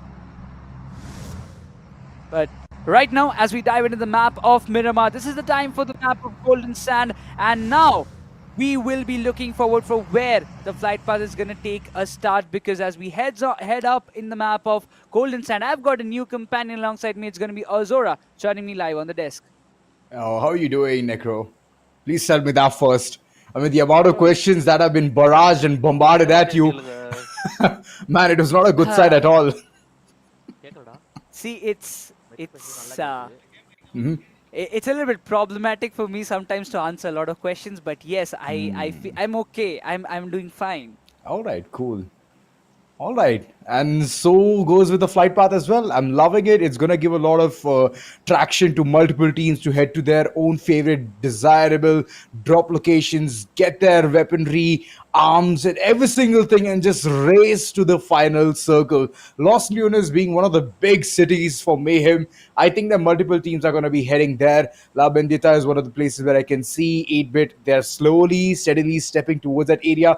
Truck shop, yet again, one of the crucial places where you can instantly get Golden Mirado. You all know that's one of the boons in this map. It gives you speed. It just takes away the health part of the car, but overall it gives you a lot of speed and you can traverse from one corner to the other. But guys, here's the thing about muscle cars. You do not take them over mountains. No. Buggy is meant for that. But I'm seeing some problems out there, Azora, in the meantime. At Minnow. His heat dropping in Puerto Perecio might just be some issues out there, which is not a great sign. But all two, he gets taken down. Phantom was the first one to go down as well. But this time, it's really unusual to see Alibaba Raiders coming into the mix. But now they are punishing Venom Gaming left, right, and center. And there is nothing more that they could do. Zyrex trying to provide some cover fire to his teammates. But Murnox is all set with his teammates to pounce on Zyrex. Though one good nade has been passed on. As Zyrex has to be the flag bearer, but it's almost impossible to deal with multiple players in front of him, and that's going to be Venom Gaming out of this equation, out of the map of Miramar, just after having a small loot for themselves, just after landing in the compounds of San Martin. But right as of now, as we have reached 800k subscribers, we are announcing the winners, and all the names you can see in the left-hand side of the screen are going to be the winners of this entire contest. Congratulations to you guys, and make sure you connect with the Skyesports team through their social media platform and Instagram to receive your rewards. But again, jumping onto this game, Azora, Venom Gaming's early demise will be causing a lot of problem in the overall standings. That's right. It's going to cause a lot of chaos, a lot of mayhem. Alibaba Raiders on the other end, quick to get that 4 finish spot. Right now, standing tall in the entire lobby. And Eggy, well, he's soon going to be revived as well. Eggy, where are you? You need to take a different route for that. There's another team waiting right across the corner. Not a good side at all. Original Gangsters, well, they were very close to whatever happened right here, and now they're all amped up and ready, taking charge. I can see multiple players just swarming up to the prime location, and there's one guy who's away from all of that. And finally, I believe they're calling in quits. They did take that one finish point in their pocket, and now they want to head back. Goblin on the hindsight, just waiting, hoping that the coast is going to be clear. And if by mistake Alibaba Raiders think about peeking around one corner or a window, well, Mini 14 is also available. This contest, it will take a long time. And I'm quite sure that both the teams will look forward to benefit out of it. But when you talk about OG, Goblin and MVP are the only two players at front. But now the main question comes in. San Martin is not inside the circle. So you can't delay it way too long. You might just tank up some damage of the first blue zone, the first stage 1 damage. But after that, you need to make a decision whether you want to be in this place or you want to go start your own rotation. Because I don't feel like continuing this fight will reap any benefits to the side of OG specifically, because for Alibaba Raiders, they have got 4 finishes, all good and steady, but their main key player, Egi, has been compromised. So even for them also, I would feel that if they have a good start, they would like to end this Miramar on a good note as well. Well, there are other giveaways going on as well. We have already hit the 800k subs mark, but 850 is still remaining. 20 Royal Pass giveaways are going to be announced at that point of time. So what are you guys waiting? Share it amongst your friends, get the channel subscribed to, and enroll in this entire competition. You have to be active in the chat section as well, not going to lie. So that's a lot of weight on your shoulders, but it's all going to be paid off once you get that Royal Pass. So chime in. Don't lose on this opportunity. Oh yeah, like Necros was mentioning that he gets that opportunity to brag whatever he gets from the Royal Pass. You guys can do that too. I'm just lucky with Royal Passes only. My luck doesn't stay in my favor when it comes down to getting some vehicle skins or something like that through spins. Have you ever tried for yourself? I'm one of those classic persons who sticks to the ground roots. I just don't have any skins. Not gonna lie about that. But for now, Alibaba Raiders, they have got some problems to deal with. Murnox has been knocked out, and that is a green signal for the likes of OG, Biswaroop, and MVP. They are all set.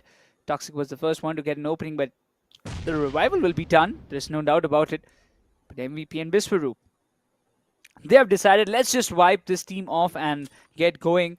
Because OG, for them, this is not a very unusual drop or not an unusual place in where they haven't taken any fight. There have been multiple instances with Venom Gaming as well as IQOO, REVENANT, XSPARK. So they are just want to take this like this is a daily part of a daily routine. Alibaba Raiders. Pro, OP. He can hear a lot of footsteps. A lot. And he's right to hear that too, because 3 players are already there in the vicinity. 1 providing the cover, Goblin. Still waiting right across with the Mini 14. That's really good, but the nade is going to pay off. Murnox is already knocked on the ground, crying for help. I don't think so. The help is going to be arriving real soon. MVP on the other end, trying to pressurize the entire situation. Oh my god, JD on the other end. He did take a lot of brunt force. JD takes down Goblin, the one person who is going ahead and providing the cover, the support. And all of a sudden, the Gangsters, they are looking very neat, very clean. Frags coming through, Biswaroop. Still stuck around, but look at the way the jump peaks come through. Oh my goodness. And where's that one player who this entire team wanted the most? Original Gangsters. My oh my, now all of a sudden all the players are going to be up on their feet. They're going to be healing themselves, and this is a lost cause if you ask me, and it's not going to help the entire team to get all of those finish points. So it's better for the entire squad to run away from that corner. Original Gangsters, that one mistake has for sure marked a big dent with what just happened there. My god.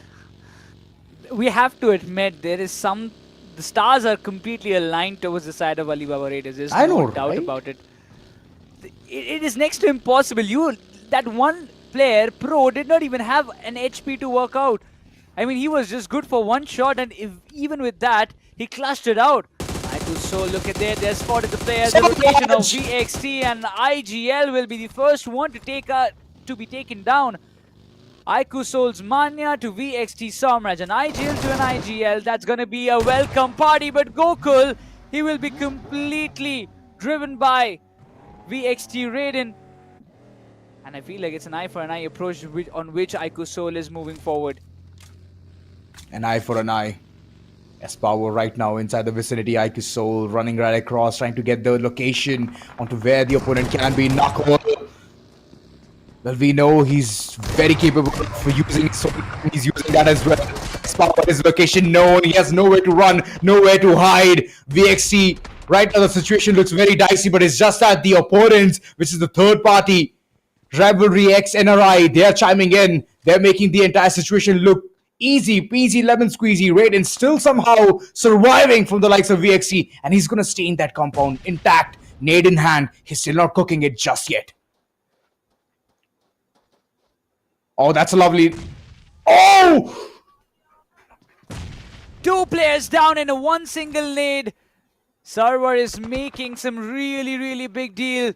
RIVALRYXNRI, they're making the setbacks, but Knuckle is still making things work out. One good nade and Gojo is put down. Ronnie needs a quick revival. Chandan comes into the rescue. RIVALRYXNRI, they have wiped out the entirety of Team Versatile. The one remaining player has been put to rest, but Manya will be confirmed. Knuckle and Ronnie has to do a big task. But right now the damage is being done, but Knuckle, he won't survive for too long. Even IQOOSOUL, they will be taking an exit as well. RIVALRYXNRI will be cherishing all the 6 finishes that they've accumulated. Well, this ruthless vigilante did not get the entire opportunity to go ahead and chime, but those shotgun shots were absolutely delightful to watch.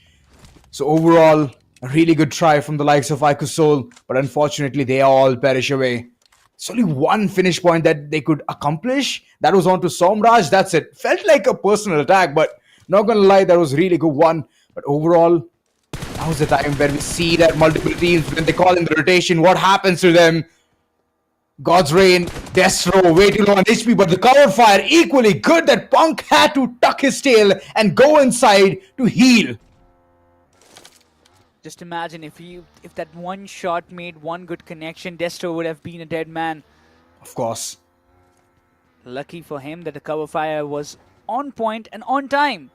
Otherwise, things would have been different. But for now, when you just look onto the bigger picture, Hero Extreme Godlike, they're in a really good spot down in the Los Leones compounds, the outskirts of Los Leones, not exactly in the urban city. Even for God's Reign, it has been a long journey from the eastern part of the map, coming down to the southern part, finding some good spots to play along.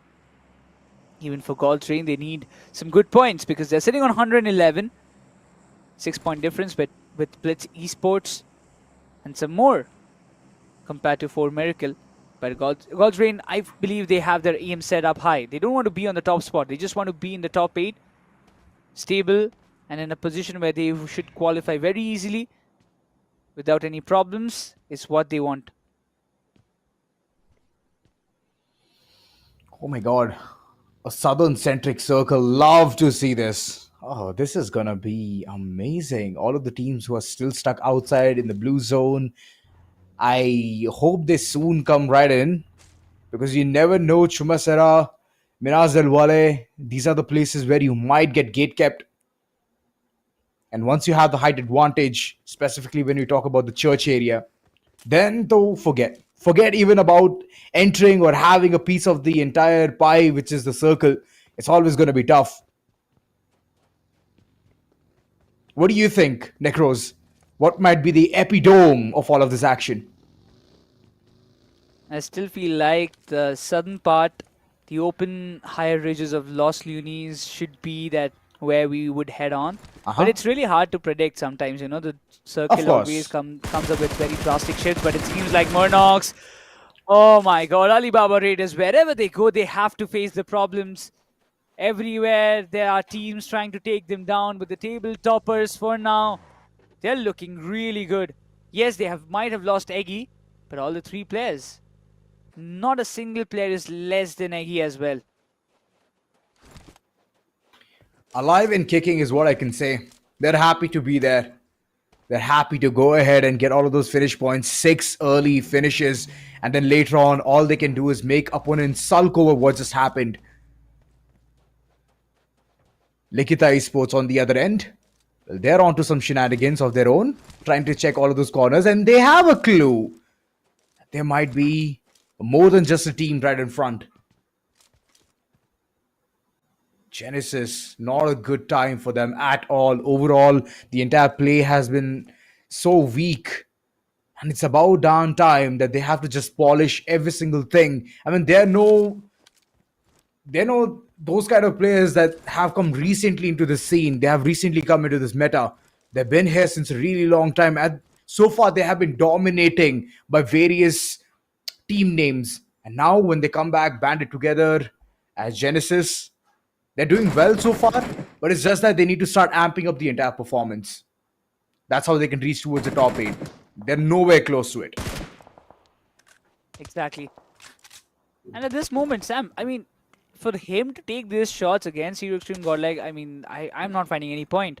First of all, they have the height advantage. Your head is quite visible, my mate. If you get knocked out, that is much likely to be a vulnerable spot for your team, because for Hero Extreme Godlike, they won't be coming down, but eventually when you talk about it, Alibaba Raiders, they have another team to deal with, and this time it's going to be IQOO Orangutan. VENOM has been knocked and will be confirmed in the meantime, as Alibaba Raiders, they have seeked shelter in those hard compounds. And as far as I am seeing, even the circle has taken a shift in down southeast. So a lot of teams who came down to the western side will be again rotating towards the eastern side. While Forever Esports in the areas of Impala will be pretty happy with the kind of shift that has happened. Yes, it's still a long way for them to enter the circle, enter the play zone and get their finishes up. But at least they don't have to travel way too longer. The circle comparatively is a little bit nearby for them. It is nearby. But the battles are one of the places where we all are interested to look at. Genesis, they took some shots onto LIKHITA. LIKHITA still running away for their dear life. There's one player who's far away, fierce from the rest of the squad. This can be a big, big danger zone, as they might lose a limb. IQOO Orangutan still trying to cover up the entire tracks. They want to engage in this battle so desperately, but they need to play all their cards right. Aru right underneath a player. Delta having the height advantage. Vizgod, I don't think so he can survive the Wrath. Alongside, if AKOP as well doesn't deal with the situation which is ongoing on the terrace, then it's all done for. AKOP taken down. Vizgod still stuck in that one ditch right there. And look at that, the information is known. Destro coming in for the flank angle. He's rushing down the throat. Where's God? He's going to be shot down as well. HP so low that he cannot do anything. Last man standing, Aru is still inside the compound, and I do not know where exactly or what can he do for the entire team to aid them. And he chooses to run away. He chooses to skedaddle from that location. Last man standing, and there's nothing that he could get hands on with that situation. So God's Reign so far looking so good. IQOO Orangutan, they do realize every point counts for them, and that was completely a bait and hit kind of strategy coming from their side. But Pro OP, this time the cards won't play right. He's all alone and there's nothing more he could have done. All the 3 players literally pounced on him, and that was the end of the run. Even Alibaba Raiders with a total of 7 finishes. They had a really great run in the map of Miramar, but they will be just good for 7 points. Which is also quite nice, because they wanted an average of 5 to 6 points in every match, and now they've got 7. No placement points, no worries. They've got 7 finishes to work out with. This should be more than enough for them to add in the overall standings. But for now, Hero Extreme Godlike, they will be pretty happy with the circle shift. If it would have got in the western side, they had to leave those compounds, those height advantages that they are holding for now. Right now, they're pinning down the players of LIKHITA Esports. Pukar seems to be really caught up in all of these commotion. But 8-Bit Mafia, he will be the first one to take those couple of shots, and Pukar seems to be completely knocked out. Yep, Pukar is knocked out. LIKHITA a bad situation to be at. And I love the way the composure is there towards the entire team of Hero Extreme Godlike. Still taking things slow, they're not aggressing forward. And in order to be the king of this entire desert area, you have to play it slow. Fierce, unfortunately, he's not getting the time or the opportunity to get back up or do anything as he's been taken out. Pukar still stuck in that corner, not knowing what to do. And Shadow, my oh my, he's out there, he's healing. He knows that there is a golden opportunity to get 3 or 2 finish points. And if he does that skillfully, well, imagine the amount of confidence Genesis will get.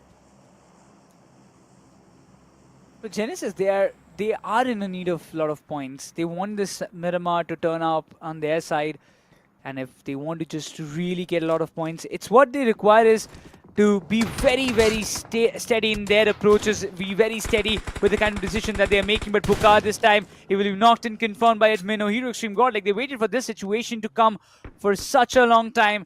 And even with that, a lot of teams will be trying to chime in. Admino knocks out Apple as well. God's Reign, they are not somebody who will be left out like that. Admino is on a finishing spree. Left, right and center, wherever he's seeing the players, he's utilizing his position and getting all the finishes that he wants. And for now, God's Reign, they are pinned down by this one player, but even Admino, he's looking for all his surroundings and just making sure that nobody gets any off angle on him, because if he gets knocked out, Hero Extreme Godlike might just turn down in some really upsetting position. Man, that part I completely understand, and that's the place where all of the other 3 teammates, they're chiming in, they're watching his back, they're keeping him secure so that he can go ahead and do his deed by getting those elimination points, the finishes, which are so crucial for the entire team. Being in the second page, still trying to find the forte, even though they look very confident, it's just that they're not able to get those position points, they're not able to last that long, and that's the kind of situation that they need to rectify as soon as possible. I'm talking about Hero Extreme Godlike for the current situation. So hoping for the best. And as they are taking such good fights, Jonathan, yet again, the height advantage is yielding a lot of chaos towards the other corners. I can see 4 miracles as well, just waiting in the vicinity close by. And all of these teams are very opportunistic, to be very honest. And that's how you can go ahead and get the winner in chicken dinner. Whether it be third party, whether it be a strategy of 1v1s or mono duels, every single thing working for you, amazing. This is the position IQOO, REVENANT, XSPARK. They will be looking forward to get some finishes of Forever Esports. The day hasn't been that great for Forever so far. They are in that 5th or 6th spot respectively, but again, the kind of games that Forever won for themselves, they haven't been getting one since a long time. And against them, it's going to be IQOO, REVENANT, XSPARK, one of the most aggressive teams in the bottom charts, who have got 51 finishes so far after the end of 16 games. But right now, what they want are those placement points, and for that, they would love to eradicate as many teams as possible throughout their rotation. But it seems like Admino, he is way too angry with all the players around. He's just not stopping. Delta PG has been knocked out. The confirmation won't come because of the hard covers that God's Reign has. But Admino, this is the thing we were talking about. Thunder finds an opening, and now Admino needs some help. He definitely is calling for some aid. And they will get that as well, because it's a long-range battle. Nobody's getting amped up or charging forward towards the nearest vicinity, as they all understand that multiple teams are right around this corner. 10 teams surviving. So you can understand what's going on at this point of time. And there comes a revival for Admino from the likes of Zap. And this is the kind of situation that they're creating for themselves. One nade would have been really good, but again, tossing the nade from that corner to this place, it's impossible. It's practically not possible at all. So yeah, they survive yet another wrath of the opponents. 8-bit, they still have to calm their horses and understand the situation even better. But all right, I can see Forever going ahead, taking a charge, and it is against RNTX. We have a lot of players whose names are what? But fruits. Why? We have seen banana, we have seen pineapple, we have seen mango as well now. What is it, the fruit season?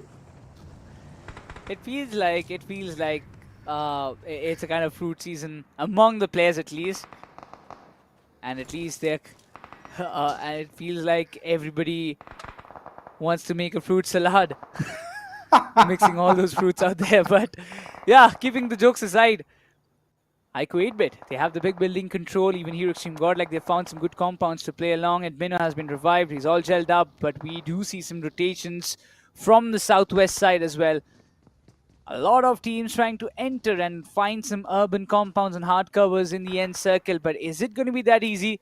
The answer is a big no, because there are so many teams holding on to the center of the circle. IQOO, REVENANT, XSPARK. You see here Extreme Godlike, IQOO 8-bit. So many big names for trying to survive. And the speciality of this urban compounds has always been you do always see some crazy end circle battles. Oh my god. End circle battles? Well, yes. We're going to see a lot of crazy ones. That's true. But before all of that, the basics. The prediction of the zone. Whether you're going to stay inside or out, there's always going to be a 50-50 chance right there. This is just stage 5. Wait for stage 6. And then so on, we'll understand what's going to happen. But Poco on the other end, he's been obliterated. Blitz, they want to play it real quick. They want to execute it in an old-fashioned style, but it's not going to be that easy. Oh my goodness. Rivalry X NRI, they're right around the vicinity. And wait a second. 4 Miracles are also chiming in at the same time. This is not looking good for the teams who are outside the circle. They're still fighting to stand a chance and head inside. But before all of that, there's a gatekeeping session going on. Reaper, one good nade can cause havoc. Yes. Server goes down. That's an opening. Even Goja has been taken down. Chandan is there in different spots. Soham needs to go with some quick revivals. Meanwhile, Reaper, he's trying to flood in some nades, trying to get the confirmations. But be it Baba, he needs a quick revival. If he gets one, that can be problematic for Rivalry X NRI as well. Some smokes being put up just to get some temporary covers, while Gojo will be confirmed by Shadow, it seems, but Reaper's position has been compromised, and that's going to be a nade to put an end to the story. Chandan finishes for Miracle Esports, while Blitz, that one player, Dazzler, is still surviving. Maybe he can put up some fight against Rivalry X NRI, because they seem really unstoppable at this moment, having 9 total finishes in their name. Rivalry X NRI, they're putting up some really great shows out there. The man count is one of the places that they're struggling right now. Dazzler, another point can be added in. But with that said, they need to have it in a very good manner, to be very honest. It needs to be surgical, it needs to be precise, with no loss whatsoever. If they head forward inside the circle with just mere 2 players or 1 player, it's not at all going to be looking good for them. So Dazzler, he's taking all of his odds. He's throwing all of those nades. Absolutely on point. And he's like the perfect grenadier right now. Leaving that 1 player behind. Chandan, he thought that he can run forward, lunge, leap through the entire roadways. But that's one of the places he cannot be given the access to. Teams are having a really good fortification. They're understanding every single thing what's happening in this entire map. Moreover, the control advantage is one of the places teams are capitalizing and captivating upon. Mr. Pineapple looking to confirm a lot more frags for Ever Esports. They are being confined. They're being shot from 2 different ends. It's not just about IQOO, REVENANT, XSPARK. It's also about IQOO 8-bit trying to pounce on those finishes with Thunder. He needs to be really cautious. He has been taken down and will be confirmed. But meanwhile, if we talk about Oasis, he will be confirming some frags as well for Ever Esports. What are they going to do? Arto is going for a heal battle approach. There's nothing more that they could have done at this point. But right now, the Stage 7 is all set and every team have to leave their compounds. In the meanwhile, even Hero Extreme Godlike, they've lost Zap, who was there in a different compound. But Mafia picks up Banana, IQOO, REVENANT, XSPARK. This is going to be a big setback. Banana's position was supposed to be really crucial. It was supposed to be a game-changing position for him, but now that's compromised. Love to see this when the circle all of a sudden takes a big turn and tells you, you know what, the compounds are not going to help you at all. Now you have to come towards the open. There's only one house right in front that you can take control with, but the first one who heads there is going to be shot from all the directions. Not a good side at all, not a good strategy, and that's the reason every single team is taking their own sweet time in order to move forward. Always confirms Banana. That's a great finish converted for the side of IQOO 8-bit. They have 3 finishes so far, while Genesis, they have 6 and they are still surviving with all the 4 players alive. That's a really good game coming up from their side. They needed a good game. They wanted points. This is the chance, but Mafia's position is still not revealed. I suspect that God's Reign and Hero Extreme Godlike, the battle between the gods will commence in some time. But meanwhile, Pineapple, he will be spotted down by Apollo. Knock, and the confirmation is yet to be done. But in the meanwhile, Shadow has been taken down by Mango. So IQOO, Revenant, XSPARK, they're trying to pull off something while Justin is waiting to be open. That's going to be an unwilling help for the side of Oways. He can just help out Hero Extreme Godlike in confirming some couple of more finishes as Pineapple goes down by the blue zone. Oh no. Oh no. Being confirmed right there. God's Reign, they had some really good chance out there, but unfortunately one misstep has caused a lot of chaos. Destro outside in the wilderness, still trying to heal till the very end. And I believe he can do that as long as the fuel is going to grant him to do. But the moment he sets foot inside the circle, he's going to be done for. And that's the kind of situation that multiple teams are currently making. Punk, he's been bombarded, he's been naded, he's been mollied all over as well. But he's still surviving. Jonathan on the other end, he's been taken down. IQOO, Revenant, they're still alive and kicking. Couple of players, Shadow, Mango. And both of them doing God's work. This team requires miracles in order to move towards the top 8. And I believe the miracle time has already started. Oh, that was a lovely nade. Wow. Mafia, my goodness. That can be a confirmation coming forward. Apollo way too low, but he peaked a lot. And Mafia, unfortunately, he's been taken out. So this is all of a sudden dwindling right across, Necros. Oh, Edmino, he's already on its way. Can he be the one to enter the circle? He does make an entry. Some nades to toss off in that direction, but Gamla Boy and the company, they will be staying intact while Mango goes all in. IQOO 8-bit in a blink of an eye there in shambles while Hero Extreme Godlike tries to chime in and find those finishes while Chad is cooking up a nade. One good nade, one good opening can just be there. Hero Extreme Godlike, they need to be aware, but that nade will do the damage and Punk. He will be going down while Shadow is still trying to pull off some great plays. Gamla Boy, Shadow is there, but Shadow won't stand a chance of IQOO. Revenant, XSPARK, it's coming down to a 1v2 situation. It's a 1v. Admino versus the world. This is the situation. His position is compromised. The need is going to give a hefty amount of damage, but Admino still survives, gets Sam down, but that's going to be it.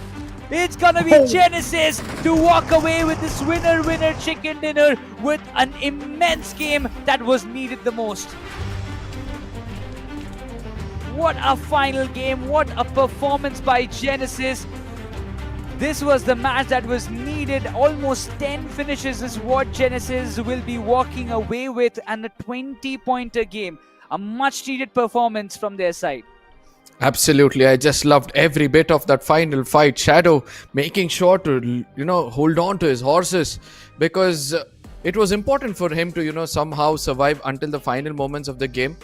Even though Gamla Boy was playing phenomenal, it seems like Gamla Boy is starting to come back to his prime yet again, or probably is given that space in the team where Shadow has let him breathe throughout the lobby, and it's working out well for the side of Genesis. And with this, Genesis will take a huge leap for sure, because they had n number of finishes, and additionally the chicken dinner, they might cross a 20-25 pointer.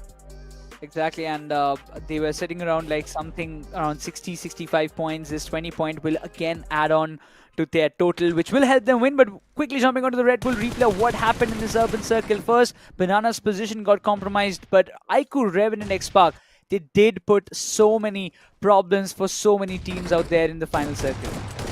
Oh yes, but Mango, this spray was phenomenal. But all he did was, kind of give away his location. Godlike on the other side had an option to actually traverse all the way from outside of the barn and try to come in from the other side. As soon as they heard Shadow getting taken down, both the players could have done it, or at least Admino could have tried something like that. But still, it was a push which was unstoppable from the side of Genesis against the side of Godlike. So let's see how it goes, because the map of Erangel is yet to come, and there are new winners of this game, and due to which it's going to be a different outcome altogether, because now the path of redemption is going to be the primary cause for most of these teams. With that revenge, more points going in their favor.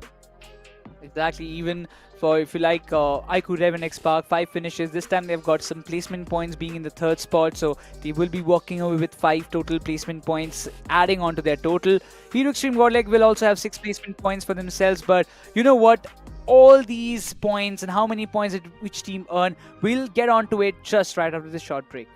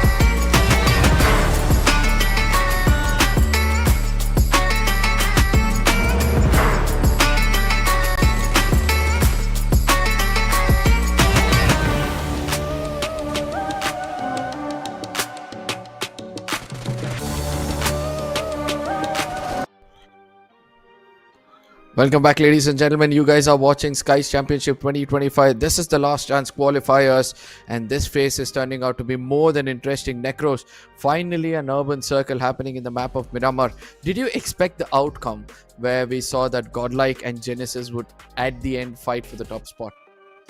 I actually didn't think that Genesis would make it this far because they were in certain position. I felt like that would be really tough for them to enter, but the way they played, the way Gamla Boy played, it felt like he caught some wings, and definitely for sure he must have had one can of Red Bull just before hopping onto the map of Miramar. But even after all those problems and all those obstacles, the way Genesis handled the situation and the way they literally took down all the players was something that we should appreciate. Absolutely. Now I'm also waiting to see which are the teams who actually climbed up the ladder and which amongst them are getting pulled down, because it's a very close call if you ask me. If you see, there are several teams like team LIKHITA who did not perform well this time. Then you have REVENANT XSPARK, again another disappointing performance coming in from their side. I would rather call it a decent but rather disappointing one. And then you have the side of GODLIKE who had a good run, Genesis who had a good run. So ultimately we're going to be witnessing the MVP first before we step forward. It's going to be Rivalry NRI's Chandan, who from atop of that building knew how to execute some finishes, and then when given a chance was able to execute a close range once as well. Exactly, he did a fantabulous job, but RIVALRYXNRI, the kind of start that they had, the kind of ending was not in their favor, but still they have earned a decent amount of points for them to be still in that comfortable spot. But I feel like even for RIVALRYXNRI, they have to put up some great show in the upcoming games as well, because this time they might have got 11 points, but there was some deficit in the previous matches as well. Talking about Genesis, they will be walking away with 20 points alongside Hero Extreme Godlike with 11. The most consistent team of the day was OG, and it's sad to see them go with 0 points. So does the side of VENOM Gaming. They were so interested in third partying every single time that now the tides have changed so bad that they are forced to head in for a chicken dinner. They're forced to play it a little bit safe, then try to be the aggressors in the lobby, use that aggression in a controlled way so that it becomes easier for them to climb the ladder. Sadly, according to me, VENOM Gaming would have hit the rock bottom of the overall standing, because the last time we did witness it, we saw them at the bottom with just 65 points.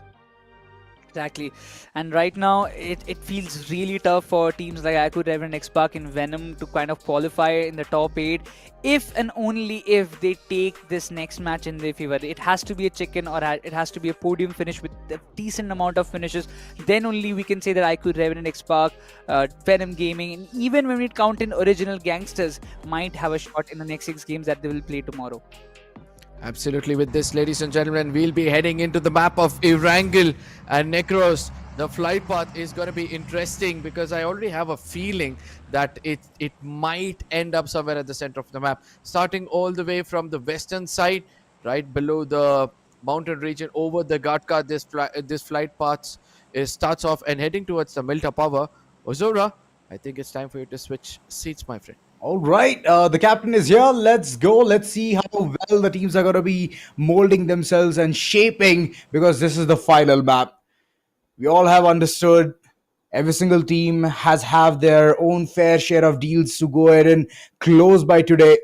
But there has been one team who has stood tall thanks to the previous game. Genesis, that's right. A beautiful game coming in from their end. And I'm hoping that the momentum just goes head over heels from here on.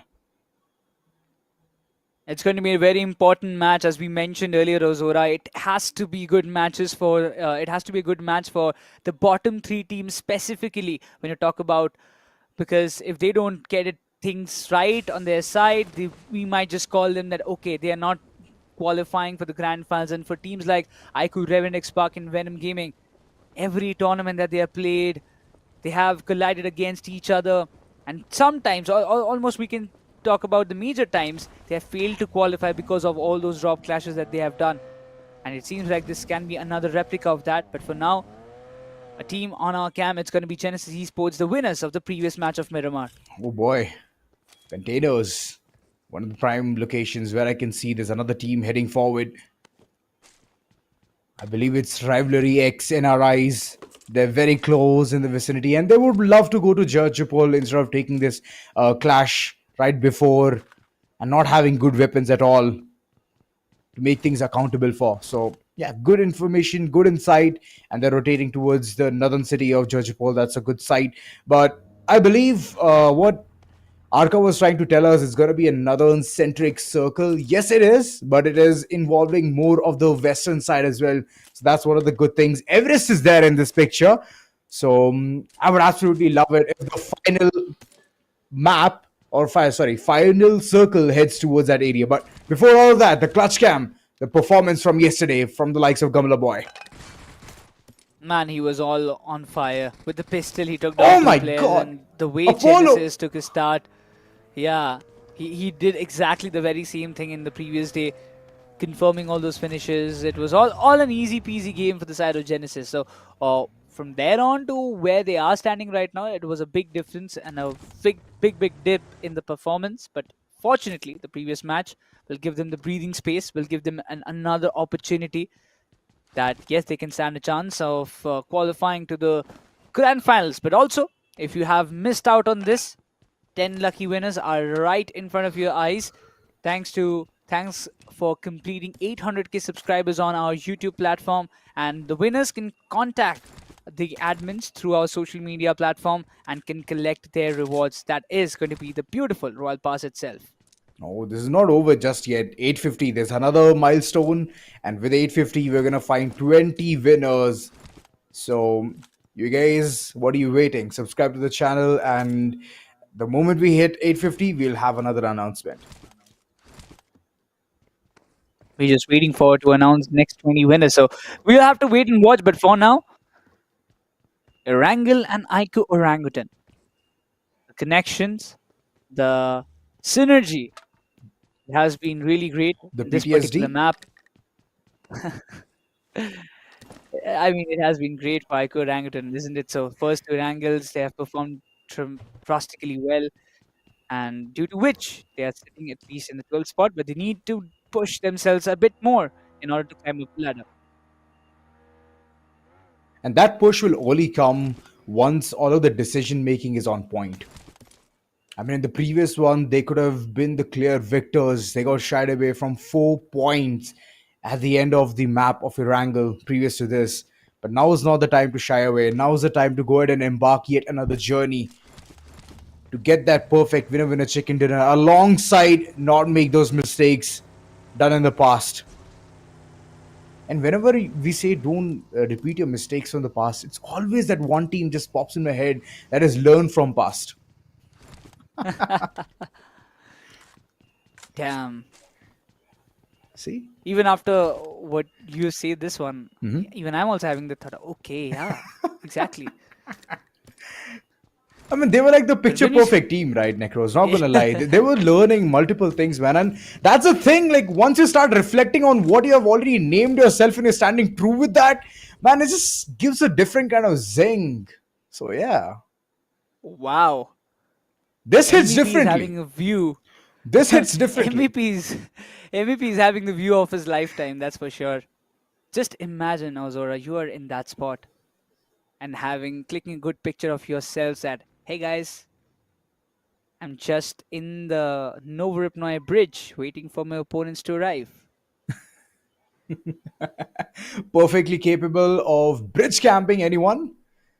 And I believe he's already hit the right spot, like the tippy top of the entire place. Nobody is going to suspect that the player is right there. Moreover, the entire team looks so fortified with the entire ideology. So kudos to them. I'm hoping that a team who will rotate from either of the bridges, they might enter towards that area. And I know who that team is.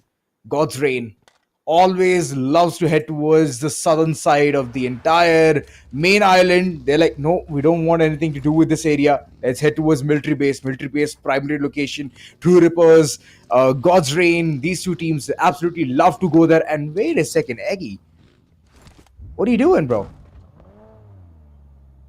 Showing off his beautiful Bentley for now. No, my man was taking the horse to the old time road.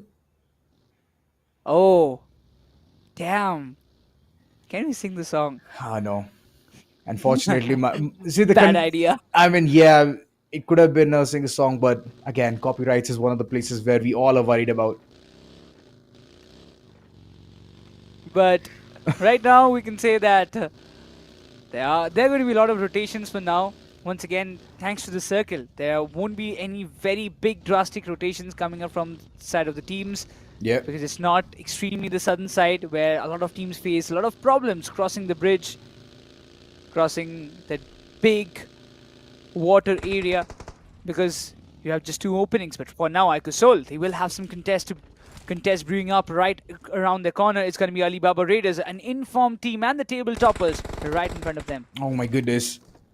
The silence has already been broken down. Gokul, he's knocked, asking for help, but Ronnie, he's way too close. This might be a deadly situation. Why would you pop a nade instead of just rushing forward? But okay, let's respect the decision right here. Nade did not land that well. There's still one player knocked on the ground. JD Gaming, he's still asking for help, but the entire team wants to execute, and they're executing in such good manner. A couple of knocks coming through, and there comes the entire slam, keeping the entire notion in check. Ronnie, he would love to run away from this location and at least help Knuckle in the meanwhile.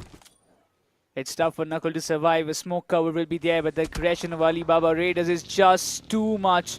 It's just too much to deal with.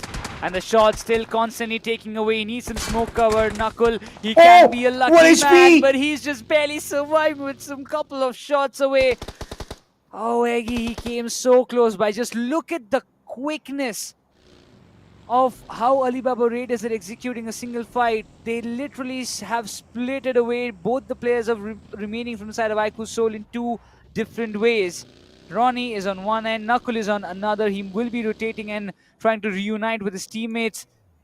But Alibaba Raiders, the way they played, my god, it's just too good. They're the behemoths. And that one player who got knocked, he did not even get confirmed. What? Where are the collateral damages that we talk about? There's nothing. Alibaba Raiders are out here to decimate the opponents, and they're doing it so well. Drons are on the other end. A very well formidable nade right there. And well, it's the entire lot of original gangsters who are currently captivating this entire situation. And on the other end, IQOO Orangutan still circling out, trying to find a close quarter battle, but unfortunately, a couple of players thought about swinging right across and they could not get the opening. Toxic, way too good for his britches, and he's not going to be looking to burn them up real soon. He wants to play till the very end, and a couple of players are still surviving. The other one, the third player from the likes of Original Gangsters, they are giving that one support to the fallen comrade. Visgord, way too far, he's still bleeding out, and Veyron stuck in one stymied situation. Where is even Veyron needing? There was no player in that particular area, but they're trying to. He's kind of suspecting it. He needs to give the revival. The rescue mission is literally really something that he needs to prioritize for now. Veyron, he's going up back, trying to maybe buy some time with those Molotovs on Biswaroop. But all the other 3 players of OG, they're already close by. There's nothing more he could have done. The nades, that's going to give a hefty amount of splash damage as he's acting like a blade. But the nade from Biswaroop, it's a bang, and that's going to be the end for the likes of IQOO Orangutan with only 1 finish in their bag. That's an exit and total of 7 finishes in the name of Original Gangsters. They knew that this game will be really important for them, and they're literally counting on it. Every finish, every point, it will matter for the likes of Original Gangsters. That's right. Good presence of mind and every single thing jotted down together. They managed to shut down such a big team. IQOO Orangutan, they have been pumping their chest, pounding every single time they see an opponent. They always go ham against them. But this time, they did not get the chance to fight against the OGs. The Original Gangsters right here. So, it was a good battle as long as it lasted. And now let us focus on the circle. Razok, School, Pochinki, Ruins. Well, these are the prime spots where teams are going to be heading as soon as possible. And we can see even VENOM Gaming right around in the vicinity of Razok. Usually, here's where IQOO Orangutan head towards. Razok. But all of the change of plans, sudden switcheroos, are just giving them the worst possible outcomes. And I'm hoping that they stick back to their normal grassroots where they used to head towards Razok and take an early fight and from there on capitalize, move ahead, in towards a circle and keep rolling forward to keep the momentum going. So hoping to see them yet again tomorrow though. Yep. There's no other option. They have to come up strong, and IQOO Orangutan, if this match would have turned out good for them, they might have solidified a really good spot for them to make a comeback tomorrow very easily. But now there will be a lot of questions. But right up now, we've got Hero Extreme Godlike versus LIKHITA Esports in the forefront. All the players intact in their spots, trying to be very cheeky. They don't want to let any other players know that, okay, there is a team right in front of us. Specifically, when you talk about LIKHITA Esports, the compound that they're holding is really crucial. But for Hero Extreme Godlike, they need to be really aware. RIVALRYXNRI, they're around the corners.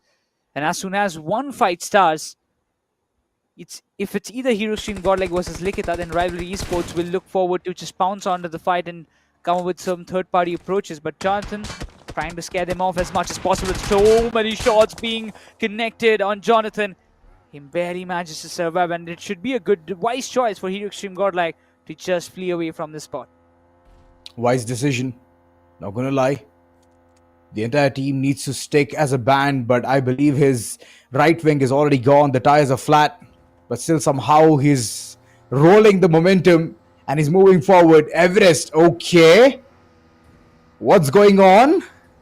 I mean, I get it. It is there inside the circle for not... But here's the thing, right? It's not going to be there for a longer time. You get the height advantage. You understand how the teams are calling in the rotation, but it's more risky as the entire stretch is going to give a lot of teams the confidence to keep pressing forward. There's another team, Genesis, coming forward, thinking that this might be the golden opportunity to go ahead and seize the Everest. But no, now they're scurrying away. They know that the team is already present there. And look at them. It's on what, 8th gear. Oh, Apollo. Jonathan whiffed a couple of shots earlier on, but eventually we just talk about the vehicle is smoking. It's literally on smokes, but Apollo, he will be a lucky man. Thanks to the speedy cars that he is able to survive, and he's going to get a new vehicle for himself. And this one, damn, it looks better. That's right. Gamla Boy is still rotating around, and Sam is fixing his old car. He's like, I can just go ahead and fix the car, grease it up. Let's get it all sorted, and then let's hit the road yet again. And he's doing it. Off-roading is one of the crucial things as well in this entire map. And surprisingly, the best part is that your car will not get stuck in some kind of a ridge. So that's really good about Erangel. And moreover, the entire team is going for the late rotation now. All of a sudden, they want to take things very slow. They want the entire team of Hero Extreme Godlike to run away from there, and that's when they're going to call in the rotation. The next circle shift is something that we need to keep our eyes on, and it seems like it's going to be a central circle. Just imagine IQOO Orangutan.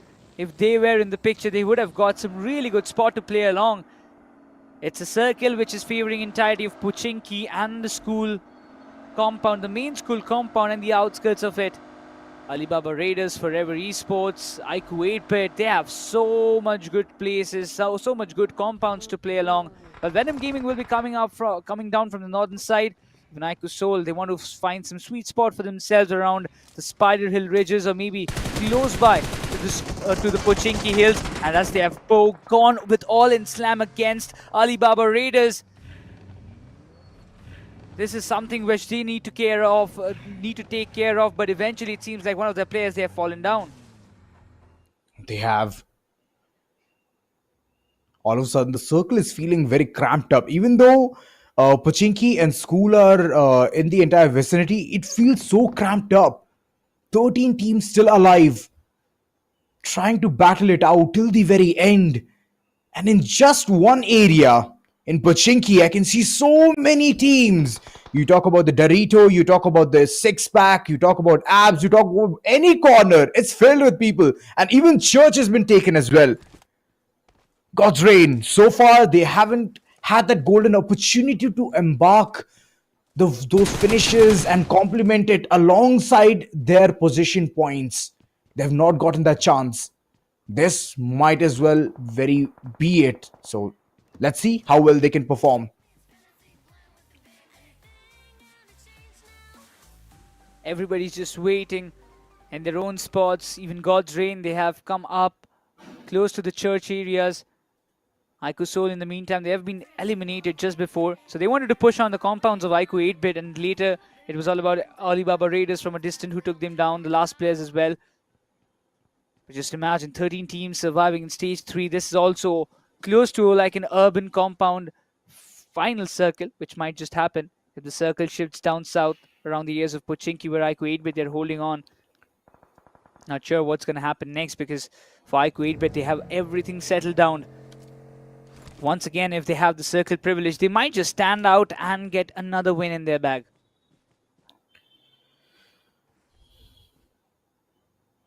RNTX right in front.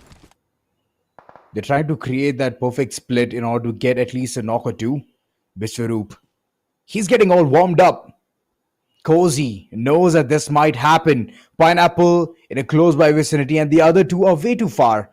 So if he takes a fight against Pineapple, it's going to be easy for him to go ahead and win. But Pineapple's angles are equally good. He has taken the height advantage thanks to that buggy, boosted himself, reached on top or the barrels. And eventually, if he spots a player or two, the gangsters might be in trouble.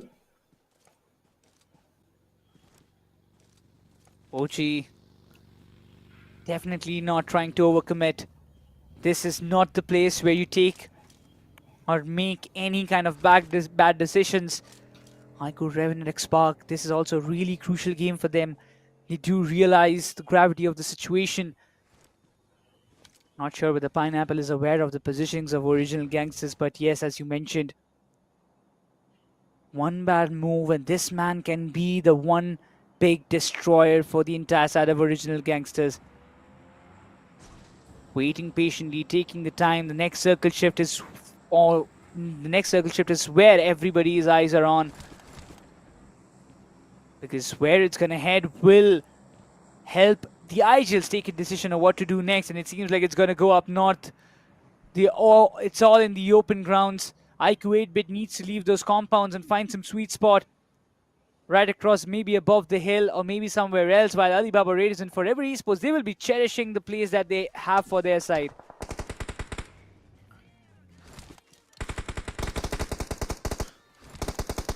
That's true. Shots fired. Still trying to scope in the opponents, but they need to be aware that there is another team right behind them. There's one team in front as well. They're taking constant fights, and this is not going to look really good for them. VXC, they're still finding the window of opportunity. So far, the windows have been shut right in front of them, and now is about damn time that they force open a door instead. But Forever, on the hindsight, they're also doing a heavy lifting right there. Alibaba Raiders, they're getting constantly barraged at.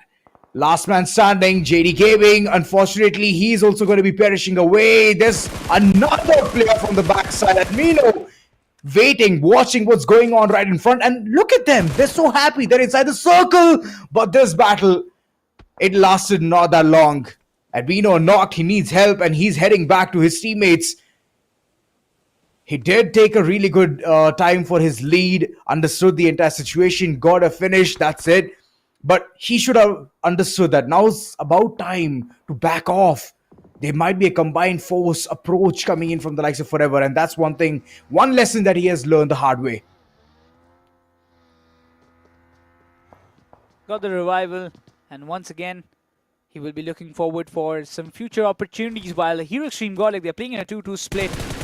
Two players watching the back, Punk, Zap, while Jonathan and Admino, the two brilliant assaulters playing on the front line, while Forever Esports Phoenix trying to damage out the vehicles on the hilly areas. He's suspecting that there might be some players, but it seems like for Miracle and Genesis, they have brewed up some fight, while Jonathan, he will be knocked and confirmed.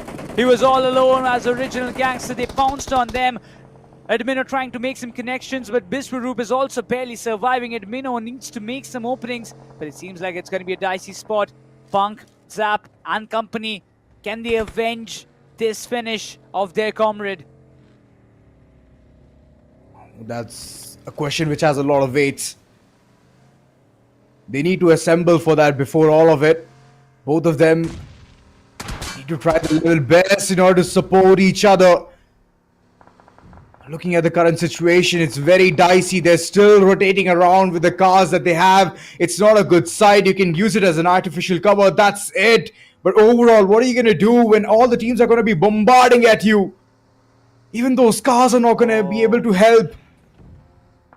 And now all they can do is find a perfect location. But that one spot, which is like a house, a real estate, that's already been captured. They're outside in the wilderness. They're thrown against the wolves. Hero Extreme, godlike. What can they do in all of this? Even the questions are being asked by VXT as well. They have IQOO, Rev and XSPARK to deal with just above their head. If they don't clear them off, they can be the disastrous one for their side. They can be the backstabbers. And as Power, in the meanwhile, he has been the one to create the diversion for his teammates, buy them time, as well as acting as a distraction, as a bait for their teams, being on the front line. But Hero Extreme godlike, the shots, sounds that has been heard completely, while IQOO, Rev and XSPARK, they're trying to hold on to their grounds. Banana, he's been a pure menace before. Now he wants to be another menace for the side of Hero Extreme godlike, or maybe VXT this time. Oh, you never know. Just give them the opportunity, give them the window. And that's where they're going to make a huge opportunity out of it. Both of them still alive and kicking, let me know. But on the other end, RNTX, they're taking their own sweet time. The gangsters, unfortunately, they're not going to be shying down, as they always love to walk through the valley of the shadow of death and always come out united together. 9 finishes strong. This team is unstoppable. Talk about unstoppable. It seems like for Miracle they have some different intentions, but Poco this time will be taken down by Forever Lucifer. He has been in the limelight for such a long time, and this time even Poco, he has been taken down. So that 13. Is a big opening for Hero Extreme godlike if they want to be in. But Lucifer is going to confirm the finishes. Even Original Gangsters, they are facing the Rat from a different team, and it might be LIKHITA Esports. Yeah, from the hindsight, they are also constantly taking charge of this entire situation. 13 finished strong is what Original Gangsters look like, but it's just that the number game is dwindling down. One player knocked already. Support needs to be given right about now, but there's some confirmation time as well. Toxic! He thought that he was being smart out there, but unfortunately he's been berated as well. Oh my goodness, fights every single way, every single direction. 7 teams remain in the circle. It's getting claustrophobic. Original Gangsters, unfortunately, all of them perish away with 14 finishes nonetheless. And on the other corner, I'm loving the enthusiasm coming in from Hero Extreme godlike. Bonk is literally putting everything that he has in that one smoke pit. And right now, Beast wants to go up close and personal. The shot being fired from a different angle, but Fukar gets taken down. LIKHITA Esports, the dream is being crushed. It's gonna be Beast with 5 finishes all by himself, pulling off the impossible. That's LIKHITA Esports down with 7 finishes. What a great run that they had, but eventually it comes to a very end, while God's Reign will be putting an end to the run of Forever Esports, while Hero Extreme godlike, they might have lost 2 of their crucial players, but Admino and Punk, this has to be the duo to make the things right for their side, while God's Reign, as soon as they completed the fight, they do realize this is not a great spot to hold on. It's better that we back off from this area and find a sweet spot for ourselves. The numbers advantage is only and only in the favor of 2 teams, God's Reign as well as VXT. Hey, you're forgetting RIVALRYXNRI. Yes, they're also in this mix. There are 4 players still surviving, alive and kicking. But Somraj has something else to go ahead and narrate for this entire team. He wants them to stay till the very end, and they're doing it so good. 4 finishes. They look strong as well alongside God's Reign. But for how long is the question? Taking all of those cars, calling in the rotation, 2 players right in front can be a good starting for them. Punk has already been spotted, but Punk, he needs to take the shots right about now. He has nothing to get and do for, but he just jumps over the ducks. But he's not the Neo from the Matrix. He won't be able to do that for so long. But both of them, unfortunately, could not do much right around this corner. God's Reign, they're facing the wrath of the opponents, but they have done a big task for them. They made things easy alongside they're inside the circle. It's only one team who's outside. Rivalry XNY. And this is tough times for them. Even for VXT, they need to come outside of the pits that they were hiding in for such a long time. 4 players still standing, but right now, the only covers that they have is of those trees. Now that's going to be a tough job. Justin finds an opening on server. RIVALRYXNRI not in a really sweet spot, if you ask me. They had the control for such a long time, but right now, BGMI gods, they have some different intention as Power, trying to make those connections right. Even Aquanox is finding some openings. RIVALRYXNRI, they just might not survive. They might just not enter because VXT and GODLIKE, both the teams, will not give them the allowance, will not give them the permit to come in. Oh, I hope they don't get so greedy right here. Delta checking all of his surroundings, the corners and every single thing. He's getting shot as well constantly. RIVALRYXNRI, they want to get that space inside the circle because if they are outside, they're going to be having a lot of damage onto themselves. And that's one thing that they do not want to accept just about now. They have to stand true to this entire task and look at Chandan. He's already initiating things. Getting down Apple, nowhere to go, nowhere to hide, and there's no one who can support him as well. On the other end, they're also getting bombarded. They're getting wrecked from the other corner, and it's XPower who's bringing in all of the might for the likes of VXC in order to seize this one moment, to seize this one chicken dinner that they need. XPower quickly just positioning himself towards the center of the circle, and this is crucial. Justin, what are you doing? Where's the crouch? Last moment, he just stood tall. 1 HP, still alive and kicking. But that one nade might take away the life of the opponent. Delta PG is knocked out as well. Somraj and his power. This duo have made impossible things possible. This is another time. One small cover for GODLIKE to play around with in his power. Nothing is connecting while Apple will be taken down. It's a green signal, but his power this time it explodes. That nade connected. Justin is pulling off the string. Somraj's position is still not compromised, what I believe. But if it is compromised, it's going to be problematic. Justin doesn't even have a single idea now. 1v2. If the shots have been fired, Somraj is still waiting for, but Aquanox finish will be confirmed. Somraj is still intact. It's a 1v2 for him, and none of them are inside the circle so far. Oh, there was one player who was crawling to get that aid, but unfortunately, it's God's Rain who acted upon all the situation very quickly. I mean, they were throwing in all of those nades and mollies from one corner of the tree. They gave away the location, but taking down XPower was important. Somraj catching up for the entire team of the likes of VXT. It seems like an impossible task, but it can be still possible. But if Delta PG is on his feet, then it's all done by Dustin. Justin rushing forward, trying to know that this is not the area where he wants to die. Still taking those shots, and there comes a winner chicken dinner. That's God's Rain. We're waiting for so long. That's gonna be the third win for God's Rain in the LCQ playoffs, and finally they have made the mark. What a positioning, what a play, what immense decision making coming up from the side of Destro and team that will help them win this match. And Arka, I mean, this is the kind of performance that we do expect from the gods. Absolutely. As I said, Delta as well as Destro. I mean, even for the likes of Justin, the way they have all come in together at the right time. The addition of Apple was a delay for them, is what I believe. If they had taken them before itself, probably God's Rain's reign would have been a much more longer of a period than what we expected it to be. But yes, for now it's going to be God's Rain who might again acquire the top 2 position, because they were fighting for it from the get-go, and in case they've crossed that 120 or 125 pointer, I do believe that they might end up getting that golden ticket for themselves as well. Yeah, exactly. I believe with this win, they should be getting that golden ticket. I don't think there should be any doubt. Yes, 6 more matches will be left, which will be commencing tomorrow, but almost it feels like the top 3 they are safe and sound, and they should be qualifying without any hesitance. But overall, when we just look onto the bigger picture, even VXT, they've got some really good points. 7 finishes is what they have backed up, alongside the 6 placement points that they will be walking away with. So almost it sums out to like 13 points, 13-pointer game for themselves, which will again help them solidify their spot in the top 8. Now this is where 4 Miracles had not had a good day.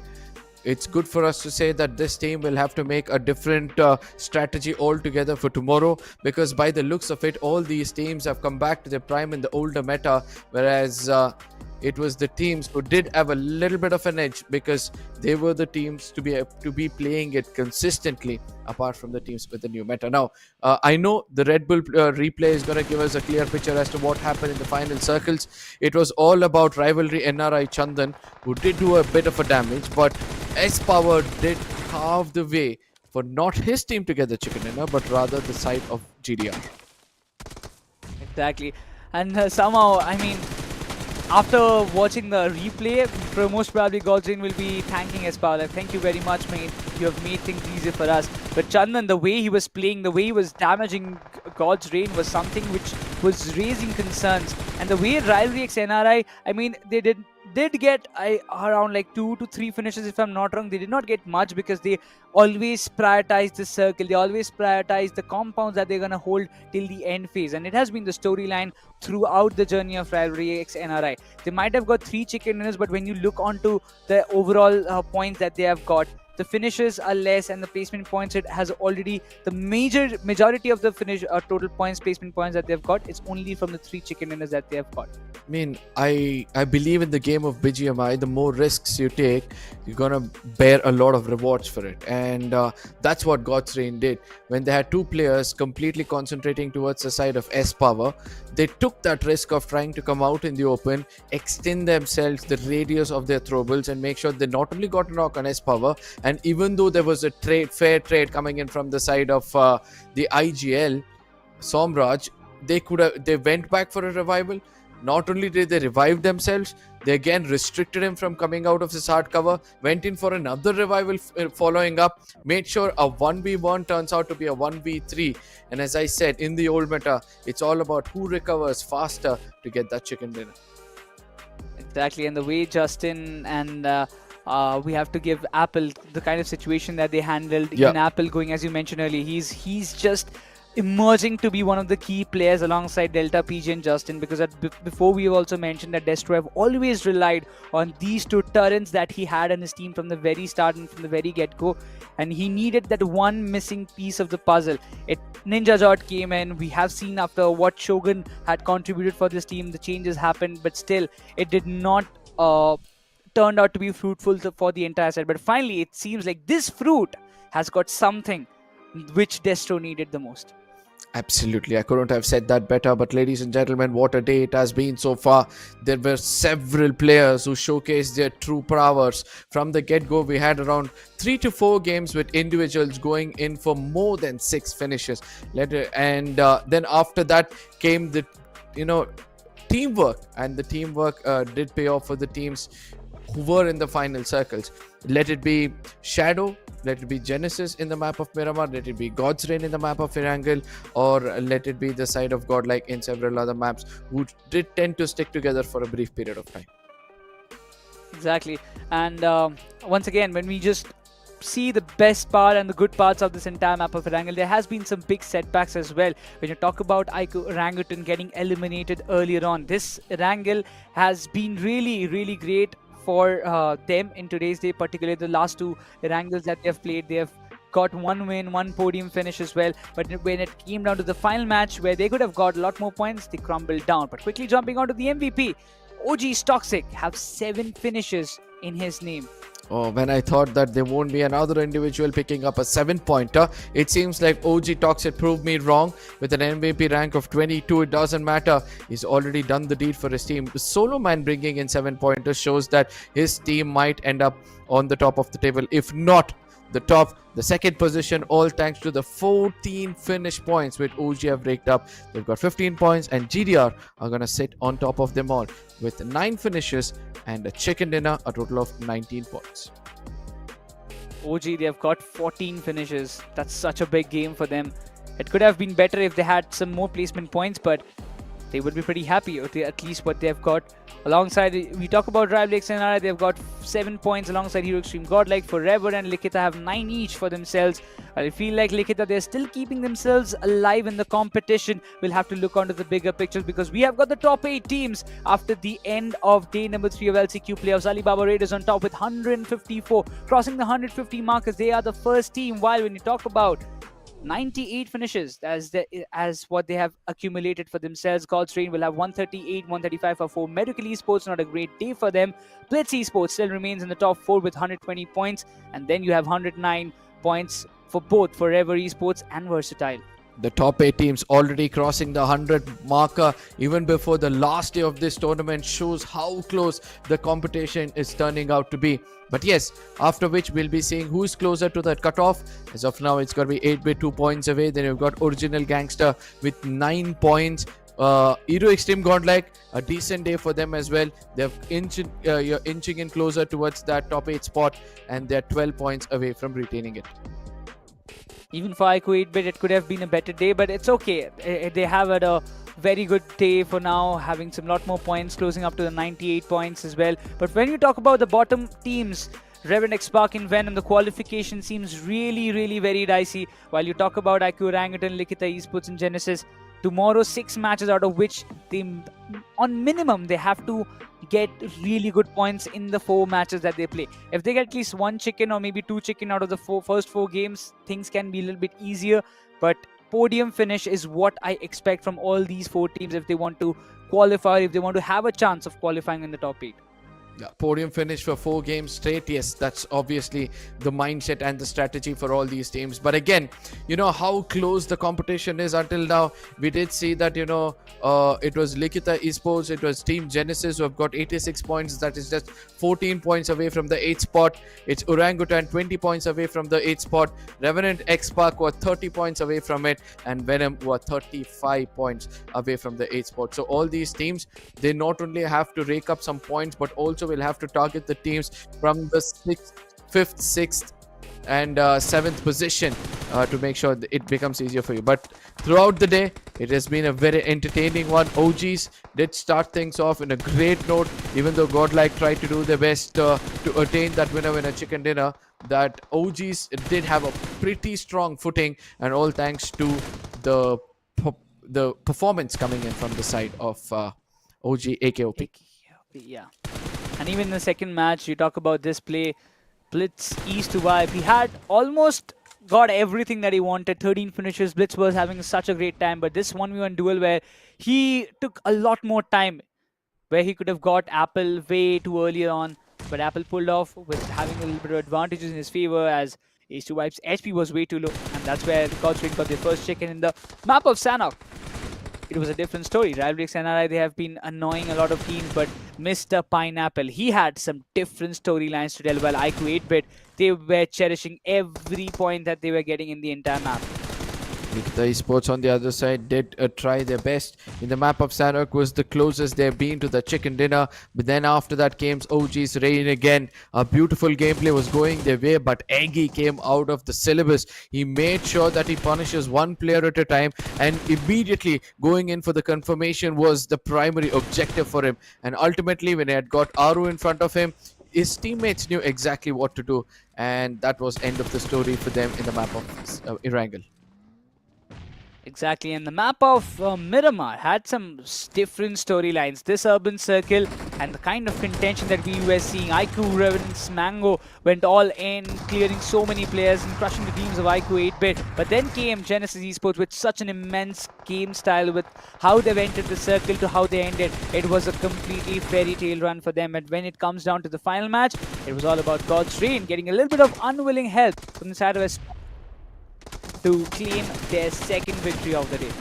Oh yes, a pretty interesting day. This was the second time God's Reign got a chicken dinner for themselves. I think they started off with a chicken dinner and they ended up with a chicken dinner. And that is how we would want to, play if you are one of the champions teams or looking forward to get another feather in your crown. Now, whereas on the other side, there are several disappointments which continue in this tournament. But with this, ladies and gentlemen, we'll be coming to the end of the day. But let me remind you this, that tomorrow's gameplay or tomorrow's games is going to be so crucial for all the teams out there. As I said, the cutoff is still up for grabs for the team at the very bottom of the overall standing.